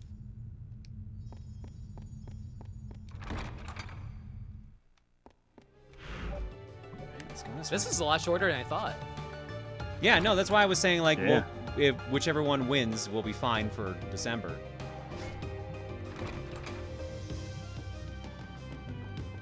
You know, did we, like, go over, like, all the different games that, like, people had in that, like, bracket? I never said what everyone's games were. I think I said them on a stream or two at some point, but, like, it's a fucking list of 70 games. Yeah. Some people had repeat games on there. Some people actually, like, I think two different people had Dead Reset on there. Mm-hmm. People were really into that game. To be fair, a lot of people were into that game because I was super into that game. Like, people were commenting like, Claire, you look like super giddy while you're playing this. Like, maybe we should make you actually play through the rest of this. I'm like, yeah, I'm fine with that. So I would have been fine if Dead Reset won, honestly. What I probably would have done if Dead Reset won is we would have finished that tonight, and then the other two remaining Mondays, we probably would have started Ninja Gaiden 4. Okay. We'll go for like the Kokam games here. Yeah, Star had Superliminal. Let's see, Gemini, The Case of the Golden Idol. Oh, that's a Nancy Drew game, right? I think. No. That's the game that plays like the Return of Oberdeen. Oh, never mind. Okay. I just thought Nancy Drew because they always stream Nancy Drew. Oh, well, I'm getting cheated. I threw in Transformers Devastation. That was Devil May Cry 2 originally. It's like, if I had won this and I had to play DMC 2, I would have been kind of like, I would have felt bad. I mean, I would have let the winner change their game if they wanted to change it last minute. I suppose, but I also feel like it's kind of like takes away from the whole point of the tournament. Like, actually, I don't want that anymore. Do this instead. You know? Let's see. Yeah, that final matchup was honestly a win-win. Yeah, I was happy with either one of those. Oh yeah, it was a good. It was a very fun final matchup in general, which was awesome. I didn't even think about the fact that it was Konami versus Konami. That didn't even dawn on me when I was doing the recordings. Limit was Kingdom Hearts Rechain of Memories. I legitimately forgot I Here suggested come the that. goblins. Prime Dark Sector. Here come the Fleamen. I hate the Fleamen. I figured these were the Fleamen. Fucking Fleamen. While not a COCOM, once again I appreciate Adrian Quell, Grand Blue Fantasy Grand Blue Fantasy Relink, the Eternal Champion. No, there were, I think, at least 3 people had Grand Blue on there. Oh, was there? I have to like check more. Do you want me to just read out the spreadsheet? I'll just read out the spreadsheet. Nah, keep playing the game. I got this. I'll fight it. It will be so much faster if I just read the spreadsheet. It will be faster. The games that were on the list were Pipistrello and the Cursed Yo-Yo, Robbie Ribby, Marvel Ultimate Alliance, Scooby-Doo Night of 100 Frights, Neon White, Ape Escape 2, Walt Disney World Quest Magical Racing Tour, Rodea the Sky Soldier, Armed and Dangerous, Date Everything, Tactical Breach Wizards, Fullmetal Alchemist 2, Curse of the Crimson Elixir, X-Men Destiny, Owlboy, Grand Blue Fantasy Relink, Transformers Devastation, Sonic and Shadow Generations, Kingdom Hearts Rechained of Memories, Dark Sector, Poké Park 2 Wonders Beyond, Sweet Home, Contrast, Mega Man XZ, why is it written as XZ? ZX Advent, Rugrats Studio Tour, Grand Blue Fantasy Relink, Zero Ranger, Call of Duty World at War, Pac-Man Party, Deep Rock Galactic, Hi-Fi Rush, Wario Master of Disguise, Naruto Clash of Ninja 2, Pac-Man World 2, Armed and Dangerous, GoldenEye Reloaded, Lifeline Voice Action Adventure, Contradiction, Darkened Sky, Doom 2016, Stretch Panic, Ape Escape 2, Beautiful Joe 2, Dead Reset, Dishonored, Castlevania Lament of Innocence, Crash Bandicoot 2, Ty the Tasmanian Tiger HD, Death's Door, SpongeBob SquarePants, Revenge of the Flying Dutchman, Pseudo Regalia, Fable 2, Overlord, Grand Blue Fantasy Relink, Enter the Gungeon, Final Fantasy Legends 2, Superliminal, Ease Origin, Assassin's Creed 2, Pokemon Mystery Dungeon Explorers of Sky, Vernal Edge, Advance Wars Days of Ruin, Dead Reset, The Case of the Golden Idol, A Hat in Time, Nanosaur, Crash Bandicoot 2, Vampire Survivors, SpongeBob SquarePants, Revenge of the Flying Dutchman, The Fairly Odd Parents, Break Into Rules, and Sweet Home for the NES. 70 games. Although, as you notice, some of them were repeats, because some people got in multiple times and put the same game in multiple times, which was allowed. Mm-hmm. It gave the game multiple chances to win. What would you have done if like the finals were like the same person with like the same game? I mean, at that point, it's just like, okay, well, you've clearly won, but I think the bracket was unintentionally set up in a way that was impossible. Ah, okay, that's good. It was unintentional, like, because I think there was only, what, 4 games that repeated? Flying Dutchman, Crash Bandicoot, Sweet Home, and Armed and Dangerous? Oh, I guess in Ape Escape was one of them. Although Grambly was different people. Oh my god. I know in my bracket I had like myself and Star going pretty far in there. I felt bad for Star. When I rolled a random and they got Yoshi, I'm like, that could be good. And then they just had bad luck. Half the fun of making like challenge brackets for me when it comes to stuff like this is just like, all right, what like dumb name can I give it? For mine, I just put the Great Grand Blue Snub featuring the Proton Smash Pit.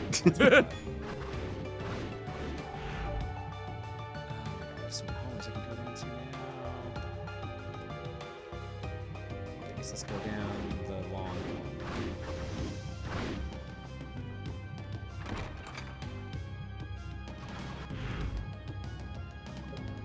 When I beaten 2016 Doom, I'm actually surprised with the love of Boom Shooter. Yeah, for as much as I love Boom Shooters, I've only ever finished the first Doom, and that was for game clearing. I haven't finished Duke Nukem 3D. That, I think, is more surprising just due to your branding at this point. Yeah, well, I mean, Duke wasn't originally part of the branding. That just happened. True. I still remember, too, like, that one night you're like, guys, I have something really stupid to show y'all. And just like did the whole Duke Nukem stuff. I think we were playing Mario Golf, the Wii one, and I think I said something. I was like, Duke, what do you got to say about that? And then I pressed the damn button. Yeah, I was like, Duke, what do you think about that? And then just, I forgot that it was going to take forever to load. He was supposed to come up and just say it. Damn.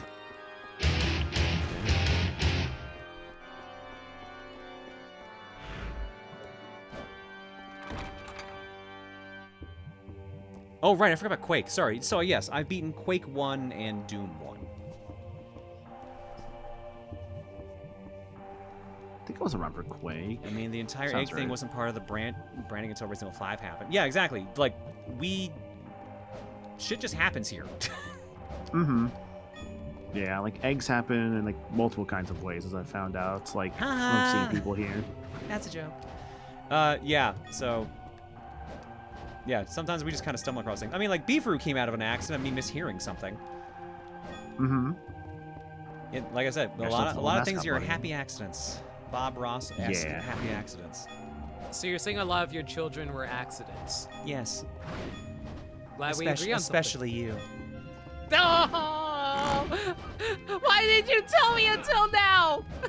You're like that one girl from the Powerpuff now, so I figured Girls. it'd be nice to leave that part out, but okay. You also beat Half-Life 1, which I think is in the same... I wouldn't count Half-Life 1 as a boomer shooter, but I would count it as an old shooter.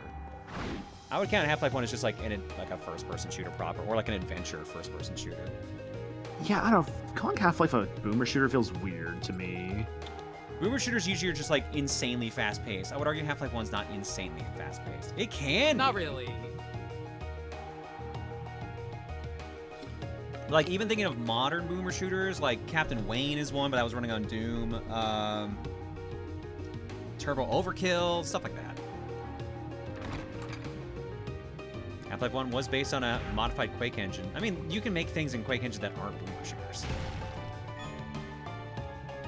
Like, pacing can be entirely different. Yeah, no, Perry, I'm with you on that, man. I can't consider calling Half-Life 1 a boomer shooter. I played a bit of, like, Half-Life 2, and I did like when I played it, I just never finished it. I think I stopped in the middle of a Ravenholm, I think it was called. Yeah, that sounds right. Okay.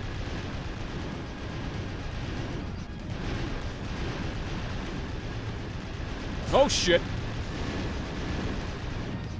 Ravenholm.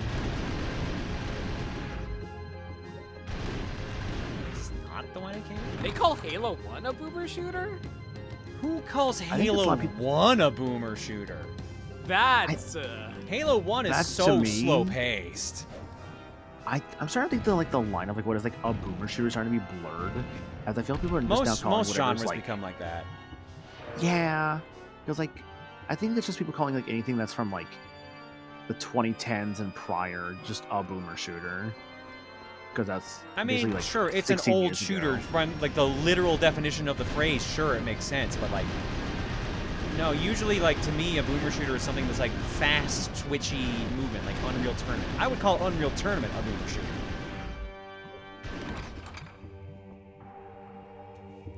And obviously, people call Quake and Half-Life, or sorry, not Half-Life, goddammit, Doom, Quake and Doom, boomer shooters. So.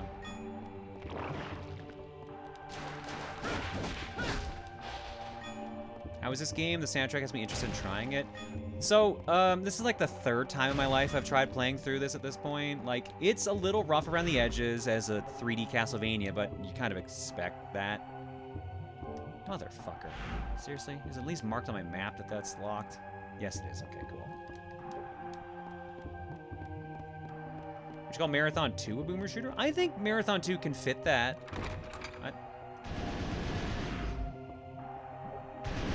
I'm not saying that Bungie's never made a boomer shooter. I ain't gonna argue with that. Mm-hmm. But I'm gonna say Halo 1 is so slow by comparison. I would not call it a boomer shooter. I just think people would probably also like fit like Wolfenstein, like the sort of like boomer shooter thing. I mean, Wolfenstein is, yeah. Doom, stuff like that. Have you ever played a Wolfenstein? I think all I own is like, what is it? Wolfenstein New Blood, I think it's called. Oh, the newer ones, like the new Colossus and New Blood, are fantastic. Games I definitely need to play through because the bits of them I have played have been phenomenal, and the stuff I've heard about them is also phenomenal. They do things. Mm-hmm. And that team that made those, I believe, is the team that went on to make that new Indiana Jones game. Oh, really? I believe that's cool. Machineworks.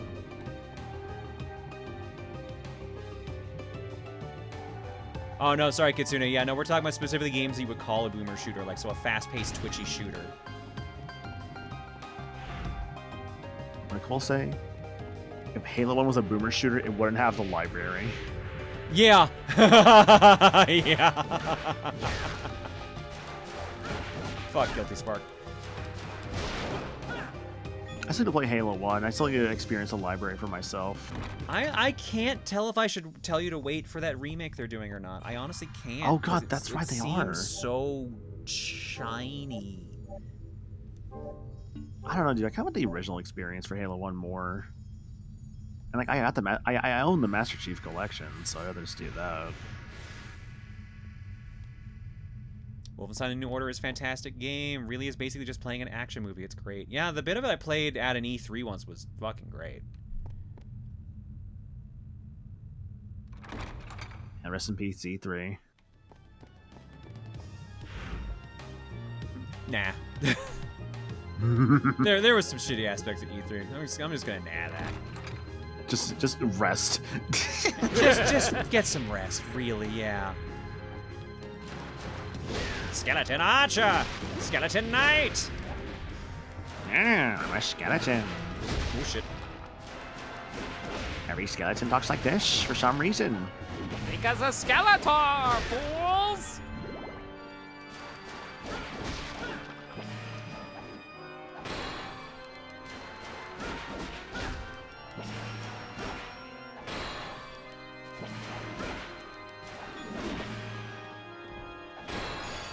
Learn new technique. Perfect guard. Command, guard at impact. Blocks most enemy attacks while gaining MP and hearts? Oh my god. Okay. Oh so now gosh, there's okay. parrying. Now there is parrying.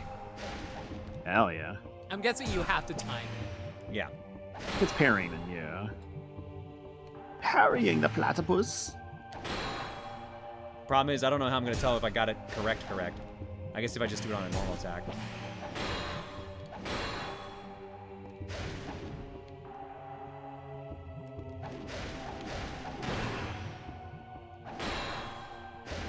I don't know, when it comes to these types of games, I know parrying is important. I just, like, kill them. There we go. It just literally says perfect. Okay. Cool. Okay, that was extremely strict, and I'm going to be doing that only by accident. How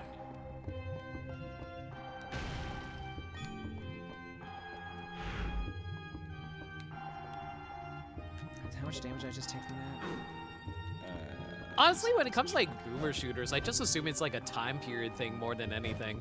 Yeah, but a lot of games, like, mimic that era now. Like, Turbo Overkill, I would absolutely call a boomer shooter. I think, but a lot of people can use, like, we'll call Twitch shooters or Twitchy shooters, boomer shooters, which I think is fair. So I would say Turbo Overkill is a boomer shooter and a Twitchy shooter. I think one of the reasons I would usually see people using that term is, like, boomer shooters let you just carry every fucking gun you find.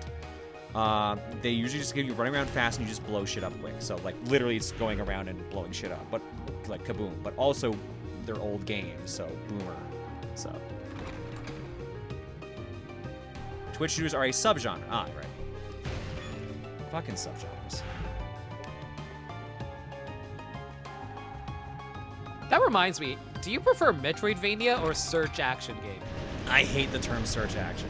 I'm not going to belittle anyone who uses it, but I'm like, I get why you want the different term, but I don't know. Like, I like the term search action. I do think it kind of constitutes the idea better than just, oh, do you know what Metroid or, like... Castlevania. Castlevania is? No? Well... but then it's interesting because, like, the logic also can apply to, like, roguelikes, or just, like, does someone know what rogue is? Yeah, because it's based off of Rogue. Yeah. Yeah, roguelike is literally based off of an actual game. That's like one of the few ones where I'm like, that makes sense. Yeah. I feel like it's like if the game popularized the genre, then it kind of like gets it by default. I think that's why some people don't like that, so. I will stop using Metroidvania when people stop using the terms roguelike or Souls-like. Touche. Touche. Touche. Valid. It'd be like if people started calling roguelikes Hades-likes or something like that. I just feel wrong. That'd be so weird. That would be extremely weird. I hate that I can't get in that fucking room there. But that's different because we like know what a roguelike already is. So I mean, this makes it like kind of different versus trying to like just reinvent the genre. I could actually get in there in Retro. I swear I tried and I couldn't like get the actual jump right. But I'll head back there. Who's raiding? Twy, how you doing? Why? Hi, Twy. Piss Boy used Rain Dance. Oh, you were playing that mod of Pokemon Coliseum, right? Actually, yeah. That absolutely sounds like a Pokemon description. Yeah, that's a very Twy description too, honestly.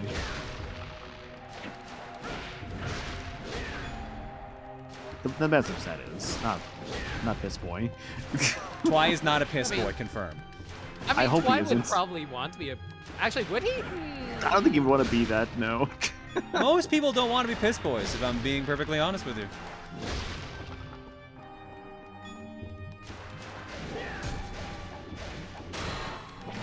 Wow, that was very forgiving on that one.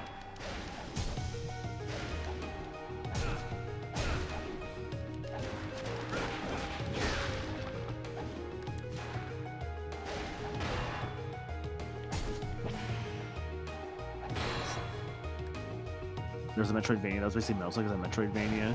See, Yeah, this that reminds was me, Guns though, of you Fury. say That game ruled. This does remind me, though, actually, because I was having this conversation with someone recently. God, so Metal Slug Tactics, that came out actually like November of last year. Yeah. Yeah, and I feel like a lot of people were just like, wait, that came out? Like, yeah. Because like it got buried by like every other fucking game that came out around that time. Yeah. Like did you remember that Marvel Cosmic Invasion came out today? I did remember that actually. Yes. I knew about that. I'm saving a bit of money right now because I want to buy Prime 4 and Octopath soon. I'm also just like, there's a lot of games coming out soon, so I'll probably just Prime 4 is prioritize literally Metroid. this Thursday, isn't it? Yeah. Yep. Same day as Octopath as well. I'm gonna probably prioritize Metroid just a bit more, just because I feel like I am much less likely to be spoiled on Octopath than I am Metroid. I feel like I can win Octopath and not get spoiled on it. Yeah. Much as I love those games. Like I literally 100%ed like 1 and 2. I like them that much. Yeah, I guess there was more hype for when it got announced versus when it actually came out. But I don't know. I didn't hear anything bad about it. I got an early copy, but I never got a chance to play it. Oh, I guess I can say now. I remember how I said I was playing a game and I just couldn't say what it was. Marvel Cosmic Invasion. I got it weeks early, so I've already played through it. It's pretty good. It's pretty good.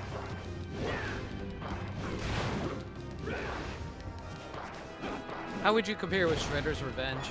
Combat is a little more simplified. You have less moves in your skill set, but characters feel more unique. And it's still like fun, flowing combat as a result of it. So it doesn't really have us suffer anything. The tag team system also works pretty fun, but I didn't play around too much. I was just like, bring another character when the character needs to rest. And so it's an Octopath, I like the first game, but each time I play ADHD my way to a different game. It's been for me when I played it, but I think for me it was just like I just did my best to like kind of focus on it, really like engross myself in the world, and just kind of. I guess that was really just it. Just like engross myself into the world and just really like look forward to just like seeing the stories of every character. Because that was a big factor for me why I liked it so much. I really liked the cast in the first game, but the cast in the second game is really good too. Be sure to use your nuts on characters that make sense for their stat. Mm-hmm. Unironically, yeah. I'm sorry, what game are we talking about? Octopath. Oh, okay.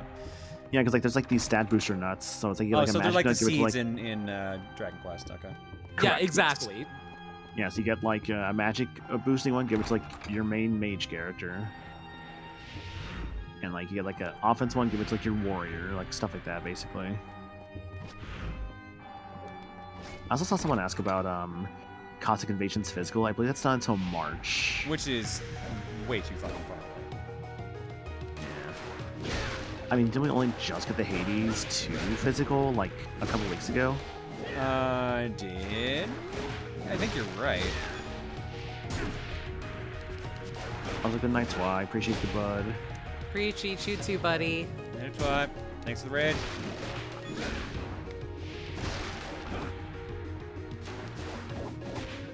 Same day as Air Riders. Right, that's what it was.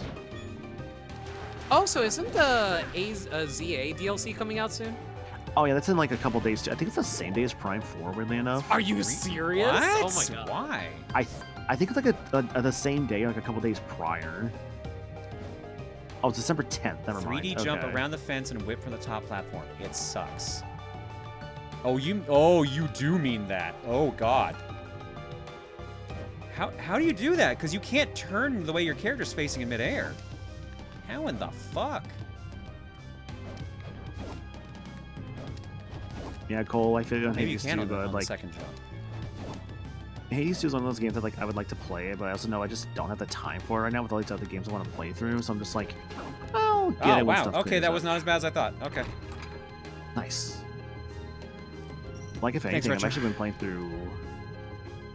What was it called? I've been playing through Stellar Blade actually, because I started that Wow, the other day. I'm like, Stellar Blade? this is Really? fun. Yeah, I don't know. I've been actually like really enjoying it, honestly. It's fun.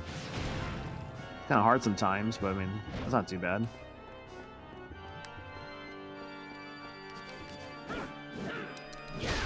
I know like Trey played through it as well, like months ago. I think if anything, like I'm gonna see if I can get you to like play like the start of it on like a cookie sometime. I think you might like the beginning at the very least. MP Max? Which game? Oh, Stellar Blade. Yeah. So yeah. Yeah, it seemed interesting. I have. Yeah. So. The beginning is pretty quick too. I know you're not a fan of Souls games, but are there any Souls like you particularly enjoy, and what is your favorite? I mean, I enjoyed Elden Ring, but grudgingly I enjoyed it. Alright, you did play Elden Ring. I forget about that. Yeah. I'm like, I got my That's one like the only Souls game Souls in. It's I like got one of the more approachable Souls games. People keep telling me I'll like Bloodborne and like Sekiro because they're faster paced. I'm like, maybe. Yeah. I'm not I exactly think you chomping would at the actually. bit. And now The apparently atmosphere of Bloodborne's a Bloodborne's- fucking like trans stereotype. I'm like, I don't know if I want to do it now because I don't want to do that. Is it actually? I don't know when it became it, but apparently it is. Oh, I can even You also parry just played New Vegas at projectiles? that point too, Holy shit. apparently. Yeah. Honestly, the horror genre in general is related to the trans experience from what I hear. Yeah, weird how not being happy with your body can be like that. Yeah. That's crazy. You already played. I played New Vegas, but I literally only played 30 minutes of it. I wouldn't say that counts. Let me see if I can find the trans game stereotype list. Yeah. Alright, Okay. guys, So success. here's what I keep seeing going around. Two kinds of transgender video games. Animal Crossing, Undertale, Stardew Valley, Guilty Gear Strive, Celeste on one side, and the other side is Doom Eternal, Titanfall 2, Apex Legends, Half-Life 1, Counter-Strike 2, Counter-Strike Source, Cruelty Squad, and Quake 2, or Quake. Oh. No, that makes sense. Oh, I've never seen this Like a Beware of the list. Pipeline one, because that's also really funny. Beware of the Pipeline, Undertale, Sims 4, Fallout New Vegas, Stardew Valley, Celeste. That's really funny.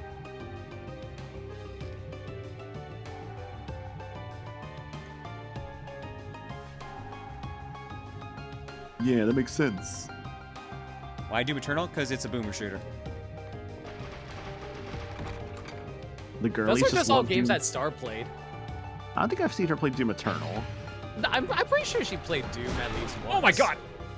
I think she had a stream of 16, maybe.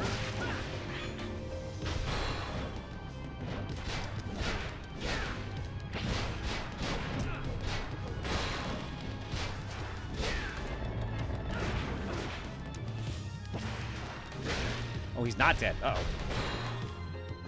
I hear Titanfall and Apex. I believe you did. Yes. Yep. I mean, to be fair, those are just genuinely very popular games. I wouldn't say those are like a trans stereotype, but... Cole is asking though if there are gaming stereotypes for gay men. I don't know. Yeah, Cole. Tauros, we're still there. Kirby games. Is that actually? Just my canon for it. Could be, I don't know. I feel like, so here's the thing, like, this is just a stereotype joke thing, like, don't take any of this fucking seriously. Like, no one's gonna be like, you play New Vegas, that means you're trans, haha. No one's gonna be like that. No, don't think No, like no. that. This is just jokes. Is this the internet having fun? Because there's like a stereotypically large amount of trans folk that have just been like, oh, this was the game that like cracked my egg, or this is the game that I played a bunch, or a game is like very transcoded like Celeste. So that's where the whole joke of like trans femmes learn how to double jump came from. Was from Celeste. Night Despair.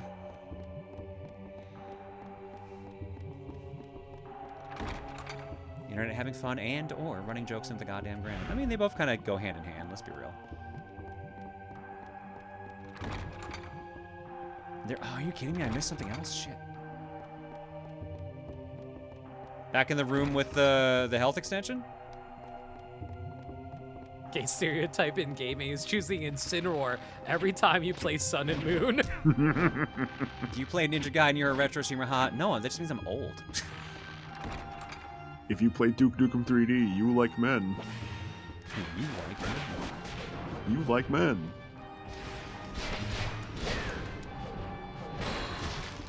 If you dookie, you dookie. That one always makes me chuckle.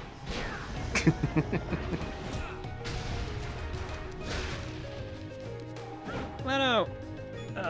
Here's your Duke, momentarily. Look at the bookshelves in this room. It's time to kick ass and chew bubble gum, and I'm all out of gum. Thanks.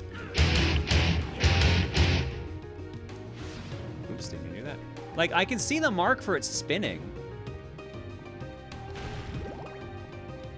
Just walk. Oh. Jesus Christ, that's actually pretty fucking subtle. I guess I've used revolving bookshelves like that Oh, before. I even had to come here? Are you kidding me? Jesus. Actually, it's interesting because, like, if you look at the marks on the ground, you see the spin marks. Yeah, you can see the marks, but like hitting it didn't do anything, and like it takes a bit of walking to make them move. So. Yeah. Mm-hmm. Oh, nothing is wrong with Incineroar. That's not what we're insinuating.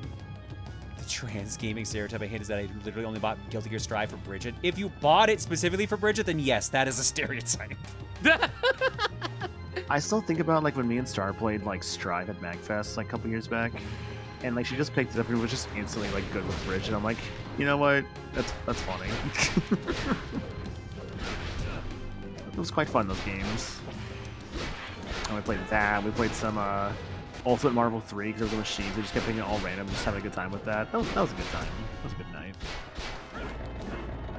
If you play Xenoblade Chronicles 2, you are a gooner. I'm sorry, but it's true. Man, Gooner's such a fucking stupid term. Who gives a Dude, shit I was if you literally play just talking something about that's that the just other meant day. to like give you horny energy? Who the fuck cares? I agree. Like I feel like the term has just become so synonymous with just like, oh, is there anything sexual at all whatsoever? Oh, you're just playing a Gooner game. Like, oh, Shantae, you're playing a Gooner game, dude. Like, why? It's like, no, that's not what it is. Here's the thing. I'm trying to take back gooner as a positive. Okay, maybe don't phrase it like that, Limit. Jesus Christ. I'm trying to take gooning back. Gooning's back for me. We're going back in time and take gooning off the menu. We really just need more actual like hired goons, like the kind that are just like they're gonna like fuck up someone for the boss. Yeah, I want some fucking Honestly, Spider-Man that goons. pisses me off. I hate the fact I can't say goons anymore without people thinking of gooning. See, like that was the term for members of something awful was goons. So it's like it's weird now hearing it be like it's just someone who likes to jerk off a bunch. I'm like, okay, whatever, that's weird. Exactly. We need more gooners who ask you if you have a problem with the boss. Exactly, you're so right, Nicole. Goons. Yeah, people get to not say AI, I think Gen AI, because like you talk about like the AI in a game, people are like, oh, this game has AI in it. It's like, no, that's not what we're saying. It sucks.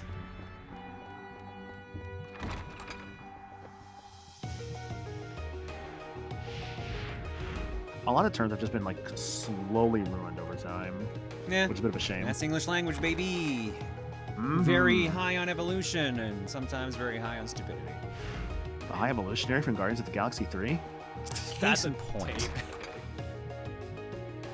It also pisses me off too because like sometimes like brain rot has like affected people so bad that 69 is funny for some reason now. To be fair, that's just more of like that's like a tick now. Like I'll say nice whenever I say 69, but I'm like I don't care. Oh, sorry, did I say 69? I meant to say 67. Yeah, 67 is what I'm thinking about. 6-7. There is a distinct 6-7. difference. Yeah, like I know its purpose is no meaning, but like I don't know, that's a level of brain rot that's beyond me. I keep hearing like children say that at work. I'm like, what are you talking about? It's a Gen Alpha thing. It's a Gen Alpha thing. Yeah. It's just a nonsensical thing. Like when someone told me they felt like the like saying 6-7 is like a joking term that means nothing is the equivalent of someone hearing 69 and instinctively saying nice. Like I'm like, oh yeah, no, they do kind of have the same energy, like that. It's just like it's like a weird reflex that just people just do now. No, I get that, but at least 69 actually has an origin to it. Does it? You know, 69 is a sex move, my dude. I know it's a sex move, but like, is that it for the origin? No, like it's literally like the idea is like two people are the 6 and 9. I think he knows what it is. I don't think that's the question he has. No, that's the origin. Playing an underrated Castlevania. See, it won the Smash Brothers tournament, so that's what we're playing. This is our game this month. And then in January, we're playing Curse of Darkness, so we're getting double 3D Castlevania. Wait, is the nice from 69's meme actually from South Park? I mean, I knew about the episode, but... I don't think it's from South Park, but it definitely is in South Park. Yeah, because it was the episode with Ike and his teacher. You mean Titania? Yes, that Ike and that Titania. Yeah, we like Ike. Ike Fire Emblem. Tactically, 6-7 does have an origin. It's just kind of very dumb and relates to basketball and stupid kids. So honestly, not a lot different from what we did in the past with 69. See, that's exactly what I'm saying. Like, it has the same kind of like, I don't want to say entomology because it's not technically the right term, but you get what I mean. It has the same, a similar origin. Yo, Jake Ward, what's up, buddy? E-meme. All right, cool. Like the Markiplier E-meme, I guess they're referring to. 2 days. 2 days. Yeah, Jiggy, I'll see you on Wednesday. Why does that get the energy to me of like the ring where it's like 7 days? Well, because I'm gonna die. Damn. Sorry to hear that. See, I just died right there. Dude, the dog got you. Ah! This is what happens to go to the dog island. Hey, Jiggy, you excited for this weekend? I assume so since you came in just to say that. I will be inside a house with you. Hooray. How tragic. How tragic? House. Yeah, dude, a whole house. Like, you know how like hard those things are to afford now? We're renting. It's not like actually our house. What if you have to buy the house? I would not be going if that was the case. I have one house as it is, and that's fucking expensive.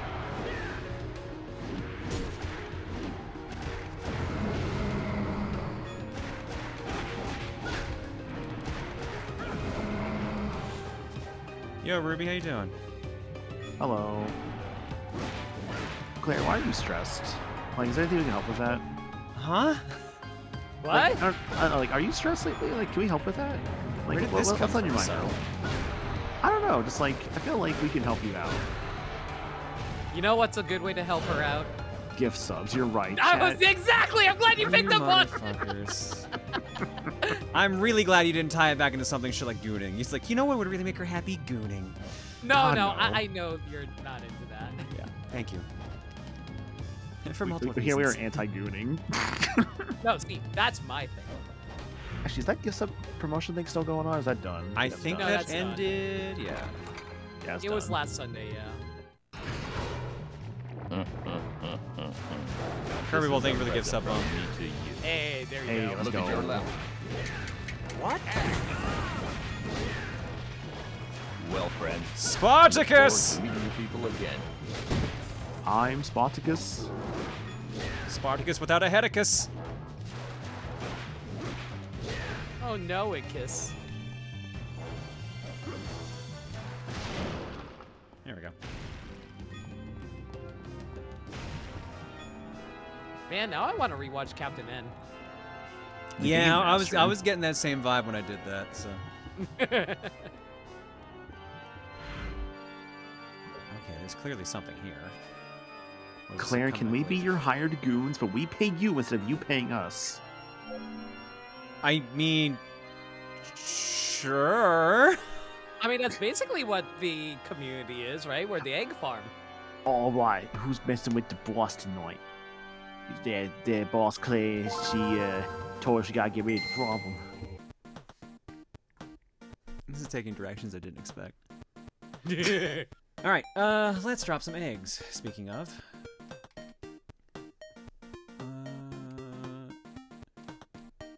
That was a lot of raids in a row. Holy cow. Jars VT for 33. Matt Big Fat with a new sub. Thank you. Silverstone Candor says, gotta run off to bed. Good luck with Castlevania 64 2. No, this is 64 3 because that'd be Curse of Darkness. Although technically that's just a better version of 1, so I guess you got a point. Clay Dogs for 146 and Kirby Bolt with a gift sub bomb. Thanks for subbing hanging, folks. Carton has nothing in it. You will give me your hat. Back in a bit. Yeah. Art block and yeah. And more Castlevania. You know, Maniacal, this is going exactly how I thought it was going to go. Is that so? Yeah, you and me. Imagine us together. Who would thought Imagine dragons. One. God, I forgot how that song goes. Are you radioactive? Radioactive? Are you breathing in the chemicals? Everybody wants to be my enemy. My enemy.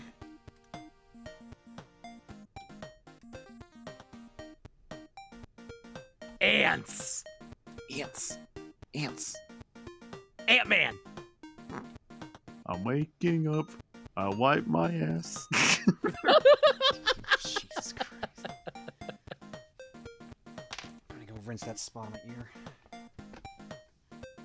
Get some antibiotics. I wipe my brow and I slap my nuts.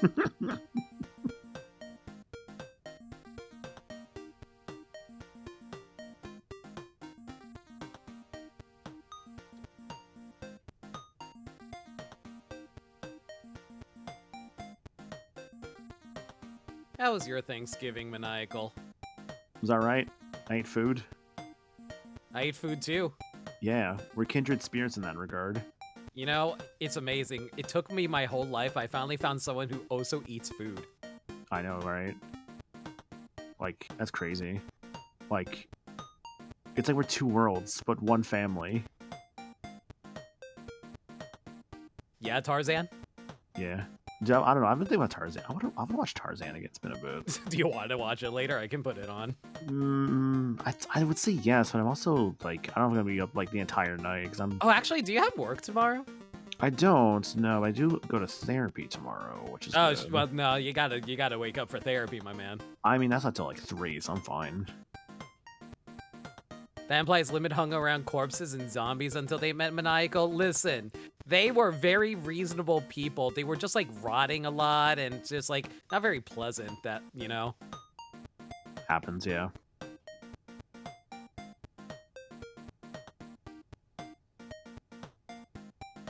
No Limit. Yeah. What if we make a limit? I mean, thank you, Jiggy.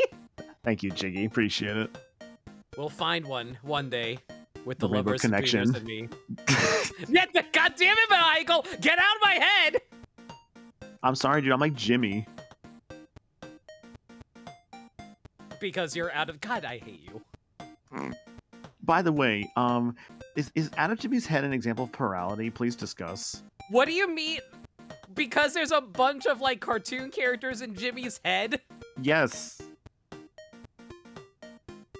No, because like the people and cartoon characters are put into his brain. They did not form what he. Well, I guess he's technically a child. Frick. Actually, hang on. Yeah, exactly, right? I'm onto something here. But apparently it's not actually the case going to 8 face. That's with plurality, no. I brought this up to Star. I brought this up to Star when she's like, "Shut the fuck up." See, this is what happens when people who aren't plural wondering what it's like to be plural. Paraphrasing with that one, of course, but yeah.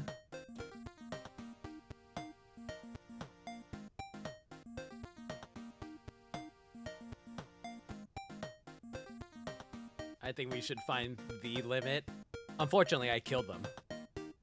Damn.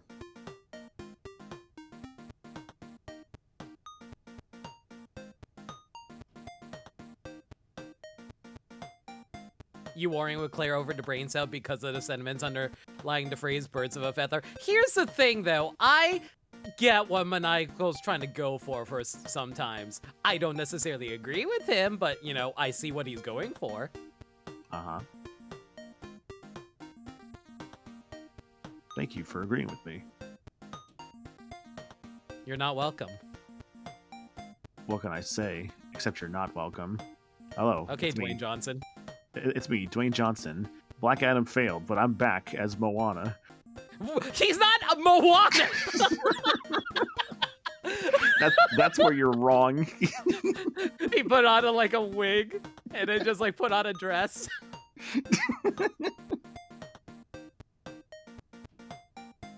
I would watch an entire Moana live action remake of Moana where Dwayne Johnson plays everybody. He plays Moana. He plays the chicken. He plays unironically, why hasn't Dwayne Johnson do that? Because that would actually be really fucking funny. That's because Dwayne Johnson doesn't have a sense of humor. Yeah.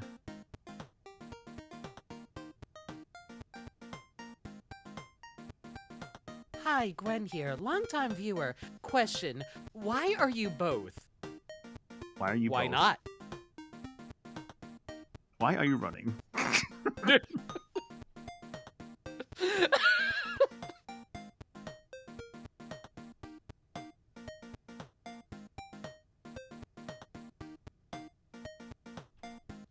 The crap has to be Schaeferless. You're so right.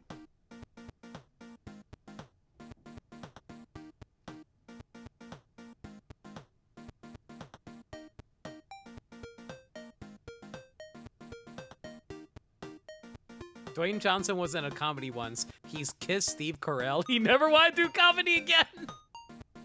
See, I've seen someone in chat mention it. The Jumanji movie was actually not too bad, honestly.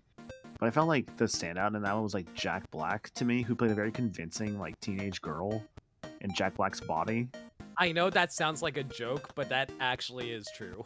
Yeah, no, that's actually a thing in that movie.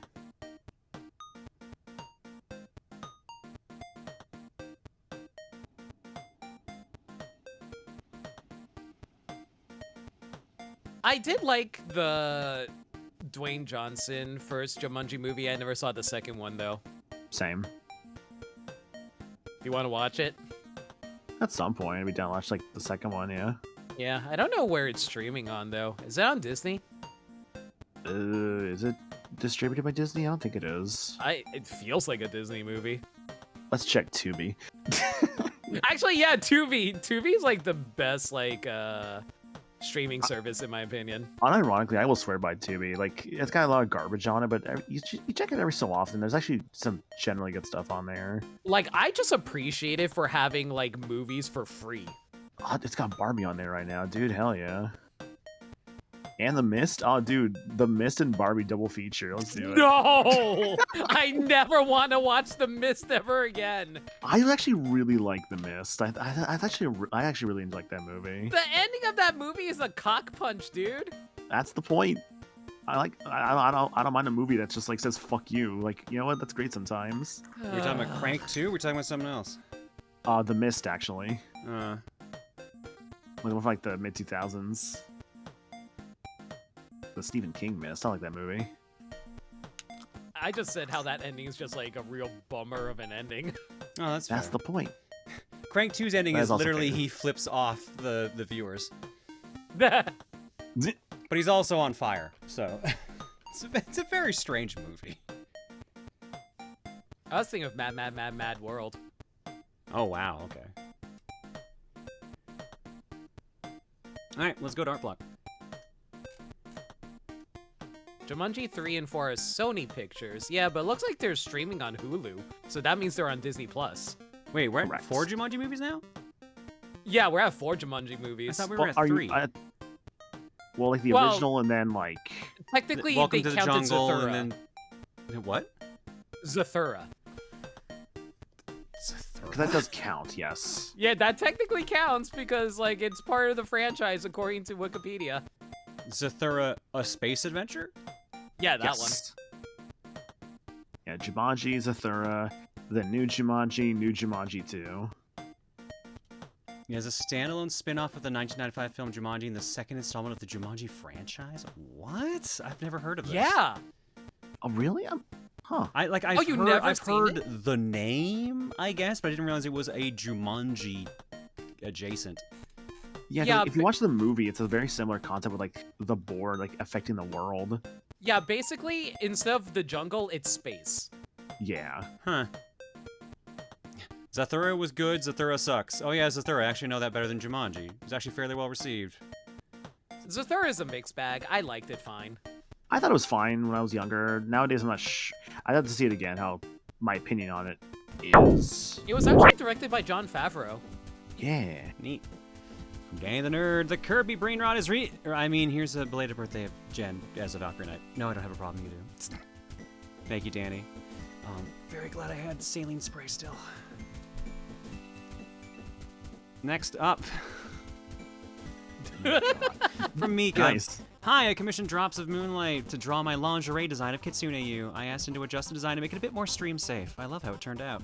He's currently doing a 35% off commission sale until January 1st. I definitely recommend checking out his stuff. I'm not laughing at the art, I was laughing at your reaction. Look, I mean, how often am I going to see myself in lingerie, okay? Yeah. That's the beauty of fan art. Lingerie, 9 tails, and definitely looks like I own a whip or a crop. Crop? Crop top? Crop whip. Ew, one of those, okay. Thank you, Mika, and thank you, Drops. Both, you own both. I own neither. This version of me, probably. And we can change that, theoretically. Do you really want to enable this side of me? Are you sure you want to do something like that? You still haven't opened that throne. That'd be a great first gift. Let's get that throne up, baby! Such a dangerous idea. Such a dangerous idea. Fun fact, you can see yourself in lingerie often if you buy yourself lingerie. This is possible for you to do for yourself. I need to work on my body more before I even feel like entertaining that thought. You're playing Castlevania, you at least need a whip? No, I think I've been told I'm not allowed to have a whip because the first time I used a whip, I hit one of my friends. Oh no. Well, it wasn't a hard hit, but like whips, you need extreme control to use a whip. And it's very, very easy to hit people around you if you're not careful. Okay, but what if we get you a riding crop then? I mean, that would be harder to hit people with, true.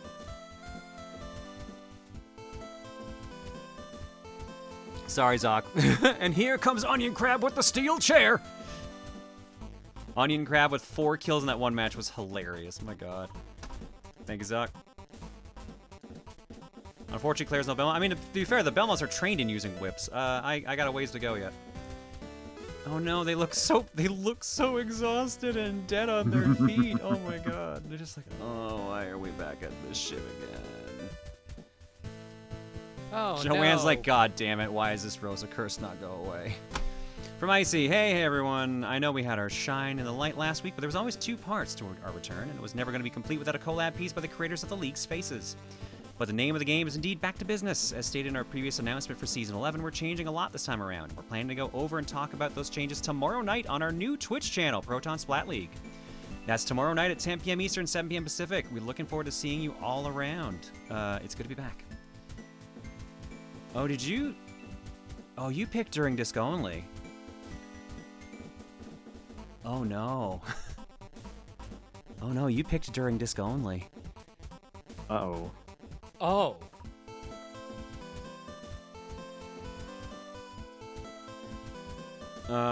Yeah. And as always, it was a fun time to come up with a collab with Vic, Drops, and myself. The girls and Guy were unprepared to come back into work, though. Geary seems like he's kept himself busy. And I got to do the background, which gives life to the HQ's interior.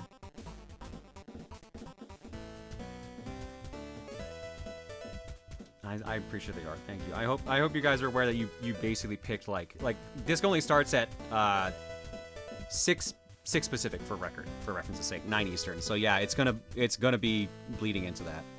Because disc only is usually an hour and a half. I don't know how long we're gonna go since we haven't done it in a year, but we'll see. It shouldn't take that long, theoretically. Should go for like 2.5 hours because that's about the time of Christmas. No, it's a 5-hour stream. Surprise. Thank you, Icy, and everyone that was involved. Appreciate it. And Vic Drops and Icy doing all the art there. As I say, like, Gary's looking pretty good. At least I'm pretty sure Gary was the one that transitioned. Yep.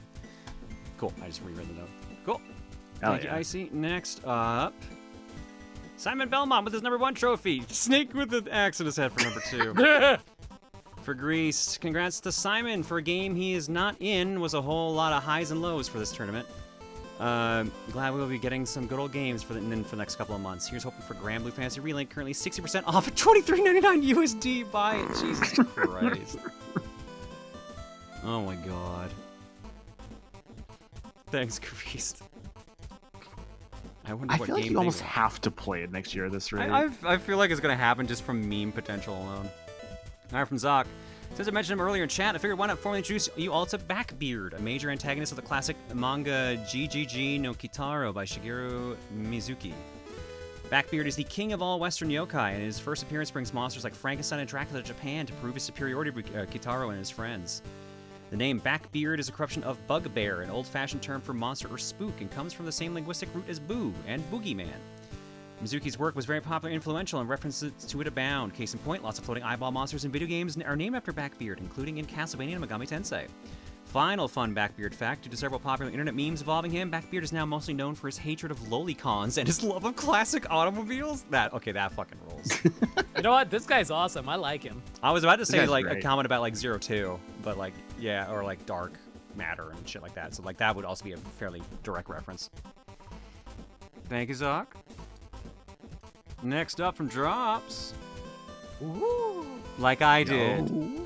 Checks notes 4 years ago? Time. Anyways, like I did with Simon all the way back then when you did Castlevania Chronicles for game clearing, I felt it fitting to draw Leon as well with the Drops touch.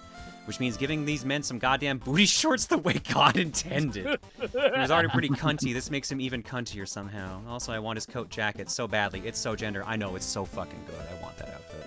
This was one of the outfits I really wanted to cosplay growing up.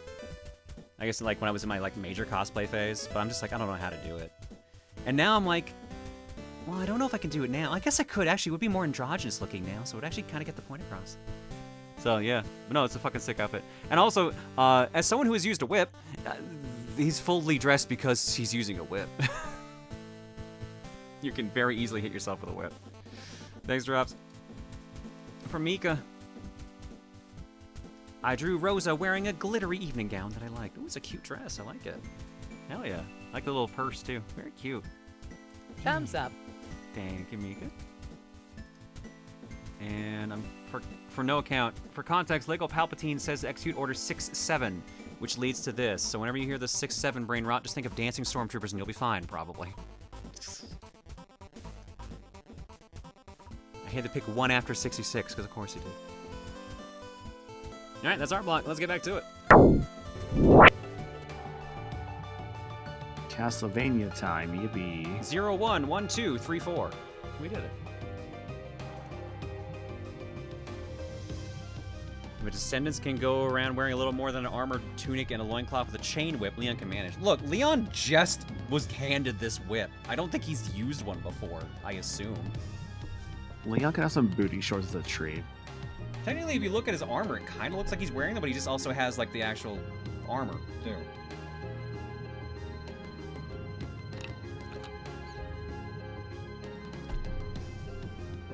Alright. Yeah, it's weird I can't fully walk in here. This almost looks like it's supposed to be some sort of, like, mirror for quick travel. Which reminds me, I would love to go back to the dude's house and buy that defense up relic. Problem is, I don't remember how much it was, and the other problem is, I don't know if I have enough tickets to do that and get back. Yeah, I have the Ronello's house one, but I would have to also buy the one that gets me back to a save point. Which Castlevania is this again? This is Lament of Innocence.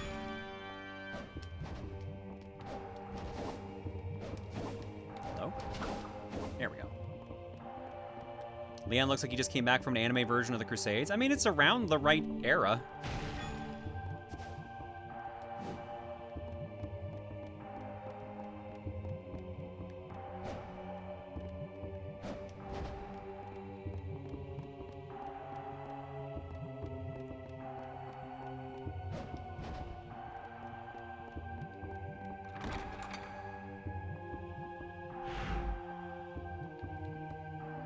Oh my god, there's so many branching paths in this frickin' thing. Holy shit. There's the peeping eye proper.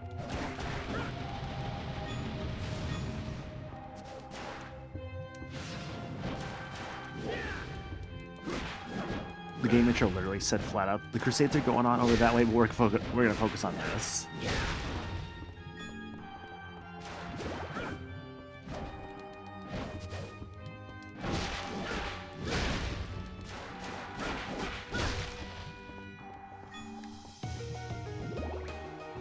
Even the booty shorts would be anachronistic. Jesus Christ. Oh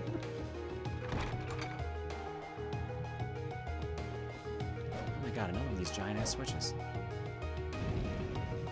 Just gotta open the second door. Yep, there we go.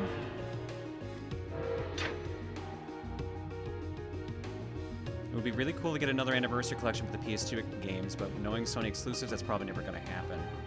Yeah, because that's the reason Symphony's never gotten a proper port to other systems, except for like the 360 one that happened forever ago. And I guess a mobile one. Because the current redo of Symphony is Sony co-produced. Correct. And that's why it's sticking on PS4 and 5 for the time and being. this one was exclusive to PS2, but Curse of Darkness was on Xbox as well, so they could do it with Curse. I could see them eventually doing what they do on like the PlayStation Store, where they like re-release like PS2 games onto the modern storefronts. Yeah, like, but that requires trophies and getting stuff. the emulation down right, which sometimes these teams just don't want to do. Yeah. It's not worth financially. Like, I don't know how many people are actually chomping at the bit to play this. You know what I mean? Mm-hmm. I can't think of too many. I feel like it'd be people who really want to play all the games in a franchise, though. Yeah. Yeah. I am lol. Look, I'm not saying there's a zero amount of people. I'm just saying it might not be enough for Konami's bottom line. I don't know, it just feels like they should be capitalizing on Castlevania considering the Netflix series. That's currently not active? I mean, it was running like it was last year, wasn't it? I can't remember. I thought Nocturne was 2 years ago now. Is Nocturne done? I don't know, because that team also started taking on a bunch of extra projects, so. Yeah. Castlevania Nocturne. 2023, so you were right about that. It was renewed for a second season that premiered this year. Oh, okay, so it did get a second season then. Okay. We doing health again? Oh, not great. Unfortunate fact that the PS2 Castlevanias are not popular. However, if Konami put the worst one, aka Haunted Castle, they may as well just put the PS2 ones. I mean, they own the rights to Haunted Castle. Like, they didn't put that on anything else. Oh, did I make a real bad mistake walking in here? Oh, shit. Yeah, I'm gonna go back and save, because I think something's about to happen. From what I've been seeing in chat there, I feel like this game has its fans, from what I've been seeing in chat. The 3D Castlevanias from the second generation of 3D Castlevanias definitely has their fans, but I wouldn't say it's like well beloved overall in the fandom. They're not bad games. It's just like if you're asked, like if I was asked, like, do you want to play like a 3D action game or like a hack and slash like this, I probably wouldn't pick this. I would pick like Devil May Cry or even God of War. Mm-hmm.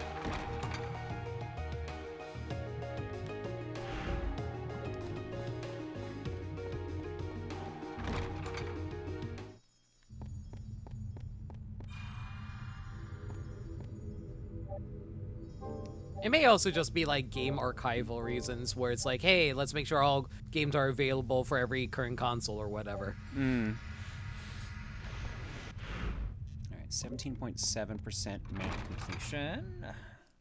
Kind of how it's like all the Pikmin's eventually getting onto like the Switch. Well, all of them, but hey Pikmin, but people don't want pay Pikmin. Yeah. Yeah, Oddwraith saying like Oddwrath rather saying a solid 7 out of 10. Yeah, that's probably a better way to describe it. They're not like super stellar, but they've got their fans. Oop, ow. Wow, that hit. He needs a giant suit of armor. I played this game 2 times, and I had to stop myself from playing a 3rd time in a row, but yeah, it's jank. It's not for everyone.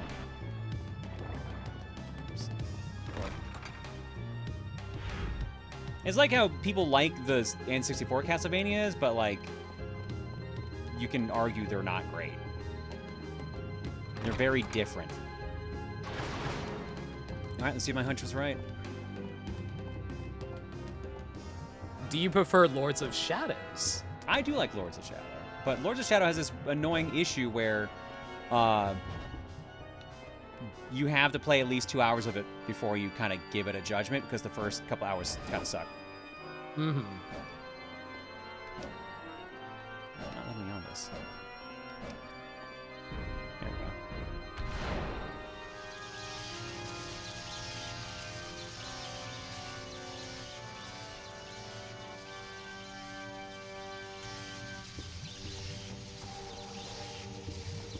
Oh my god, it is timed. What the fuck? Get back down. I just want to explore the damn room. Shit. I just want to explore, and I can't even do that. I can't do it without hearing electricity sounds. I don't even know what electricity is. This is the year 1000.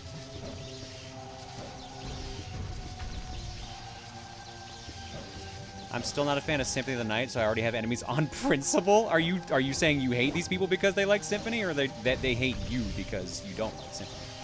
You're allowed to not like shit. You might get the occasional what, but like I don't give a shit if you don't like something I like. Yeah. Agreed. Hate me on principle. Okay. Why am I not suddenly getting that right? It should be peak of my jump. Peak of my second jump, rather. I know, to be fair, I'm a Xenoblade 2 fan, and I've learned people just hate my game, so I'm just used to it. Final Fantasy VIII is like one of my favorite games of all time, so I'm used to it. Okay, never mind. I just need to do the one. Learning! Is that just permanently on now? I am so mad because I forgot about the fucking timer. Oh, jumping no, back on the platform, dude. Just went the other way. No. I forgot the timer. I thought when I jumped over, I'm like, oh, that stops the timer. No, that's what a good game would do. Not a 7 out of 10. We gotta remember, this is just average.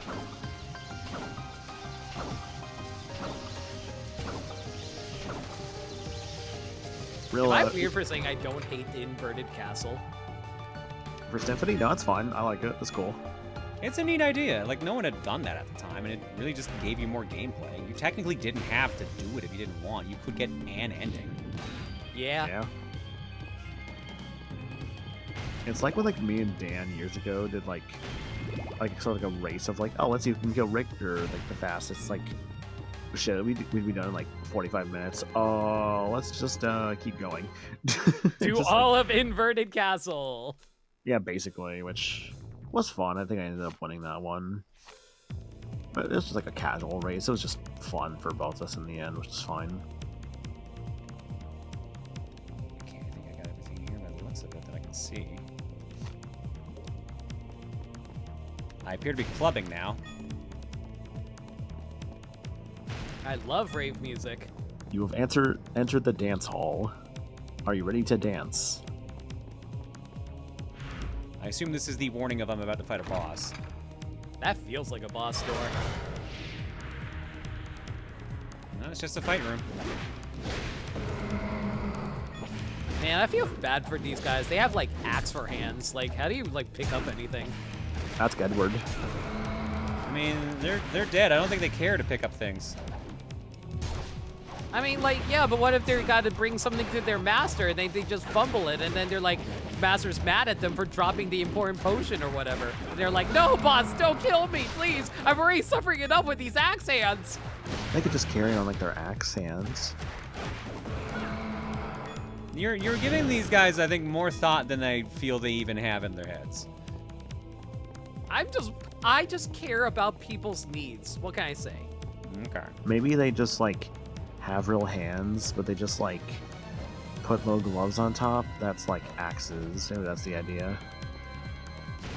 Dude, that's reminding me of like that one Jade character. Not like literally Jade, but that guy with a Jade hand from Jackie Chan Adventures. Uh-huh. Because he like had different kind of hands for different situations, like including brushing his teeth. I don't even remember this character, dude. I'm just hearing this. I'm just like, this sounds crazy. Yeah, I was watching it with Gabby vaguely the other day. remember what they're talking about. Yeah, like... Go ahead. Oh, you're good. I was thinking about like, there was a seller at MagFest one time. They had like talismans we would show. I'm just like, oh, it's so sick. And I'm like, shit, I even haven't watched the show in a bit. I don't remember like what any of the talismans do.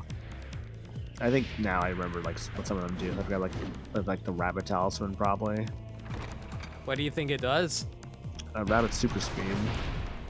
I was really hoping you were going to say something chaotic. No. If I was gonna say something chaotic, I would get like some cards or something. Fuck. A chaotic card game. What's your favorite card game, chat?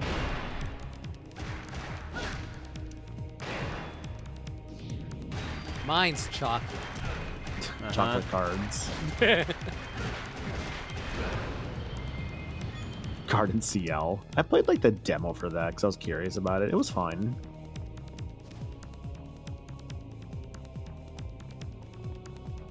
Is Cardin CL the one with the different franchises, or am I thinking of something else? Yeah, that's all the different franchises from whatever that Way Forward. No, what? No, it's Inti Creates.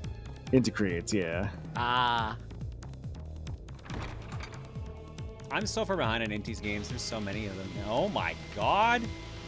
I played the first Blaster Master Zero like earlier this year, and I liked it. I grabbed 2 and 3 at some points. Sorry, I heard repeat they're that again. You really played the good. first Blaster Master. Yeah, I played the first Blaster Master Zero. I want to grab 2 and 3 eventually because I've heard like they're really good. Yeah.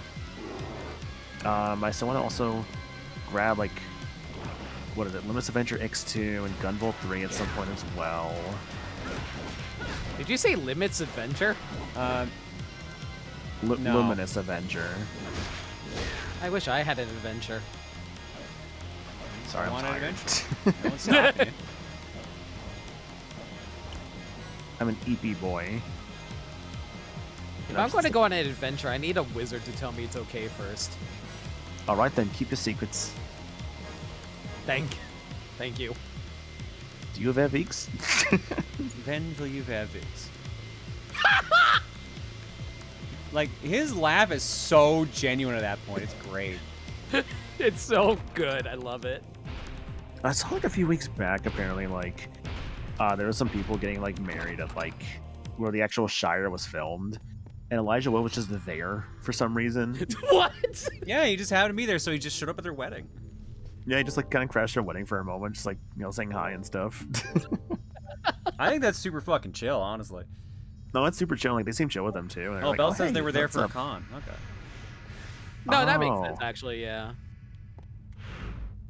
All right, we've got 1/5 of the map done. Actually, that All reminds me, during, like, COVID, he was, like, really into Animal Crossing. He's like, hey, can I go to your Oh, town shit! for your fruit? Oh, dude, the big guy, Executioner. And yeah, Elijah Wood like visited this random person's like Animal Crossing town because they had like really good turnip prices. Yeah. Oh, right, it was turnip prices, not fruit. Yeah, remember, he is a gamer.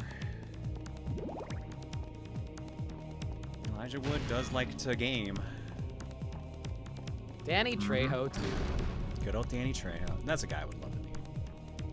Yeah. Ah, Dwight shit. Mendez. I guess I should have figured the giant skeleton one would actually be the boss. What are you fighting? Guts, intestines, being lit on fire. A worm that breathes fire. Looks like you're standing on a brain. Kind of, yeah. Like fighting an eyeball. The nipple room. Welcome to the nipple room. Why are you singing the Jurassic Park theme to it?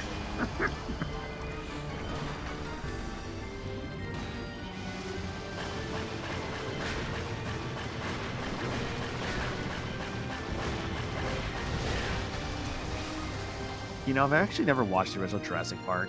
I had a feeling that's where this conversation was going. I've seen 2, 3, and 4. So you've seen almost everything.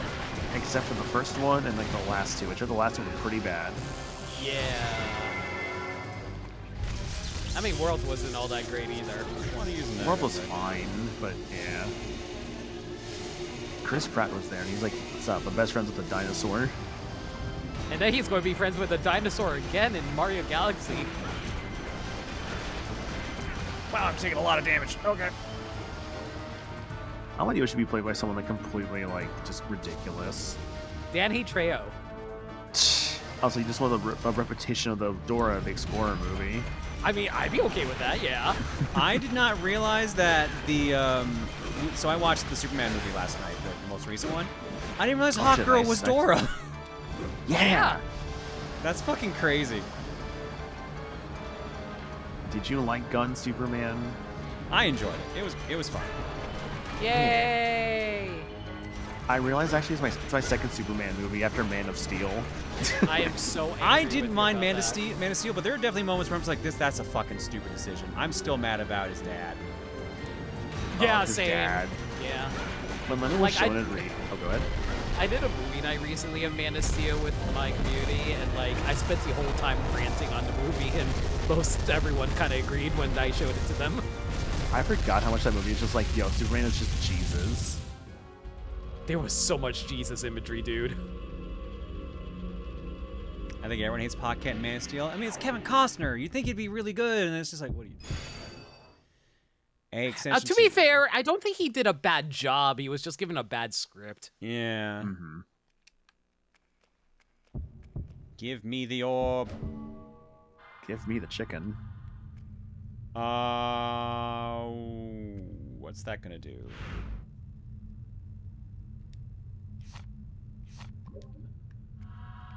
Like, if that's gonna send me back out to the start of the area, I'm not done exploring down here.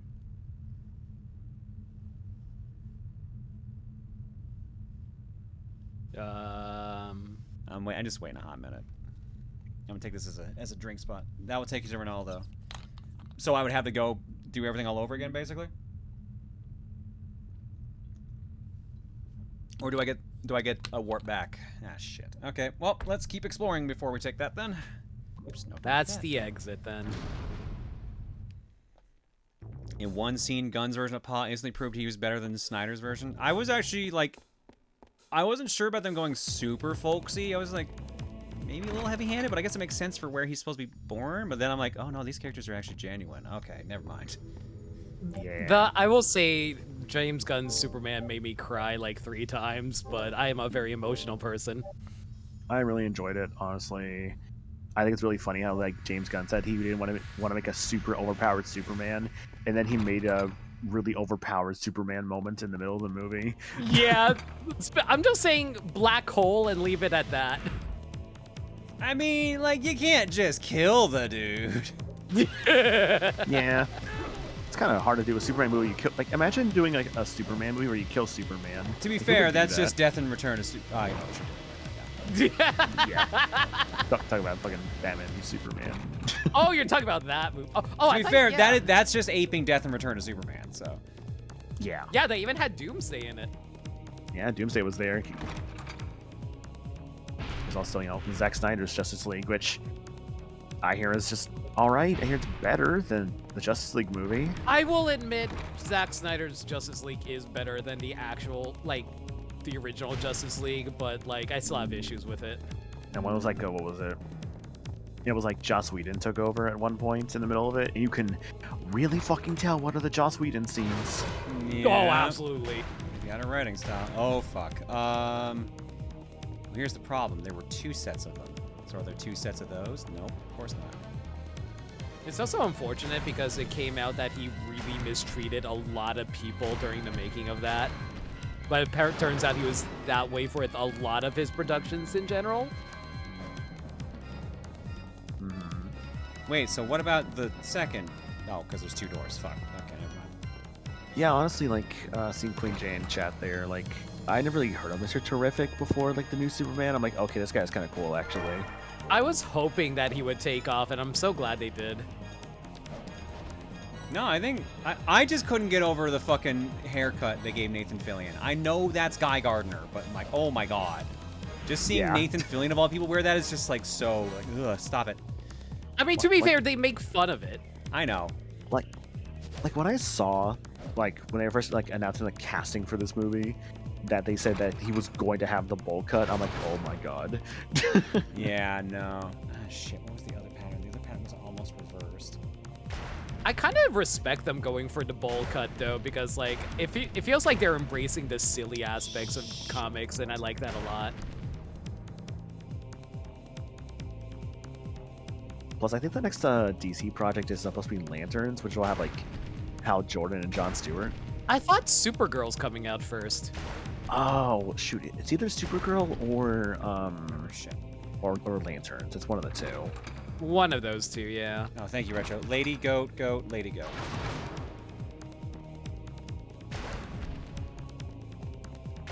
So I had to just swap those 2. I had 2 wrong.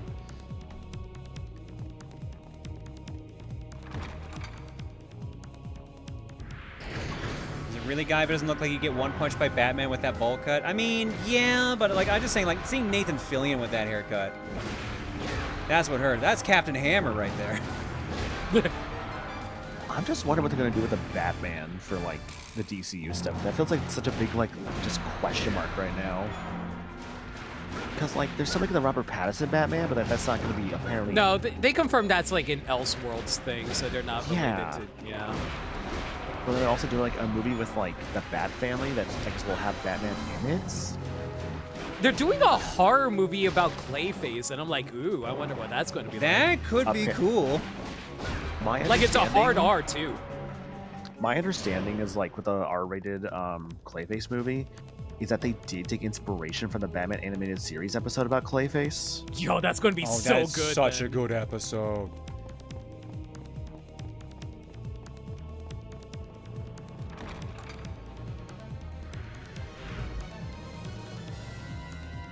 Look, we tried Hal Jordan, it sucked. We're getting Guy Gardner now, it's doing fine. If they ever go for Jon Stewart, they really, really need the right actor. We are getting Jon Stewart, actually. Wait, which one's getting Jon Stewart? Actor. So we're getting a a show of Green Lanterns, which is going to be Hal Jordan and Jon Stewart. So yeah, they'll be in that. Huh. Let me see, because we know who's like playing Jon Stewart at this point. I'm gonna double check that. Yeah, I forgot his name. Aaron Pierre, who is known for stuff like, let's see, yeah, he was Mufasa in Mufasa the Lion King.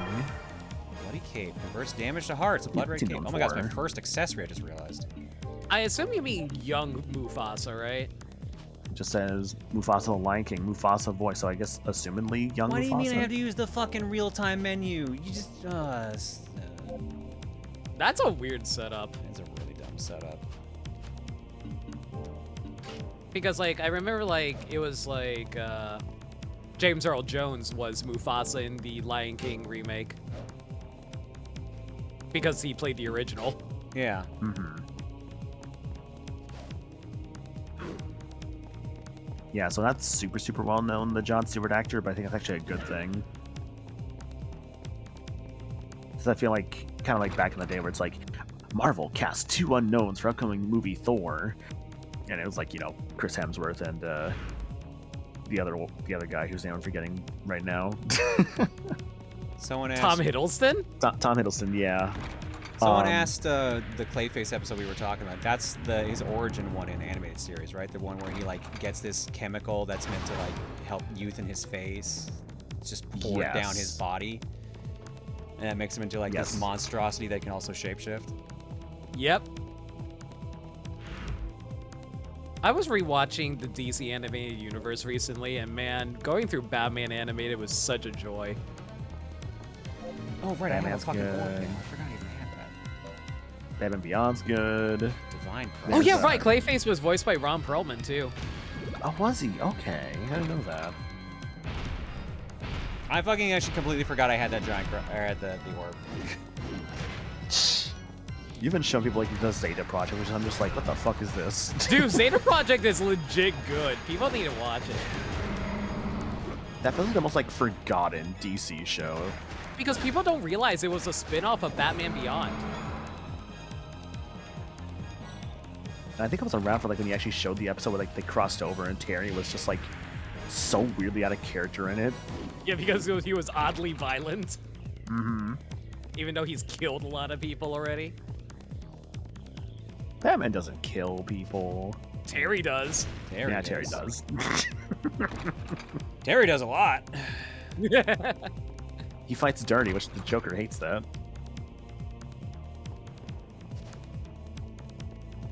God.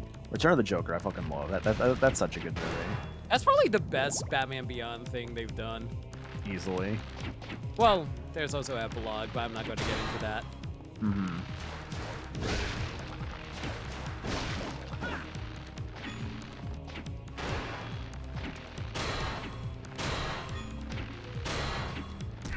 Okay, there's a bit more leniency on that than I thought. I'm surprised he got those parries. I kind of am too, but now I'm not getting them. So. Yeah, honestly, like seeing in chat, like, I would say the Justice League cartoon definitely made me a big fan of Jon Stewart's. I feel like that was the case for a lot of people. Yeah. Yeah, because I feel like for a lot of people, it was like kind of like their first Green Lantern was Jon Stewart. My first was Kyle Rayner. A key named after a white holy beast. Kyle, I know, became like was a White Lantern, I believe, in like later comic stuff. Temporarily, but that's just how comics are. Okay. I know White Lanterns are like really powerful, like almost like gods almost. That's because that was when Jeff Johns was writing DC comic books, and he basically made everything centered around the Green Lanterns for a while. Mm-hmm. This is, yeah, that's yellow. Okay, that's the yellow key.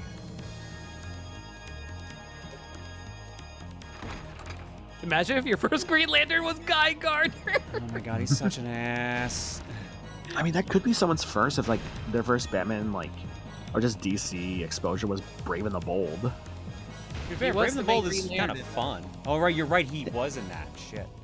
Yeah, were they kind of all? I'm sure all Hal of them also do show up. Hal does show up, but like Guy Gardner is the main one they showed because they want to show the obscure characters. Yeah, because I was like, what, Blue Beetle was in that, which was, he was more obscure at the time. Yeah. Mm-hmm. Was like that tiger dude voiced by the drill sergeant from Full Metal Jacket. You mean, shoot, I forgot his name, but I know what you're talking about. Yeah. And Alex, it's been pretty good so far. I wish there wasn't as much back and forth. I think it's a little slower back and forth pace than, say, the 2D ones, but oops, no. Actually, wait, what does my cross look like now? Or my knife? Okay, that's kind of neat. Ooh, so it's like spears from the ground. God, this really is just like Harmony, huh? I really do not remember these orbs, so I'm beginning to wonder if I even got here. But I remember, like, a succubus fight of some sort. I'm going the wrong way again? Where's the boss I fought? Wildcat, thank you. I did play a bit of the Brave and the Bold game for the Wii. That game was actually pretty fun. It's made by Way Forward. Yeah, though that was at a time when like Way Forward wasn't like as like well known for their quality as they are now. But at least it was still a good one, like at its time. Wasn't that the same time period when they did the DuckTales remake? I think almost when DuckTales Remastered happened, but I want to say that was a couple years later. Could have sworn it was the same time period as Brave and the Bold. Let me see. Oh, no, you're right. 2013 for DuckTales Remastered. Although, 2013... The Brave and the Bold game was 2010. It's like a 3-year difference. Okay, never mind then.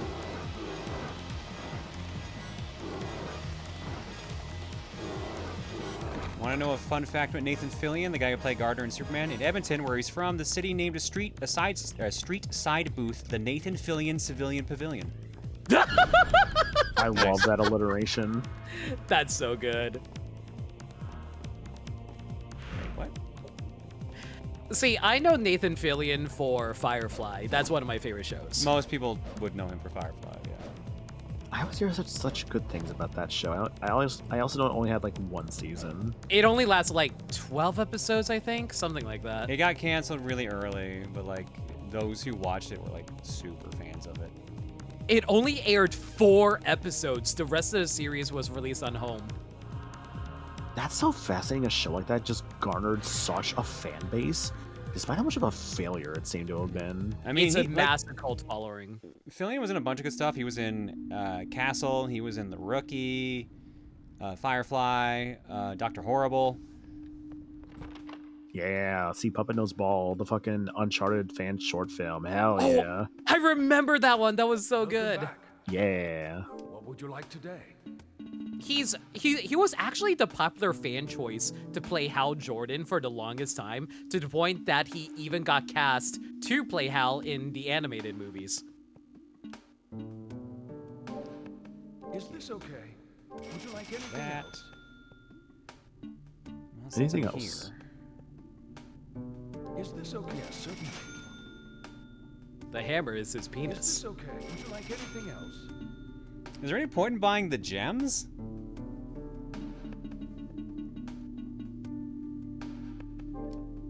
Is this fine? Yes, certainly.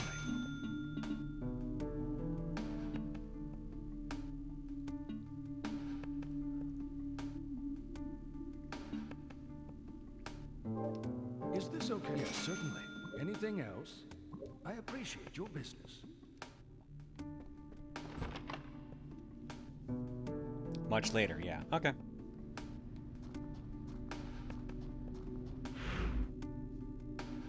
No one has mentioned Simon Bass or Jessica Cruz. I love Jessica Cruz.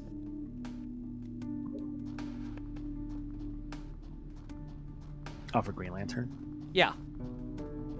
Yeah, I saw that one, that movie you showed that one time to us with like Jessica Cruz and like the DCU. Like Yeah, that was like animated the one. last DCU thing they made. Yeah, and they got like, I think basically all the original cast back that they could. Yeah, they got Batman, Wonder Woman, and Superman, but they unfortunately didn't have the others 4. They had Mr. Terrific, though! Oh, did they? Nice. Yeah.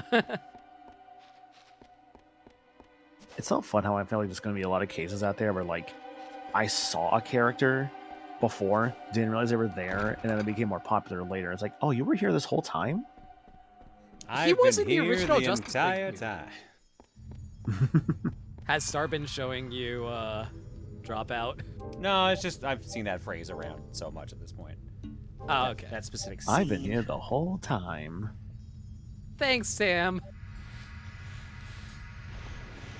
They stopped, I think they're on like the break right now, right? Yeah, they're on For, season break for now. Okay. They're currently doing Make Some Noise right now, though. Cool. So fun. I went from like College Humor to like Dropouts, which is a great like name change. It's really cute.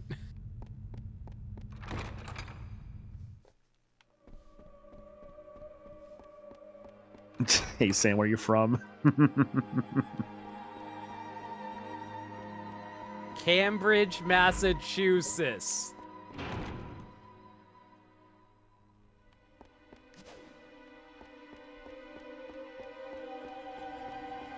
Also, Jessica Cruz was in DC Superhero Girls, and she doesn't act anything like Jessica Cruz, but it's funny. You know, Claire, what have you been up to on your own time lately? I mean, getting ready for the charity marathon this weekend. Mm-hmm. So getting Love ready your for game that. playing asleep. And where can I find that charity marathon? Twitch.tv/Tantrum merch. We had the option to co-stream me here. The problem is I don't think the mods are going to be available to watch all weekend. So that's my only hesitation on that.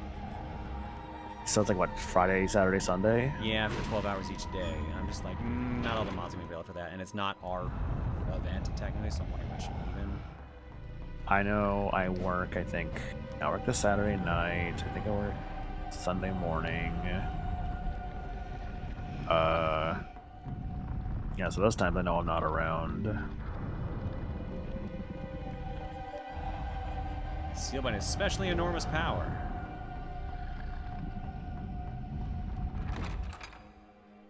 Oh yeah, the, like, was it Ninja Batman? I heard the newest one of those was actually pretty good, like people were saying. I didn't like the original Ninja Batman, but I'll give it a shot. I heard the second one's better.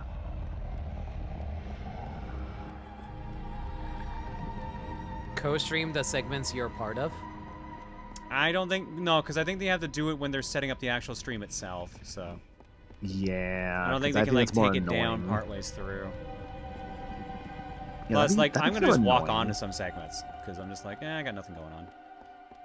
Could you imagine just being like... Could you imagine just, like...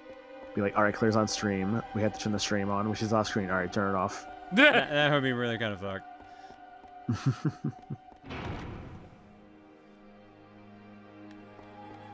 Alright, you're saying the bottom left one's the easiest one? Because this is the one we just did, I think. So this one?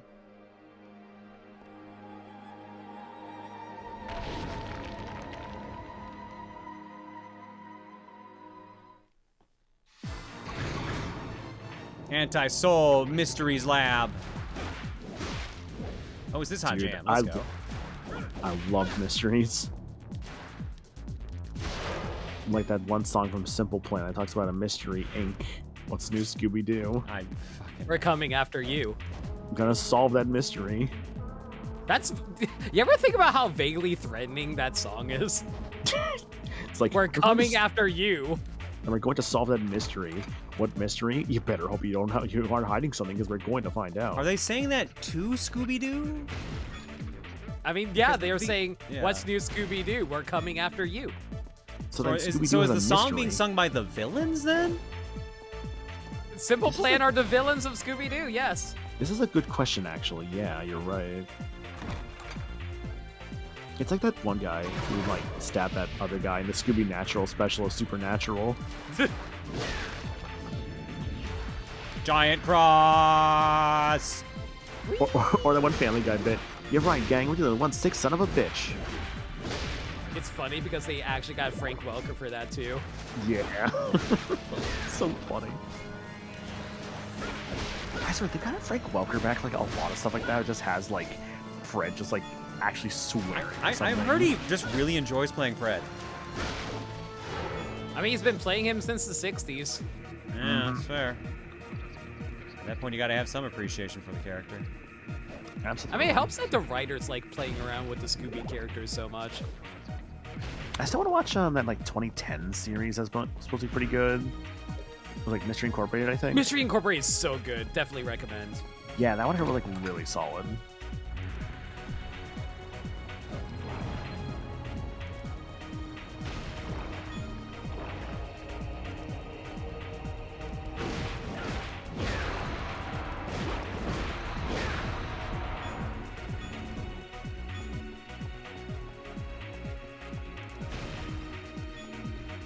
Mystery Incorporated, I want to say, is Fred at his most himbo. Oh no. That's not the one where he has, like, the trap website, is it? Yes, actually. I'm just really obsessed with, like, making traps. Making booby traps, yeah. Yeah.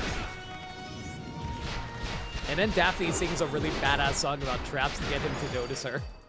Quick step 2. During quick step, guard and X takes further evasive action after a quick step. Okay, so I can double click. Now I can do sick backflips. Hooray! Ah, don't do that. Oh, I hate Don't make them make that sound.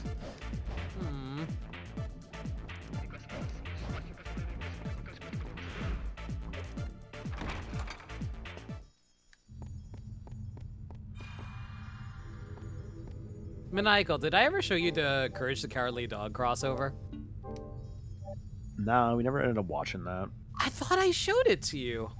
If you showed it, I don't think I was around that night. Damn. Watch at some point. I don't know when. It's really good if you like Courage and Scooby-Doo. I do enjoy both Courage and Scooby-Doo. I feel like the game is getting more fluid as you gain more abilities. I mean, like, my issue right now is, like, I can't cancel out of attacks very well. So I'm a little more open to shit. Like, guarding is slow if you're attacking, but it seems like getting out of your actual things is. Like, here, I'm holding R1 during all that. Versus, like, if I'm doing R1 and parry, I have to wait for it to finish, too. So there's some things that just... I'm trying to get used to the fact that not everything is cancelable. Mm-hmm. I think for the Courage Scooby-Doo crossover, it was a different Eustace VA though, right? Yeah, because the original passed away. Okay, yeah. Yeah, it was Muriel's. And then Muriel's last voice role. actor. Yeah, Muriel's voice actor sadly passed away not long after. Yeah. It's nice of her to be able to do the role one last time. Yeah, it was a really nice send-off. Speaking of send-offs, I was actually like kind of watching a bit of like this one Simpsons bit today where like Homer says goodbye to his mother and they like linger in the shot. I'm like, damn, this is a really good like bit here. I remember when that episode first came out, I was liking half of it, but then the second half became a James Bond parody, and I was like, okay. Interesting. I can't remember what episode you're talking about. It was the episode when Homer's mom died. Oh, see, I was actually thinking about no, not that one. I was thinking about the one like specifically of like not that she died, but like what was it like? It's like Homer met her again, but then like had to like say goodbye to her, like because she like left at the end. Oh, of the in that episode. case, then that would be the first episode that you get to see Homer's mom. Then. Yeah, I don't think I ever saw like, Homer's mom. Interesting. That was a later season. I think it was like late season 11, something like that. Well, maybe I did, because I remember whenever Weird Al's first appearance was around the time I stopped watching. Or because he did Little Ditty About Homer and Marge. Remember an episode where they're at like a tennis match or something, and Lisa makes some fucking joke about 200 episodes or 300 episodes? I think Homer's mom was before that. I'm seeing here it's season 7, episode 8's Mother Simpson. Oh, it's season 7. Oh, and then season 7, I've absolutely seen it. I don't even remember his mom. See what I mean about not being able to cancel into stuff? Like, I was holding block that entire fucking time.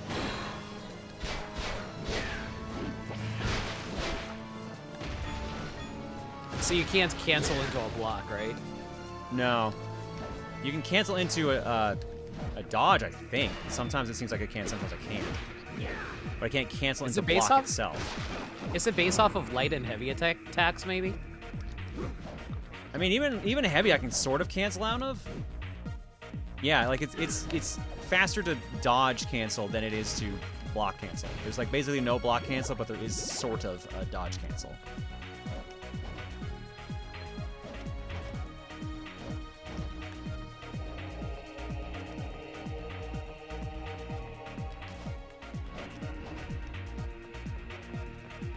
I need to look up Homer's mom, because that's going to bug me now. Mona Simpson, if I recall correctly. Well, more so like the episode is her! Yeah. It was like that episode and, was it season 6, episode 13, and Maggie Makes 3, the Do It For Her episode. Yeah.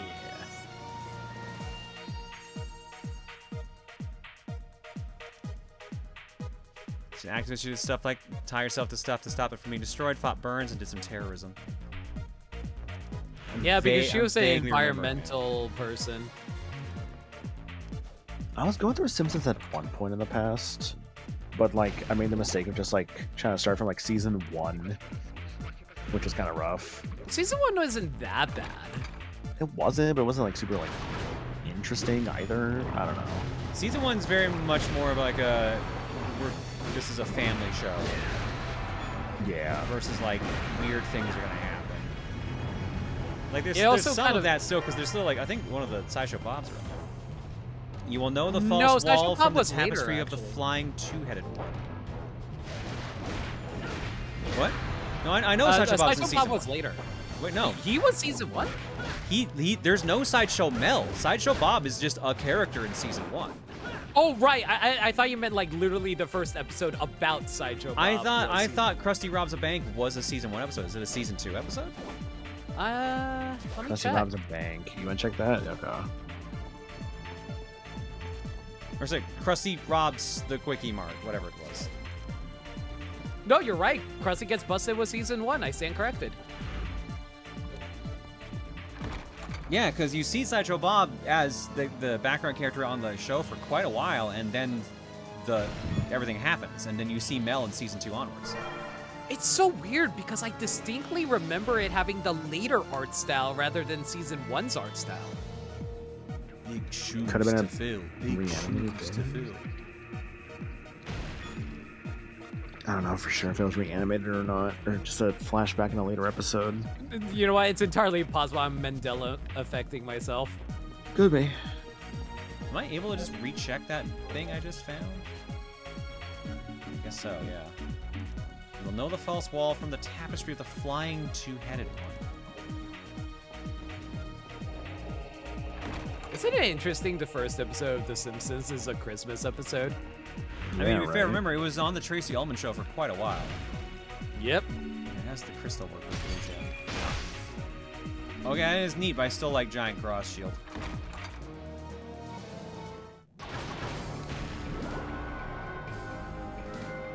Here, have Giant Cross.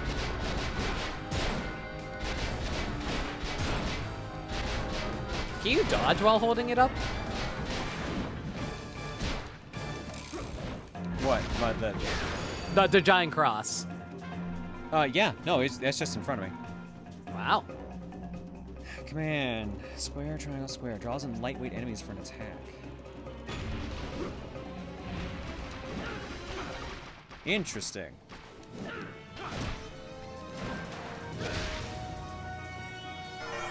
Another marker stone.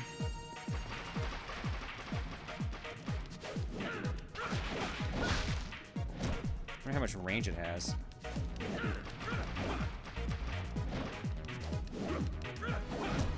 Not much.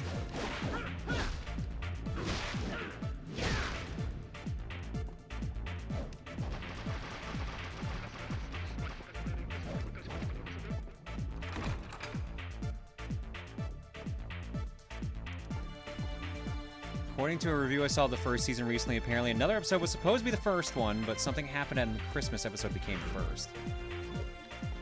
That is correct. I don't remember which episode it was, but I think it was a Bart episode.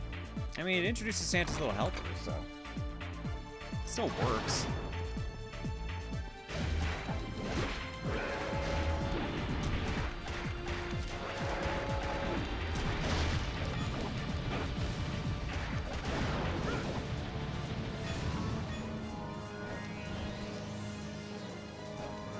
It was the babysitter episode, right? That actually was supposed to be the first? Wow, okay. It was the season's final episode, Some Enchanted Evening. The original animation was rough and had to be redone. Which is really funny because, like, if you see it nowadays, it's bizarrely well animated.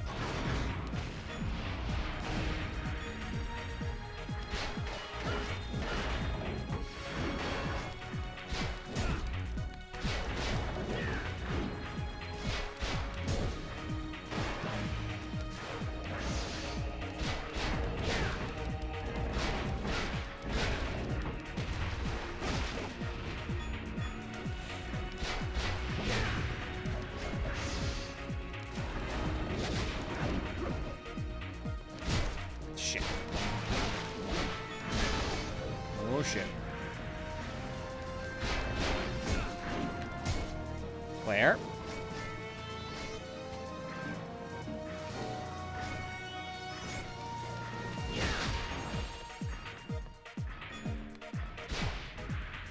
Of course you were one hit away. Of course you were.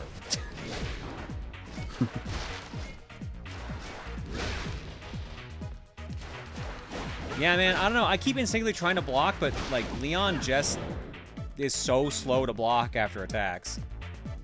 So I either have to be more methodical, or if I want to be more aggressive, I have to remember to dodge instead. Which, I mean, now that I have the double dodge, that's better.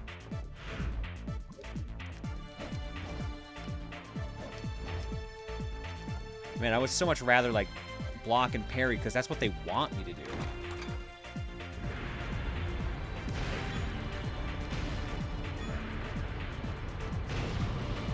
What the hell? Oh my god! Flying swords! Flame sword.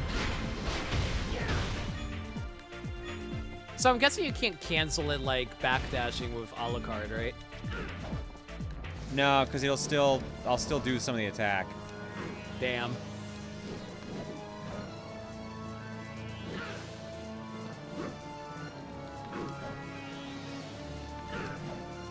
Yeah, here's how long it takes me to block out of it. Here's how long it takes me to backdash out of it. It's definitely faster to backdash.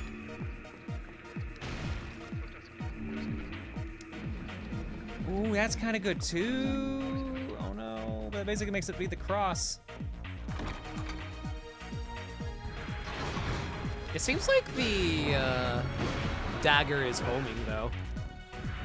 I mean the axe, but yeah.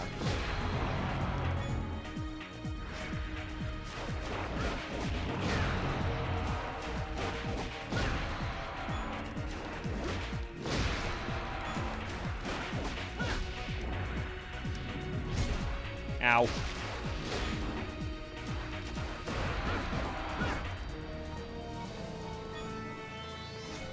The problem is that took 6 hearts to summon just then.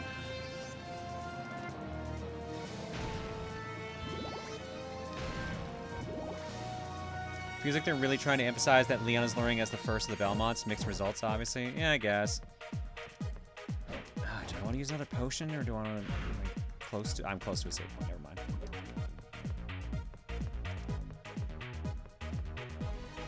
And then Simon learned nothing from his ancestors. Simon got rickets in his knees, and he just made the best of it. Yeah, he just got the short end of the stick, I think. No magic, just whipping a dream. And throwing some stuff. I used to use Blue Orb and Axe through my whole playthrough once I unlocked that combo. Is it that good, Lomder?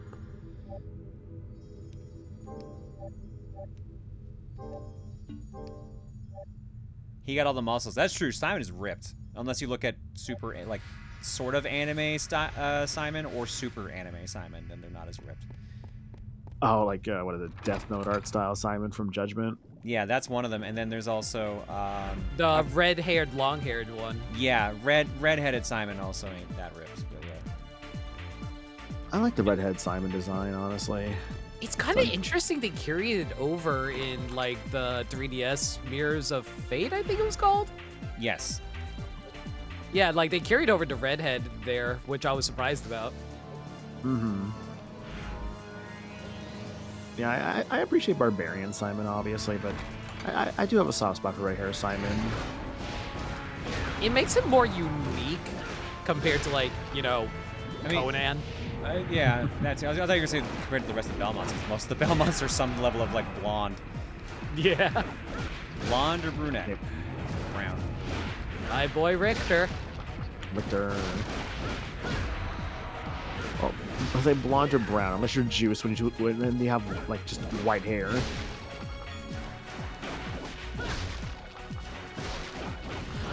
I think Sonya was blonde.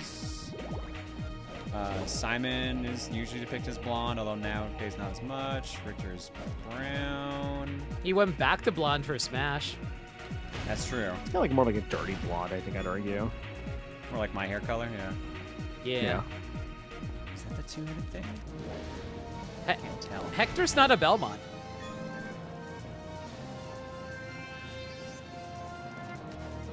The one from Arya, he has brown hair, I know that. Julius. Simon was himbo blonde like He-Man. Belmont 3, that'd be Trevor, who is brunette. Also sometimes known as Ralph. Wait, he's called Ralph sometimes? What? He's known in Japan as Ralph. Oh, weird. Okay. Ralph Belmont. Yeah, Trevor would be the one people would know from like the Netflix series because Netflix did Castlevania 3. But they kind of omitted. Shoot, I forgot the thief guy's name. Grant. Grant, yeah. Yeah, didn't bother with Grant. It was a shame, honestly. I don't know why they skipped Grant. It's really weird. To be fair, I guess Arya did the same thing technically. So, Claire, if you hunted vampires, would you be a whip user or a magic user? Probably whip. I would want to use melee. I don't think I'm very magically inclined, unless I'm Kit, apparently. I'm gonna cast the spells. Magic sword for me, thank you.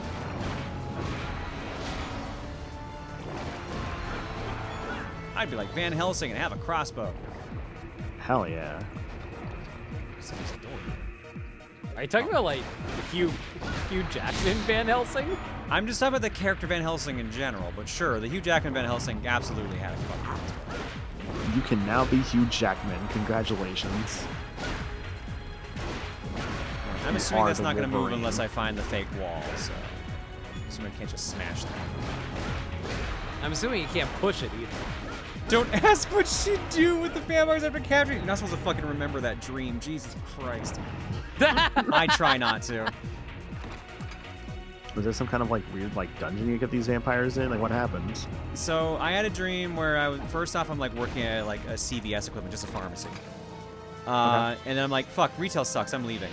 And then I go hunting demons in a church, but apparently Bart Simpson had already done half the work for me. And so I find Dracula, and he's got 2 armed guards, and I have RoboCop's Auto 9 with me. And then for some fucking reason, I'm like, I'm gonna get killed if I don't do something. There's no way I can take out these 3 with just the 1 gun. So I pull out 2 smoke grenades, mix them together, and for some reason it deletes everyone's clothing, like it makes all the clothing disappear. The guards become sexy women and then melt and disappear, or shrink and disappear, I forget which it was. Dracula turns into like a sparkly ass vampire, but he becomes docile, and I turn into like Rosa basically. And then we literally just start fucking, but I fuck him at gunpoint and saying like, I have to do this to clear my objective or something. I don't remember what the fuck it was. But I'm like, I woke up like, why was that my dream? Excuse me? That doesn't feel like a dream you would have. I know. I agree. For a moment, it sounded like the Impel Down arc from One Piece. I'm just like, wait, no, that was changing a lot all of a sudden. Hang on. No, that's the hentai version of the Impel Down arc.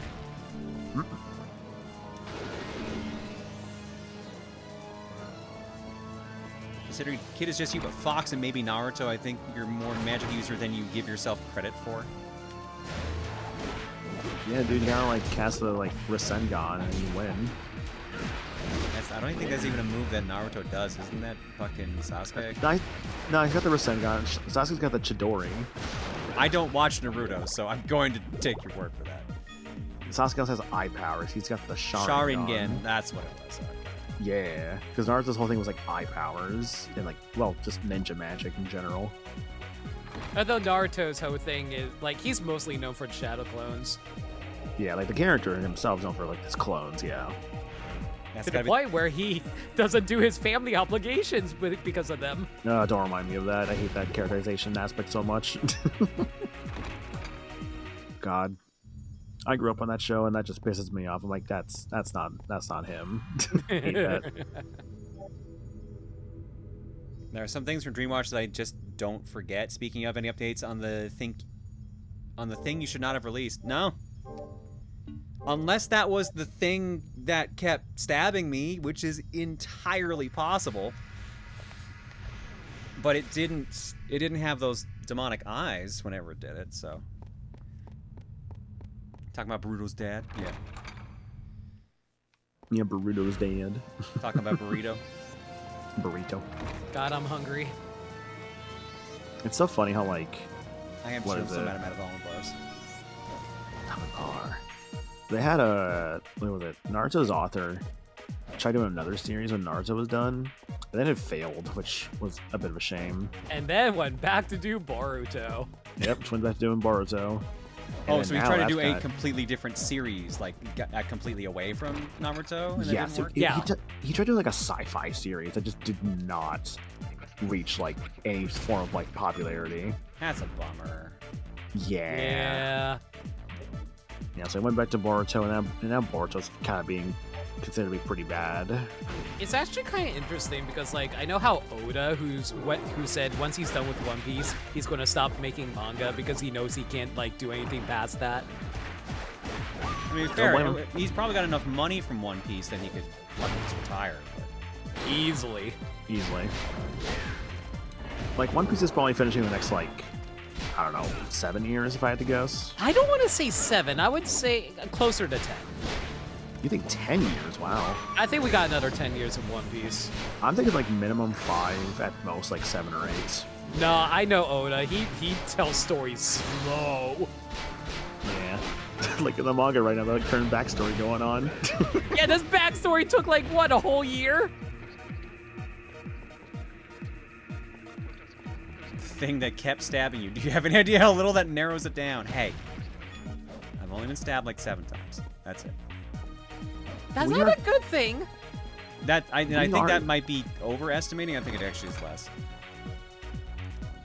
The problem is that like 2 times at least, no, 3 times at least were within the last week. So I guess my brain was just like, you know what, you've had it too good for too long. I worry about you sometimes, girl. I worry about me too. I love worrying. No, I don't actually. Yeah, I was about to say. I saw someone in chat comment on this. We are in the final saga for One Piece right now. Yeah, but I think that'd take us a good long time because it was like we recently finished the second arc of One Piece with, well, not arc, act. I meant to say act. Yeah.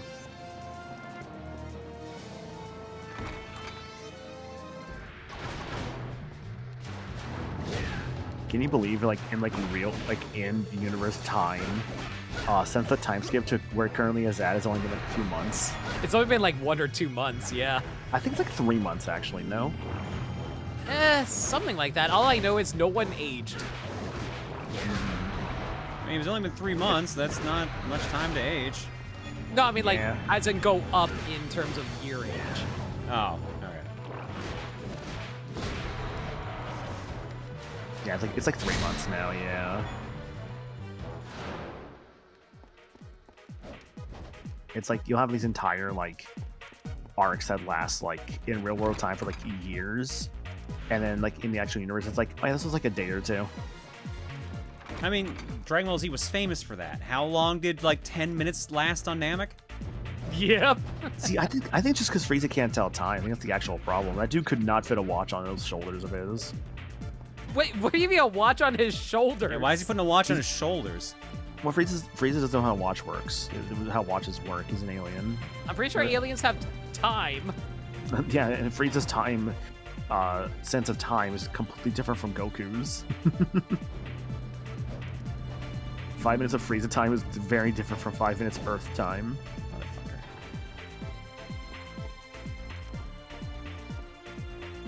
Oh, that doesn't look fun. Also, KV mentioned it in chat, but also to be fair about Oda, he has to take a lot of health breaks because he overworks himself a lot. That he does, sadly.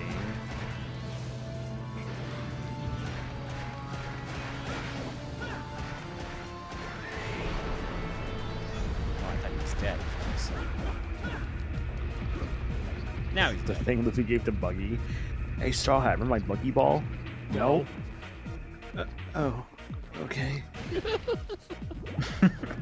This is why Buggy's my favorite character. He's just a sad sack. I gotta really think about like my favorite non-Straw Hat, because like I know my favorite Straw Hat and just favorite character in general is just Sanji. I know it's Sanji, yeah. Yeah. I fucking knew they'd hide nice. something back there. I fucking knew it.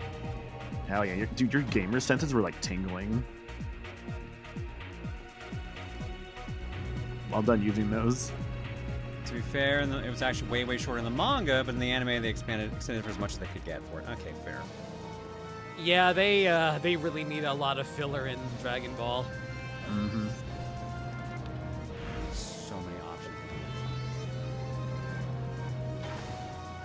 whipping area first. A whipping area? Where? Maniacal, I know you want to get whipped, but calm down. I'm gonna start charging if you're not careful. Charging me? I already give you a sub every month, jackass.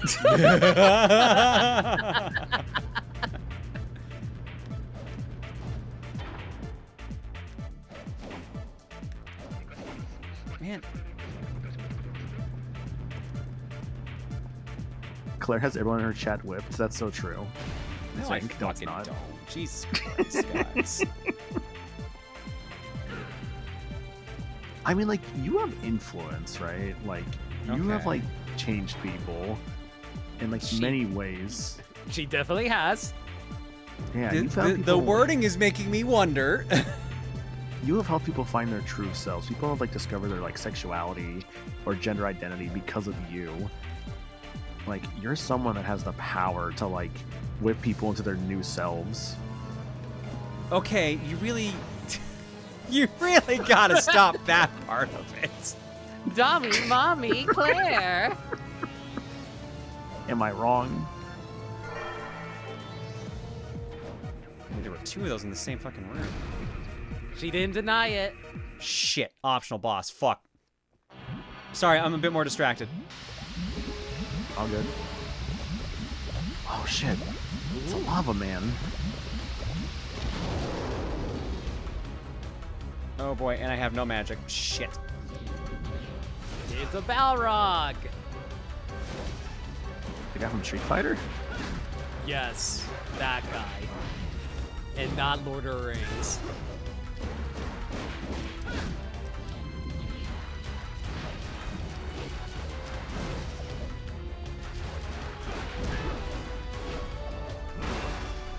Shit. That's close.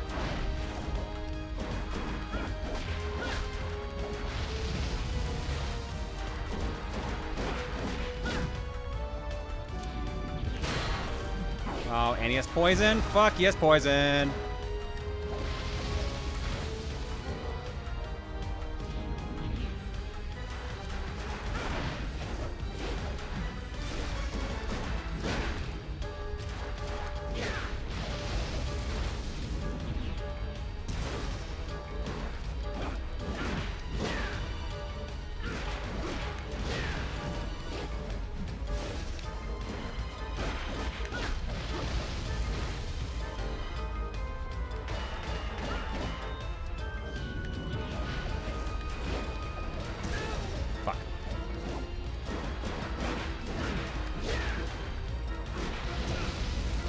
Oh, double fuck. Oh. Shit. Fuck.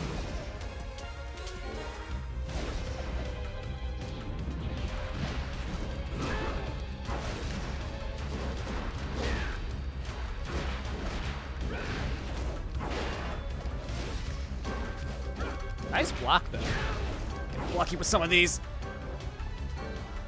Duck this one.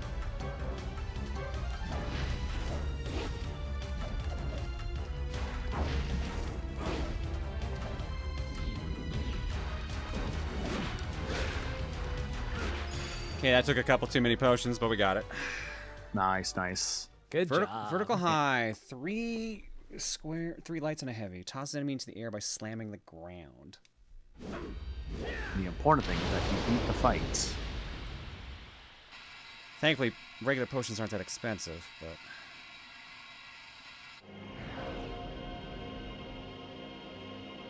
Oh shit, actually new whip? Whip of Flames. Fire elemental acted onto the Whip of Alchemy. Hey, Nice. Fire whip. Nice. That was worth it. Alright, I gotta do it in this menu. Whip with power, fire. This game looks so cool. Ooh. There are cool ideas in this. I gotta give it credit for that. This is one of the 2 whips you need to break that statue you were looking at earlier. Okay, so... Does this, as a result, does this game have elemental strengths and weaknesses? Like, if I use this on a fire enemy, will it do less damage? And if I use it on an ice enemy, it'll do more? I'd assume so, logically. Yes. Okay, I believe. Yes, correct.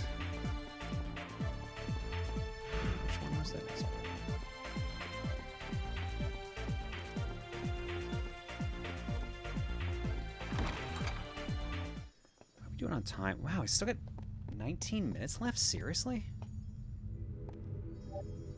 Should we just tap out here now? It's like 2 a.m. my time. I think it's probably gonna tap out here. Yeah, I'm gonna EP myself. It's a little late. We probably won't finish this next game clearing, but I think we'll get really close. Mm-hmm. Because we're at what? We're already at 30... Yeah, we're already almost on a third of the map. Wow.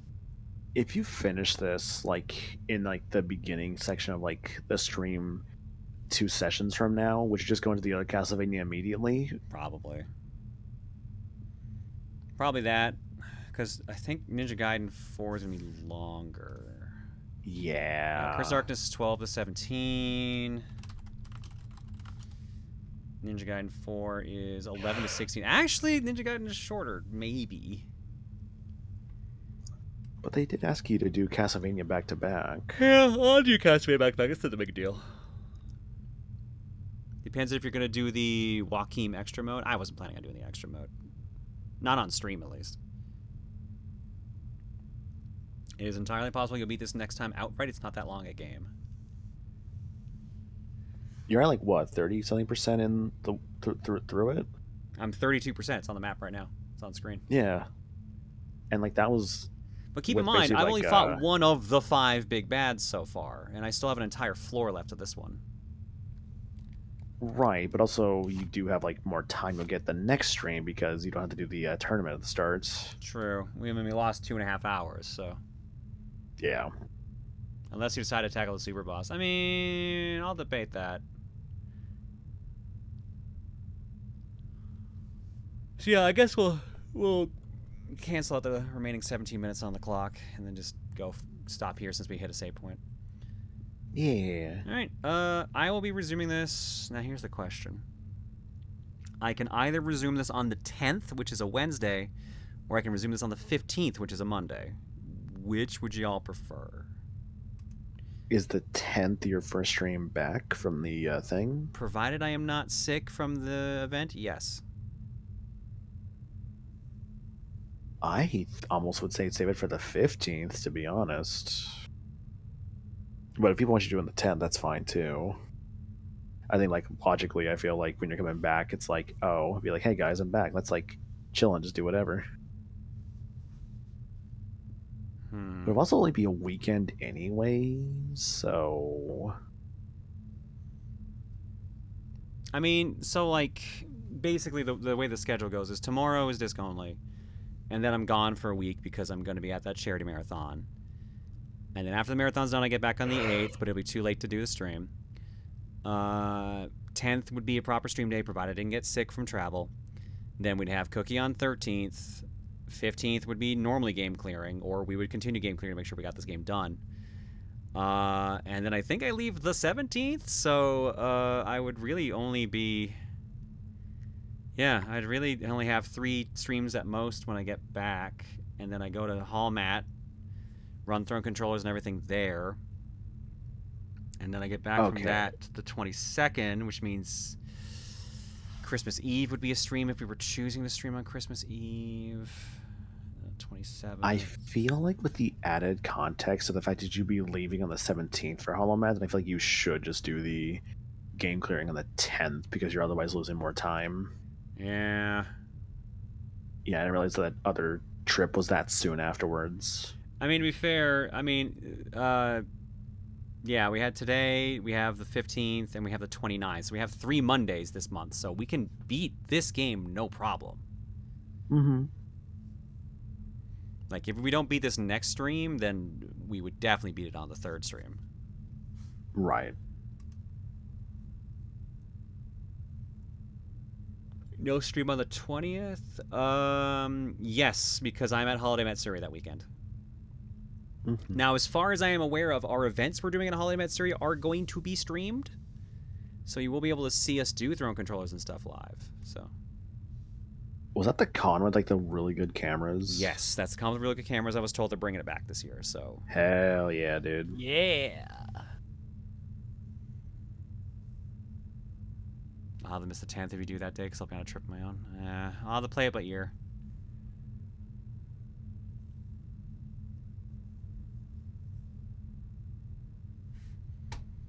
Alright. Continue this either the 10th or the 15th. We'll see how I'm feeling. It'll hinge on that. Mm-hmm. If I don't end up doing game clearing, then it'll be power trip.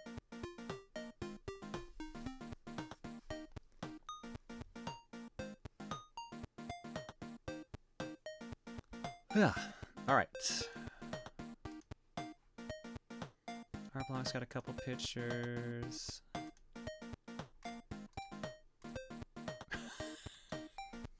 Okay. It's a good sign. I actually don't think I have any alerts. That means I don't know if they have any eggs in the carton either. Nope. I'll just press this anyways because it's a habit. You will give me an edge. Art block has 3 pictures in it, and this first one is just what made me start laughing just then because I just didn't expect it. Source Gege no Kitara. Okay, so this is actually from the manga? Because if so, that's fucking hilarious. He's just chilling right in his car. I assume this is just some meme thing instead. That's the classic cars he loves. Next up from Mika. Big chest, big heart. When Maniacal said this earlier about you, I had to put it on a shirt. Yes, this is real. They made a parody of Wacky Racers. Okay, that's really funny. Holy shit. Claire, that big chest, big hearts. Maybe someday. Right now, small chest. Small heart? I guess. Normal heart? Aren't you the Grinch? You're a mean one, Mrs. Claire. Thank you, Mika. And last but not least, I got a picture of a kitty.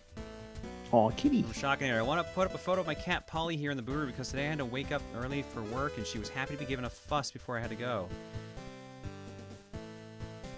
Oh no! Oh. And when I came back 2 hours later, I find her in her basket in my kitchen. I noticed that she's recently died. My mom broke into tears, and then I started breaking into tears. And after having her for 15 years, can't remember some of the funny moments I've had. I can remember some of my moments, but it still stings to lose her. Holy shit, shocking her. I'm so sorry. Oh my god.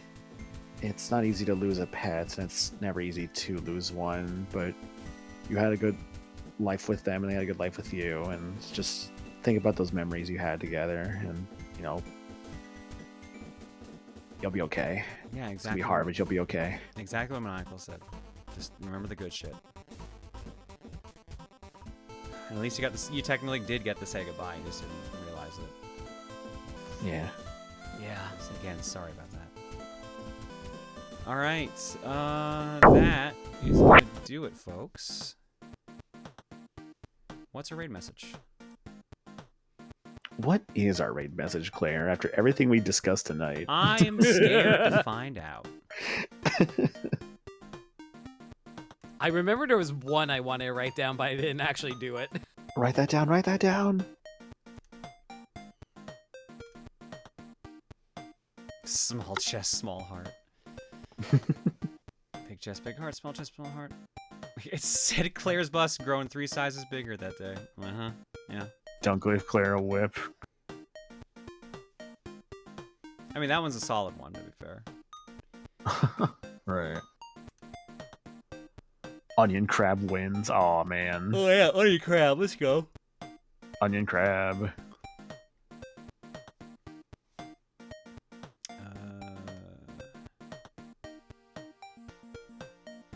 Okay. Penny and Golem are playing Cosmic Invasion. They're pretty close to the end too. If that's the fight I think it is. Meat's playing Trauma Center. Smite's doing a Damage Shuffler. Sakura's playing Core Keeper. Shrum is playing Mario 3? What? Why? Oh, for retro achievements. Okay. Retro achievements, yeah. There was something Maniacal said. What was it? To be fair, we could we could do Big Chest, Big Heart with Shrum. There's a lot of things I tend to say on this stream limit. Some things that you should keep to yourself, but you say it anyway. Simon asked Snake a question is a good one.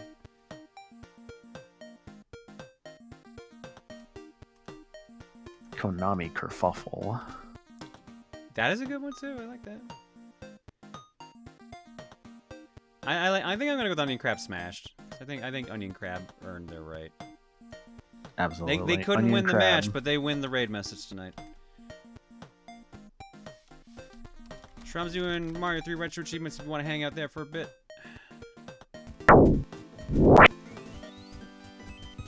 I don't know what specifically what the retro achievements did I have are. in 6 that I was supposed to. In 6-1, complete 6-1 with 280 or more left on the timer. Ew. And without power-ups above mushrooms. Well, I can't use them anyway. These are so 55 weirdly points and specific. 610. Is Ew. there a- I think there's a Retro coin achievements count are so in like 6-4. This is why I can't do. This is why I Interesting. can't do RA. 6-1. I can't. It would drive me insane. Yeah, I I feel don't remember you. this level, so we'll see. Just gotta go, All I right. guess. I'm out, folks. I'll see you tomorrow for disco. Only 7 o'clock Mountain Time ish, provided Going well. nothing gets this in the is way. going well. We gotta be done already. Until then. seriously. Night, everybody. Good night. Wow. Who the shit? Remember, chat, goon Onion responsibly. crab smash. Please Oh, we're back to stop. gooning, huh? Please stop gooning in my chat. Please stop gooning in this call. Onion crab If I'm a smash. goon, I have Down to. here and say that to my face. Hey, boss, you want me to take care of them? Right in the Why you I'ma got show this them fake that. Australian accent? Hey, boss, how are you? Hey, boss, Proton I, Jaws. I've got Thank you this very here guy for you. Great. Good to You want see me goon him for you? Hi, Kirashi. Like these Stop. concrete Just sandals. stop. Tiny 7 Eyes. Good to see you. This is the last time Claire's ever let me and Limit on a stream together again. Good to see you. I hope you guys like the very last time this is ever happening. You'll never see us again. Goodbye. Hi, Welcome on in, goons. Raiders. I'm playing this